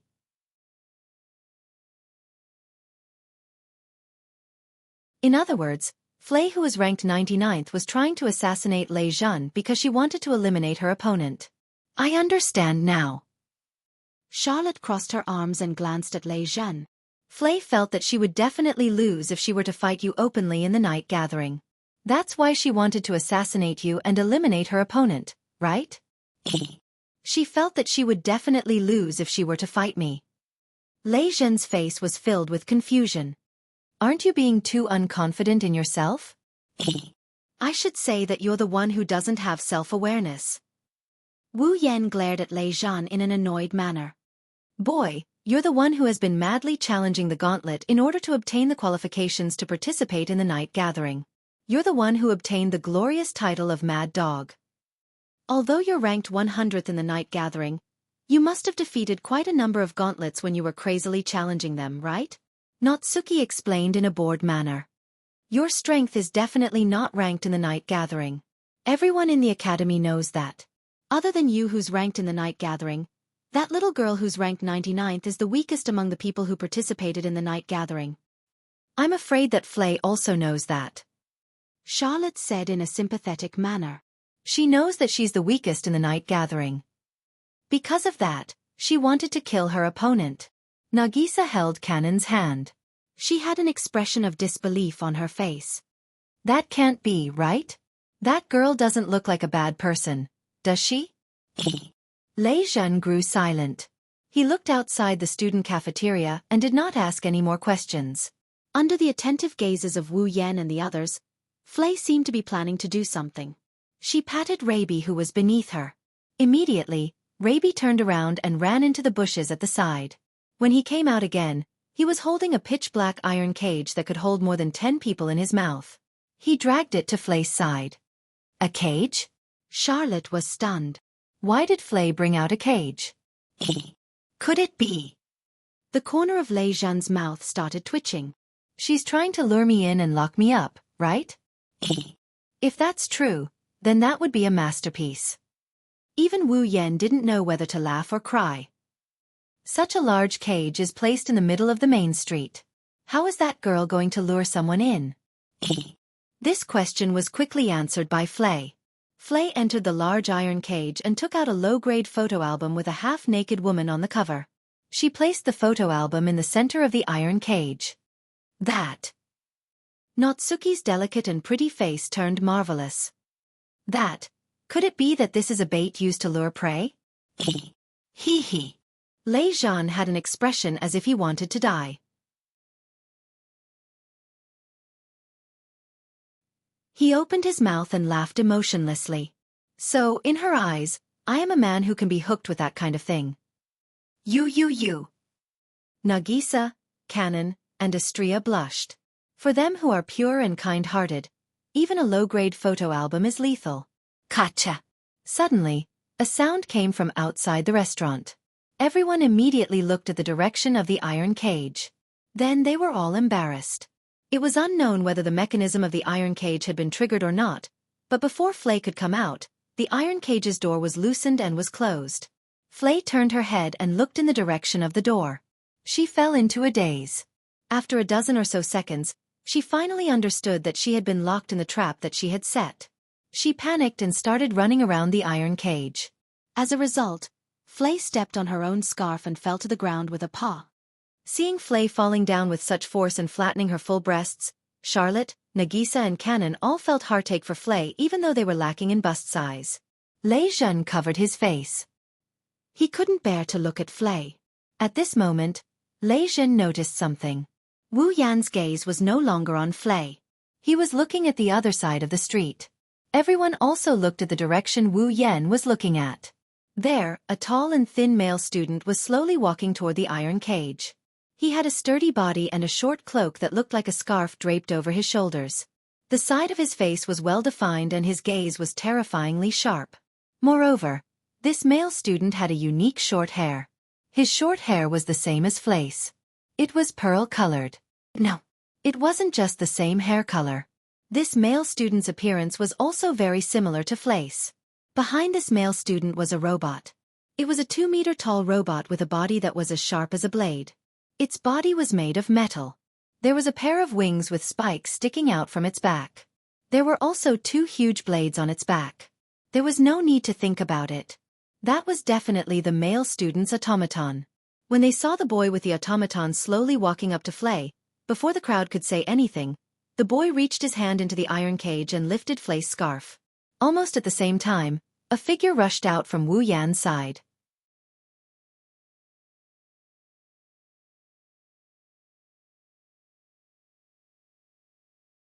Chapter 16:20. On the main street outside the student cafeteria, in the pitch-black iron cage, Flay had just crawled up from the ground when a hand suddenly extended over and grabbed Flay's scarf. Flay felt her vision blur for a moment. Then, the hand that grabbed her scarf did not possess much strength. However, with Flay's slender body, she was absolutely unable to resist the strength of the hand that grabbed her scarf. The hand pulled Flay over. Bang! Following a muffled sound, Flay was smashed into the iron pipes at the edge of the iron cage. Although she did not hit her head, her body was still in pain from the collision. Flay reflexively raised her head and looked in front of her. The next moment, a person with the same hair color as her, a face that was 70% similar to her, and red pupils that contained sharp killing intent entered Flay's line of sight. Seeing this handsome yet frightening face, Flay muttered in a daze. Loki. The male student that Flay addressed as Loki swept his gaze through the iron cage. Then he coldly looked at Flay. You're doing something that makes one unable to hold back their laughter again? Whoa! Flay seemed to be very afraid of Loki. She cowardly shrunk her head back. However, she still answered Loki's question with a mosquito-like voice.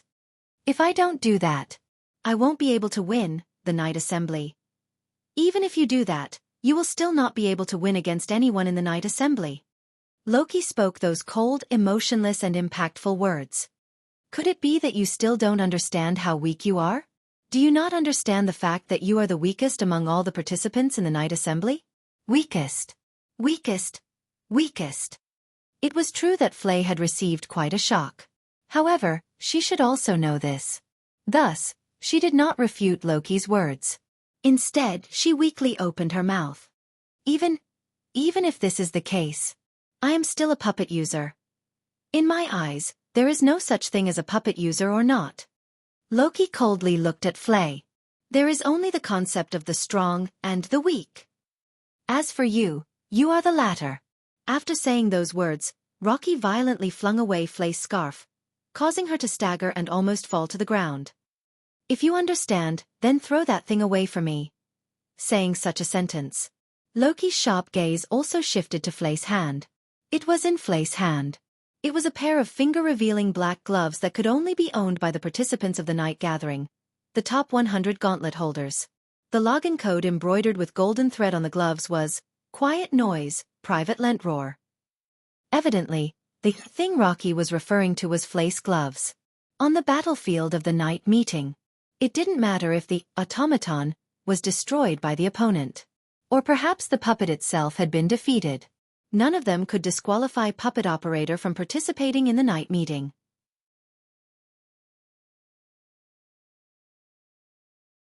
The only criterion to determine the winner of the night meeting was the presence or absence of gloves. That is to say, if 2 puppeteers were to engage in an ingenious battle at a night gathering, the 2 puppeteers would be able to defeat each other. In order to win against the opponent, the winning condition was not to destroy the automaton or defeat the puppet operator, but to snatch the opponent's gloves. Once the gauntlet holder's gloves were snatched away, even if the gauntlet holder's automaton was still intact, the gauntlet holder still had some strength left, and the gauntlet holder might even be beaten half to death by the gauntlet holder. Even if the gauntlet holder was about to win, the gauntlet holder would still be declared the loser. Of course, in the night meeting, the gauntlet holder was not allowed to attack the puppet operator directly. Otherwise, the gauntlet holder would lose the right to participate and the gauntlet holder would be declared the loser. Therefore, defeating the opponent's automaton and snatching the gauntlet holder's gloves had become a part of the winning process. In other words, if Flay really threw away her gloves, she would lose the right to participate in the night meeting as well. Feeling Rocky's gaze, Flay couldn't help but hide her hands behind her back and cower a little. However, she did not follow Rocky's words and throw away her gloves. Tisk! Rocky clicked his tongue and turned his gaze to the side. A large black wolf dog was baring its teeth at him. Raby. This fellow is the one you're relying on to participate in the night meeting, right? As Rocky said those words, a burst of dense magic power surged out from his body. The humanoid automaton standing behind Rocky suddenly raised its metal head. Its pair of dim eyes suddenly flashed with red radiance. Like a machine that was activated, kacha-kacha sounds could even be heard from the inside of its body. If you don't plan to give up your right to participate in the night meeting. Rocky lowered his head. His bangs covered his expression. However, the magic power surging out from his body grew stronger and stronger. I'll destroy it. Flay turned pale with fright. She shook her head with all her might. No. Then throw away the gauntlet. Rocky revealed a ruthless expression. However, there was an undetectable anxiousness in his tone. Throw it away. But. Flay was so anxious that she was about to cry. If you throw away the gauntlet, Raby will also, and everyone else. Humph! Rocky snorted coldly. He no longer bothered with superfluous words. Angel Ji. The humanoid automaton by the name of Angel Ji moved in response to Rocky's call. The spiked wings on its back spread open. The two enormous blades on its back rose and fell. They landed on its mechanical arms. Then, as if they had fused with its arms, the two enormous blades attached to its arms. Mand! Accompanied by an ice-cold mechanical voice that sounded like it came from some sort of machine, Angel Ji raised his hand that was equipped with the enormous blades. Then, a burst of wind and a sharp whistle sounded. Without the slightest hesitation, he slashed his hand toward Raby, who was baring his teeth at Rocky. Raby! Flay's frighteningly pale face immediately turned deathly pale. Bang! At the moment when Angel Ji's enormous blade was about to land on Raby's head, one of the glass windows in the student cafeteria suddenly exploded. Immediately afterward, a figure shot out explosively from the student cafeteria. Like a fighter jet whistling through the air, that figure arrived before Angel Ji in a flash. Then, she extended her slender hand to receive Angel Ji's enormous blade. In the next moment, a transparent protective barrier formed from crystals was formed from the slender palm that was slashing towards Cherub's giant blade. Like ripples on the surface of water, the barrier shook and expanded. Clang! The enormous blade smashed down heavily onto the transparent protective barrier formed from crystals. Following a loud collision sound, a burst of shockwaves exploded. From this it could be seen how powerful the enormous blade was.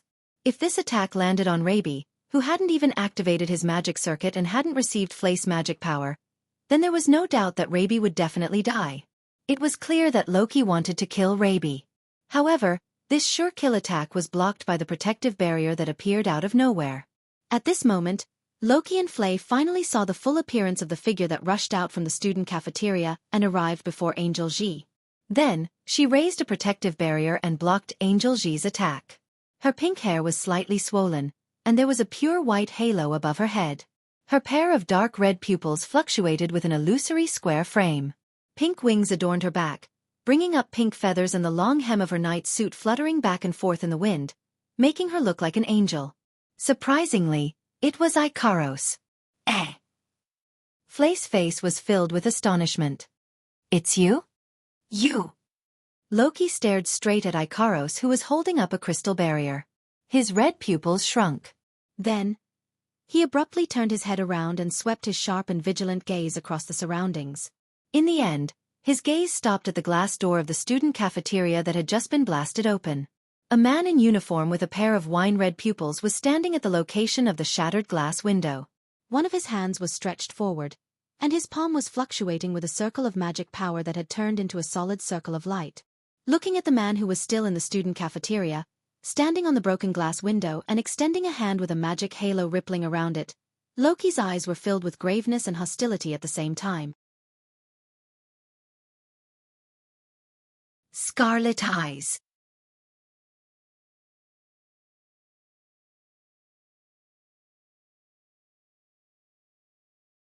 Chapter 1621. Cherub, Level 66. Standing at the entrance of the student cafeteria, Wu Yan slowly retracted the mana he poured into Ikaros' body. He looked at Loki, who was staring at him. Then, he looked at Ikaros with a reproachful expression. Ikaros. Master! Ikaros exited Sky Queen mode. She lowered her head and a pitiful expression appeared on her beautiful face. She looked like a child who was about to be reprimanded. She slowly walked back to Wu Yan's side. However, Wu Yan was indeed reproaching Ikaros. After all, Ikaros didn't even say a word. When Flay's scarf was pulled away by Loki, she rashly rushed out and rammed into the student cafeteria's glass wall. If it wasn't for Wu Yan's timely reaction and channeling mana into Ikaros' body, Ikaros, who has no mana and is equivalent to an ordinary person, would have rammed into the glass wall. She would have suffered a lot of injuries by now. Moreover, even in this state, Ikaros would have still rushed under Cherub's great sword to protect Robbie. At that time, Ikaros, who is equivalent to an ordinary person, would have been seriously injured by Cherub's great sword. Wu Yan didn't understand why Ikaros would suddenly rush out and protect Robbie. And to protect the rabbi. But the action itself was too reckless. When he thought about what would have happened to Ikaros if he didn't react in time and didn't channel mana into her, Wu Yan felt a lingering fear in his heart. His gaze towards Ikaros became even more reproachful. Next time, at least inform me first, okay? He wanted to reprimand Ikaros, but when he saw Ikaros lowering her head, she looked so pitiful. Wu Yan's heart softened. As a result, the reproach he intended to say turned into a plea. This caused Ikaros to be stunned. She lowered her head even more. I'm sorry, Master. Wu Yan extended his hand. He rubbed Ikaros' head to comfort her. His gaze shot out like an arrow, meeting the sharp eyes of Loki, who had been staring at him all this time. Who is that guy? Lei Zhan was also observing Loki from the side. She looks just like Flay. Of course. Loki is Flay's younger brother. Charlotte replied reflexively before looking at Lei Zhan in surprise. Don't tell me you don't even know Sword Emperor Loki? Sword Emperor Loki? Lei Zhan narrowed his eyes as if he remembered something. He looked at Loki. So that's how it is. He's one of the Elite 13, ranked at the top of the night party. He's a second-year student like us, but he's the Burning Flame Sword, who ranks 7th, right? Fortunately, you're not too ignorant. Charlotte looked at Loki with a serious expression. That's right, he's Loki. So far, he's never been defeated in actual combat exercises. He's known as a strong competitor who can compete with the #1 marshal, which is Magnus. An opponent who can compete with Magnus. Lei Zhan's gaze towards Loki had already changed. He wasn't shocked by Loki's strength. Instead, it was a natural reaction when he heard the name Magnus. However, this reaction was not fear toward the strong. Instead, it was anger, hatred, and other similar emotions. Of course, this emotion only flashed through Lei Zhan's eyes for a moment. In the next second, Lei Zhan returned to his usual arrogant tone. That guy called Loki is ranked 7th, and you're ranked 6th, but he's said to be an opponent who can compete with Magnus, but you don't. What's going on? It's the stupidest thing to do to judge an opponent's strength based on their ranking. Charlotte said with contempt. Although the top 50 of the night meeting are ranked according to their strength, that is still the judgment of the night meeting's executive department based on the strength they saw. Who knows if Sword Emperor Loki is hiding some trump cards in the dark? If the Gauntlet's ranking was based on their strength, you wouldn't be ranked in such a pitiful position. Charlotte's gaze turned towards Wu Yan. As for him, he won't just be ranked 4th. Lei Zhan didn't know what to say. During this time, Wu Yan and Loki stared at each other from afar. They didn't say anything. However, in the air, a sense of nervousness that made one's heart beat faster unconsciously filled the air. It was not until a long time later that Loki was the first to break the silence. You can't even control your own automaton? Scarlet eyes. Looks like our red blaze, the eyes of the legendary Sword Emperor, had some problems as well. Wu Yan raised an eyebrow and he chuckled. Could it be that you couldn't even see that I was transferring magic power to my automaton just now? In other words, Ikaros' attack was ordered by Wu Yan. Of course that's not the case, but Wu Yan took it all on himself. Ikaros' indigo eyes were filled with infatuation and Loki's expression darkened. Can I assume that you're planning to resist me? Resist? Wu Yan laughed sarcastically. The so-called resistance usually refers to the weak who overestimates themselves and challenges the strong, or the inferior who intends to subdue the superior.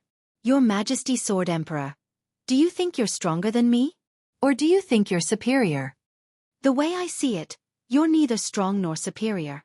You're just an idiot who thinks you're invincible because of a little achievement.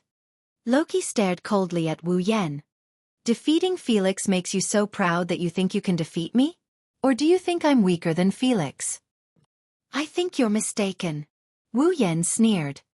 To me, Felix is just an ant that I can kill with a pinch. He's not even worth mentioning. As for you, even if you're stronger than Felix, you're just a slightly bigger ant.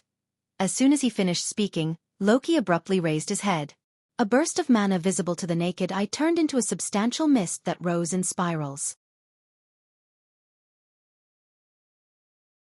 Although I'm humble and forgiving, there are 3 kinds of people I can't forgive.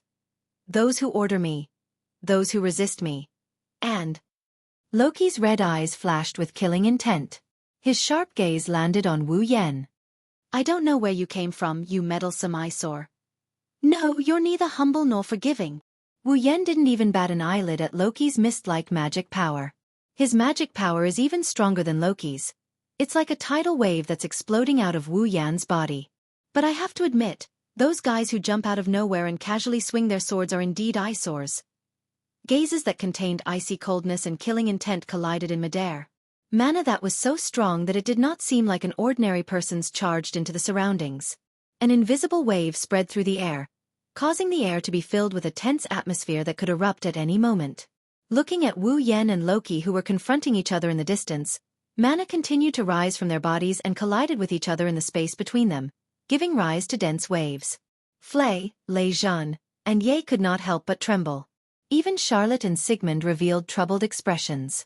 These 2 people were both monsters. Charlotte, Flay, Ye, Sigmund, Lei Zhan, and the others who had such thoughts in their hearts did not know that this was the result of Wu Yan hiding his strength. Competing in mana? Forget about a single Loki. Even if there were 10, 100, 1,000, or 10,000 Lokis, they would still not be a match for Wu Yan alone. However, it must be admitted that Loki's own mana was also extremely powerful. At the very least, in terms of mana, Charlotte felt that she was no match for Loki.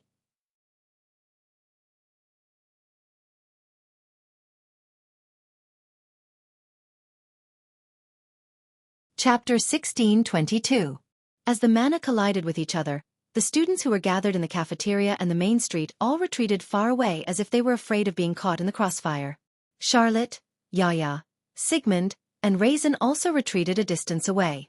Natsuki, Ikaros, Astria, Nagisa, and Kanon acted as their automaton, and stood beside Wu Yan without saying a word. Only Flay, who was trapped in the iron cage, had nowhere to run. She could only endure the suffocating pressure and tightly hold onto the steel pipe of the iron cage. Cold sweat dripped down her face. Raby curled up into a ball and hid behind the iron cage. As time passed, the 2 of them, who were constantly releasing their magic power, finally showed different performances. Wu Yan still had a calm expression on his face. He looked at Loki with a smile that was not a smile. His eyes were filled with curiosity. On the other hand, Loki's face started to turn red. As if he used too much strength, his face was covered in sweat. The mana rising from his body also started to weaken at a slow rate. When Charlot, Sigmund, Flay, Ye, Lei Zhan, and the others saw this scene, they understood what was going on even if they didn't have good judgment. Who was the victor of this hidden battle? However, this hidden battle was fated to have no result. Flay, who was inside the iron cage, looked at Loki. Her face was covered in sweat and she looked like she was about to vomit blood. Her face was terrifyingly red. She couldn't help but call out worriedly. Loki? Fu Lei's cry did not appear to be that abrupt in this completely silent place. Instead, it clearly reverberated through the air. Ikaros, who was standing beside Wu Yan, couldn't help but stretch out her hand and pull on Wu Yan's sleeve. Master. There was no need to think about it. Ikaros wanted Wu Yan to be lenient. Wu Yan was surprised that Ikaros, who had always silently followed his orders, would take the initiative to express her will. At the same time, he had a guess. Perhaps Ikaros has some sort of relationship with Flay. That might be the case. No matter what, Wu Yan naturally wouldn't go against Ikaros's rare wish. He slowly retracted his mana. Sensing Wu Yan retracting his mana, Loki stopped. Loki hurriedly stopped the magic that was constantly gushing out. He started panting. The entire arena. It returned to silence. Charlotte, Nagisa, and Cannon, who thought the two were going to fight, immediately heaved a sigh of relief. They all gathered around Wu Yan. Let's stop here. Charlotte took a glance at Wu Yan, whose expression remained unchanged. Glancing at Rocky, who was sweating profusely and gasping for breath, he said in a stern voice. Whatever grudges you have, let's settle them during the night meeting. However, Charlotte's words gave Loki a way out, but in return, Loki's cold gaze was met with an icy glare. Are you planning to get in my way? Tyrant Rex.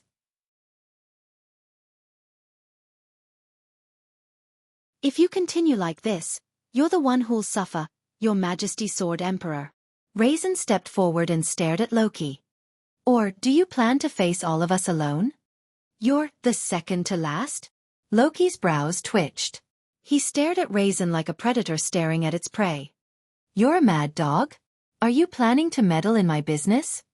So, I can only apologize to you. Lei Jun didn't want to be outdone and sneered.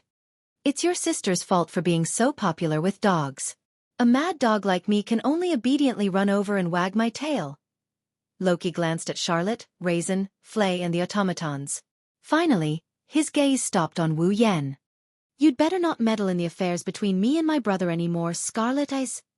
Wu Yan curled his lips when he heard Loki's words. Are you threatening me? It's just a warning.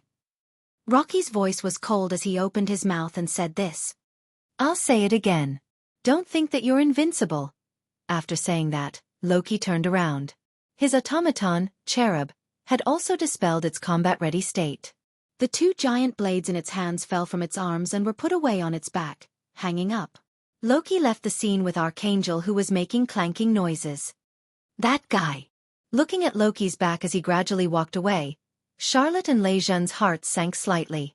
From the situation just now, everyone could see that Rocky was at an absolute disadvantage. Ignoring the fact that Wu Yan is more powerful than Loki, Charlotte and Raisin also showed signs of wanting to join the fray. Although Loki had stopped his attack, he was obviously not afraid when he was facing two players who were ranked in the top 13 and a strong gauntlet. Therefore, Charlotte and Lei Jun both understood. Loki did not stop because the situation was not right. Loki was confident. Even if he had to fight against Charlotte and Lei Jun, he was confident that he could win. That was why Loki's gaze only swept past Charlotte and Raisin. It stopped on Wu Yan. Loki was not confident he could win against Wu Yan. However, Loki's last words did not express his confidence in winning, but his determination to die. He was telling Wu Yan that, even if he can't win, he will still fight. That was all. What an annoying bastard. Charlotte hugged Sigmund with a fierce expression on her face. Who does he think he is? Does he think he can win against me just because he can compete with Magnus? Don't let me see him at the night party. Well, from a certain perspective, you're quite the scary guy. Wu Yan shrugged as if nothing had happened, and he teased him nonchalantly. I think that the Sword Emperor will regret being targeted by you in the future. While they were talking, the surrounding students also dispersed noisily. Come to think of it, not long after the news of Scarlet Eyes, Tyrant Rex, and Sacred Blaze, the three meaty existences almost fighting would spread throughout the entire academy, wouldn't it? As the surrounding students dispersed noisily, Ikaros quietly walked over to the iron cage and opened it. Then she extended her hand toward Flay. Flay looked at Ikaros' hand in a daze. After a while, she came back to her senses. She held Ikaro's hand and carefully walked out of the cage. Then, she said in a voice as soft as a mosquito. Thank you, for protecting my family. On the side, Raby wagged his tail and walked up to Ikaros. He used his furry head to rub against the back of Ikaros' hand. Ikaros was stunned for a moment, but she still shook her head to express that Raby was welcome. Hey! At this moment, Lei Zhan walked over with Yaya. You don't seem to have a good relationship with Sword Overlord. Aren't you siblings? This idiot! Wu Yan, Natsuki, Nagisa, and Charlotte cursed in their hearts at the same time. Since they knew that they were brother and sister, but they still looked like they didn't have a good relationship, who would obediently tell you the reason for it? Besides, wouldn't it be even more hurtful to say it out loud?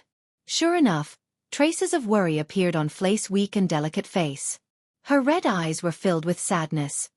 It's just that I've been causing trouble for Loki.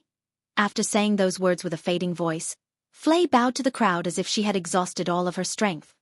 I'll be taking my leave first. After saying those words, Flei turned around with Raby and planned to leave. Seeing Flei's lonely back, Ikaros opened her vermilion lips. She seemed to want to say something but was unable to say anything. She could only quietly look at Flei's back without saying a word. Wu Yan, who saw Ikaros' reaction, smiled bitterly in his heart. Suddenly, he opened his mouth and said something that caused the expressions of everyone present to stiffen. Say, senior sister Flei, do you want to go on a date with me?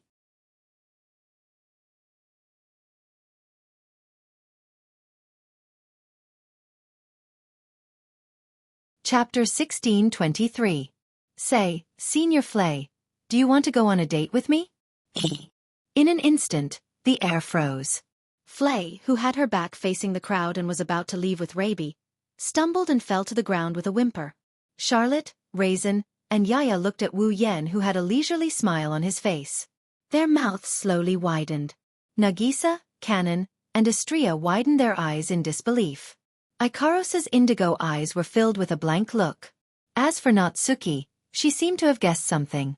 She held the lace fan that almost never left her hand, tapped her forehead, and sighed. Even though the girls and Raisin reacted differently, it is undeniable that everyone was shocked by this sudden statement. They were unable to react for a long time. Ignoring everyone's reaction, Wu Yan walked up to Fu Lei, who had fallen to the ground. He helped her up with a ridiculing expression on his face. How is it? Can you accept? Flei could only stare blankly at the face that was right in front of her with a mocking expression. Her mouth opened and closed like a goldfish as she uttered a few strange syllables. Soon after, her pretty face became rosy as she shook her head in panic. No. I can't. Oh. Wu Yan pretended to sigh in disappointment. In other words, I was rejected? No. That's not it. Perhaps it was because he was too kind. Seeing Wu Yan's disappointed expression, Flei couldn't bear it anymore. She grabbed her hand tightly and squeezed out a voice in panic. I can't leave the academy without permission. Permission? Wu Yan blinked his eyes. You're talking about your family members? Flei grew silent. After a while, she nodded with difficulty. Lord Father doesn't allow us to run around. I'm just strolling around the city. Wu Yan said with a smile. It should be fine, right? But. Flei was still flustered. I won't. No? Wu Yan was slightly startled and asked with uncertainty. You mean you don't know how to date? Flei nodded timidly and embarrassedly. This made Wu Yan laugh out loud. It's okay. She could leave this part to the man. Miss Flei, you only need to look forward to it. Oh. Fry immediately had a troubled expression. Clearly, not only had she never accepted such an invitation before, she was also not good at dealing with such matters. Average. If a girl behaved like this, in that case, there was most likely no chance for a date. However, Wu Yan had a look of victory on his face as he threw out a trump card. If you promise me, I can tell you that the target you want to assassinate is Lei Zhan's weakness. When Flei heard this, the troubled look on her face immediately turned into one of interest. Ha! Lei Zhan, who didn't know what was going on, let out a confused voice. How about it? At this moment, Wu Yan was like a big bad wolf luring a big white rabbit to open the door. In the eyes of the crowd, the expression on his face was simply evil to the extreme. All you need to do is follow me to the ingenious city, and you will be able to obtain a method to fulfill your wish. Isn't it very worthwhile? I. Flay had a nervous and conflicted expression on her face as she twisted her hands. She seemed to be in a difficult position. However, when she saw Robbie looking at her with round eyes and wagging his tail, Flay's heart immediately calmed down. I understand. Flay stood up and bowed as if she didn't dare to look at Wu Yan's face. Please let me have a date with you, she agreed. Everyone, who had been confused by the sudden development, was once again confused. Thank you very much. Wu Yan revealed a bright smile. In that case, at this time tomorrow, please invite Senior Flay to the entrance. We will meet there. Yes. Flay's entire body trembled as she replied in panic. Soon after, she hugged Robbie at a loss as to what to do. Robbie carried her on his back and they ran away as if they were escaping. Lei Zhan and the group of girls could only stare blankly as Fry was carried on Rabi's back and gradually disappeared into the distance. It was only after a long time that they finally reacted. You. Charlotte pointed at Wu Yan with a trembling hand. You bastard. Did you fall for that big-breasted woman? Teacher. Nagisa is so angry that she even called Wu Yan by the way she used to address him. One can only imagine how angry she is right now. How dare you invite another girl to a date in front of Nagisa? Even Nagisa won't forgive you. Master. Idiot. You're so bad. Womanizer. Astria spat out all the insults she could think of in her pitiful brain. She looked at Wu Yan with disdain. My big sisters are beside you. Wu Yansen, Yaya misjudged you. Yaya also yelled out. I can't believe that he abandoned his automaton to go on a date with a human woman. This is too abnormal. What you said is the most abnormal. Lei Zhan couldn't help but complain, and then he slapped his own mouth. No, that's not the point. The point is, why did you use my weakness as a condition for a date? When did you find out about my weakness? What weakness do I have? While Charlotte, Nagisa, Astria, and Yaya were exhilarated, Natsuki closed her lace fan. She held Cannon's hand and retreated to the side. She was watching the show from afar. The agitated Charlotte, Nagisa, Astria, and Yaya knocked Lei Zhan away. They closed in on Wu Yan with vicious expressions. Here. Release. One. Down. Now.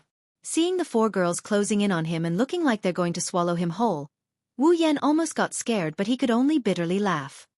What are you thinking? I just met Flay today, didn't I? Do you think we really went on a date? Then what's with the invitation? Charlotte continued to press him relentlessly. Are you going to say that it's just an excuse?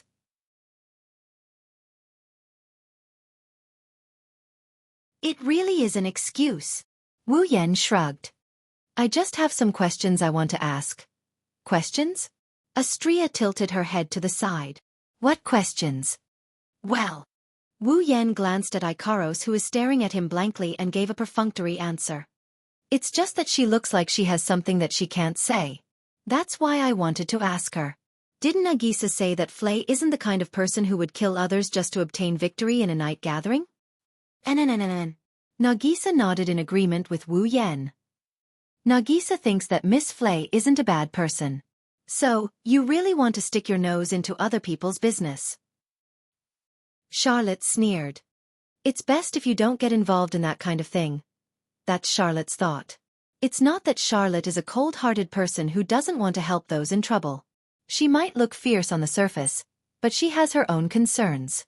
After all, if Flay really had some sort of indescribable or even tragic reason that was known by everyone, then when they fought in the night gathering, it would cause a fatal hesitation due to the fact that they did not have the heart to do so.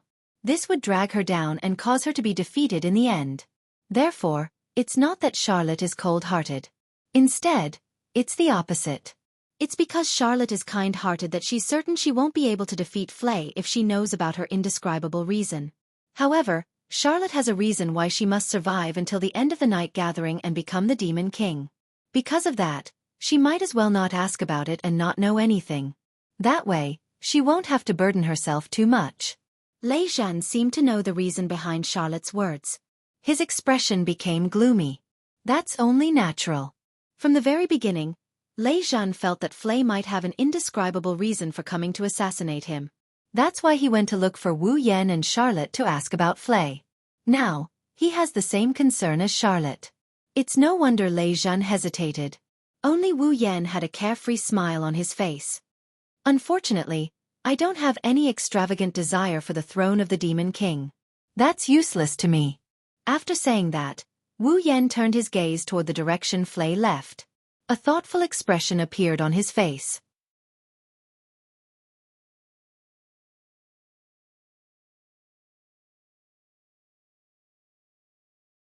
Chapter 1624. Please tell me what you really think. Sensei. Nighttime, in one of the rooms in the Kamehameha dormitory, Nagisa and Astria surrounded Wu Yan on the bed in an aggressive manner. The one who spoke was Nagisa. She had her hands on her hips as she glared at Wu Yan with her bright red eyes. Are you serious? Are you serious? Are you sure you won't do anything to Miss Flare? Under Nagisa's relentless questioning, Wu Yan could only lean against the edge of the bed. He looked like he just ate something bad. After a while, he finally managed to squeeze out this sentence. I don't mind answering this question that you've answered for no less than 10 times. But before you answer that question... Wu Yan's eyes twitched as he pointed at Astria and yelled out. Astria, can you put away that weapon of mass destruction in your hand? Humph humph. Astria raised the kitchen knife in her hand and pointed it at Wu Yan's chest. She stuck out her big boobs. This is a necessary tool to get a man's honest answer. No. This is a threat. You just want me to give you a satisfying answer. Wu Yan refuted with all his might. By the way, who told you this is a necessary tool to get a man's honest answer? Humph. Humph. Hearing this question, Jianghu snorted. Astria puffed up her chest proudly. Her boobs bounced up and down. Sister Shokuhu taught me this. Misaki-chan? Wu Yan clenched his teeth in anger. Ha! Wu Yan gritted his teeth. Damned two-faced queen, I will teach you a lesson when we get back. Don't change the topic. Sensei. Nagisa's anger turned into dissatisfaction. Astria raised her kitchen knife again. The two girls looked at Wu Yan with their red eyes as they inched closer to Wu Yan. As Nagisa and Astria got closer, a light fragrance wafted into Wu Yan's nose. Wu Yan's heart skipped a beat. He even felt a little dizzy. Compared to a kitchen knife, this is a necessary tool to get a man's honest answer. However, no matter how Nagisa and Astria interrogated him, Wu Yan could only give one answer. There was only one answer. I really won't do anything. Wu Yan tried to defend himself. We just got to know each other today. Even if I want to do something to you, Flare-senpai won't agree to it, right? Or do you think I am the kind of person who will force myself on you? Then why can't you bring us with you? Nagisa puffed up her cheeks. We also want to have a good chat with Flare-senpai. However, automaton cannot leave the academy. Otherwise, not only will the automaton user be expelled, but the automaton will also be expelled. If an automaton tries to leave the academy, it will be confiscated or even disassembled. Wu Yan tried to reason with them. I know that with Natsuki around, you guys will definitely be able to leave the academy safely. But think about it, once someone finds out, I will be expelled. At that time, the device that the technology department lent me will also be taken back. We will have to find another way to complete our mission. Currently, Wu Yan has started to replicate Eve's heart using the device he borrowed from the technology department and the main body of Eve's heart he got from Magnus. The materials were secretly bought from the outside. The device was borrowed from the technology department. He already learned how to operate the device and replicate it. Now, Wu Yan will take some time out every day to replicate Eve's heart. In other words, the third phase of the Demigod Path mission is progressing smoothly like never before. All he needed was some time. Once he had replicated all 1 million Eve's hearts, the third round of the Demigod quest would be completed. Therefore, if he is expelled from the academy, He will have to waste a lot of time and effort to complete the third phase of the Demigod Path mission. Besides, it's true that he didn't leave the academy to get all lovey-dovey with the girls. There's no need to waste time on such a trivial matter. Even Xianxia with an IQ of 9 understood this. Nagisa must have understood as well. At that moment, the two young girls looked at each other, their faces filled with unwillingness. It seems like Nagisa and Xianxia really want to go out with Wu Yan. Be good and listen to me. There will be plenty of opportunities in the future. Wu Yan patted Nagisa and Xianxia's head. Next time, I'll take you out to play. Also this time, I'll bring you gifts, so be good and listen to me. Gift? Gift? Xianxia's eyes glowed. Then, can I have a cake? Ice cream. I want ice cream. Nagisa pouted. I want a large one. Okay. Wu Yan sighed in relief. He smiled apologetically and agreed. Wu Yan felt something tugging at the corner of his shirt. His line of sight met with a pair of icy green eyes that seemed to be looking at him expectantly. I want to read as well. Canon tugged at Wu Yan's sleeve in a bashful manner. Can you bring me some books? Yes. I think we ran out of black tea leaves. Natsuki, who was sitting on the sofa, chimed in. Bring back some tea leaves too. Okay. Wu Yan rolled his eyes. He patted Canon's head. Canon blushed, but her eyes were filled with satisfaction. She looked at the head of the bed. Ikaros is standing there silently with her head lowered. As usual, she's guarding the spot closest to Wu Yan. Ikaros. Wu Yan smiled at Ikaros' beautiful eyes. What about you? Do you want me to bring anything back? Me. Ikaros paused for a moment.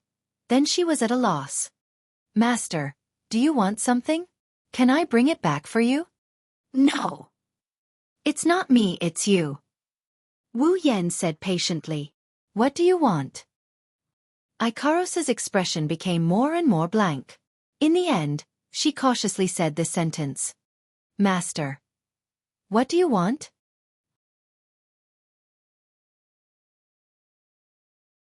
Wu Yan, Natsuki, Nagisa, Canon, and the others understood the situation. What Wu Yan wants is what Ikaros wants. There was no doubt that this young girl had no desires. She lived only for her master. She wholeheartedly thought for her master. Her heart was completely devoted to her master. She was a young girl who made people feel sorry for her, but also made people want to protect her for a lifetime. Ikaros-chan. Nagisa had already pounced on Ikaros. Nagisa is getting more and more fond of Ikaros-chan. Ikaros tilted her head in confusion. She didn't understand why Nagisa would act like this. She copied Wu Yan and patted Nagisa's head. Even Natsuki couldn't help but speak up for this girl who only cares about Wu Yan. That Flay, if you can help her, please do your best to help her. Natsuki's delicate face was expressionless as she looked at Wu Yan. Although I don't know what's going on, Ikaros seems to be very concerned about that little girl called Flay. That's why you asked her out, right? Wu Yan shrugged with a, I knew I couldn't hide it from you expression. He held Ikaros' hand and called out softly. Ikaros. Ikaros's pair of wings adorning her ears shook cutely as she turned her pitiful eyes towards Wu Yan's face. Master. Flay and the rabbi did have some trouble. Wu Yan smiled at Ikaros. Do you want to help them? Ikaros' eyes flashed with a faint light. After some thought, she nodded timidly as if she's afraid of angering Wu Yan. I don't want to see them hurt, Master. Did they cause you trouble? Of course not. Of course not. Wu Yan tightened his grip on Ikaros' hand. The corner of his lips curled up. Leave this matter to me. Hearing that, Ikaros' face loosened up imperceptibly. You're tuning in to the Wisdom Diary YouTube channel. Don't forget to subscribe and join us on this journey to catch the most captivating stories.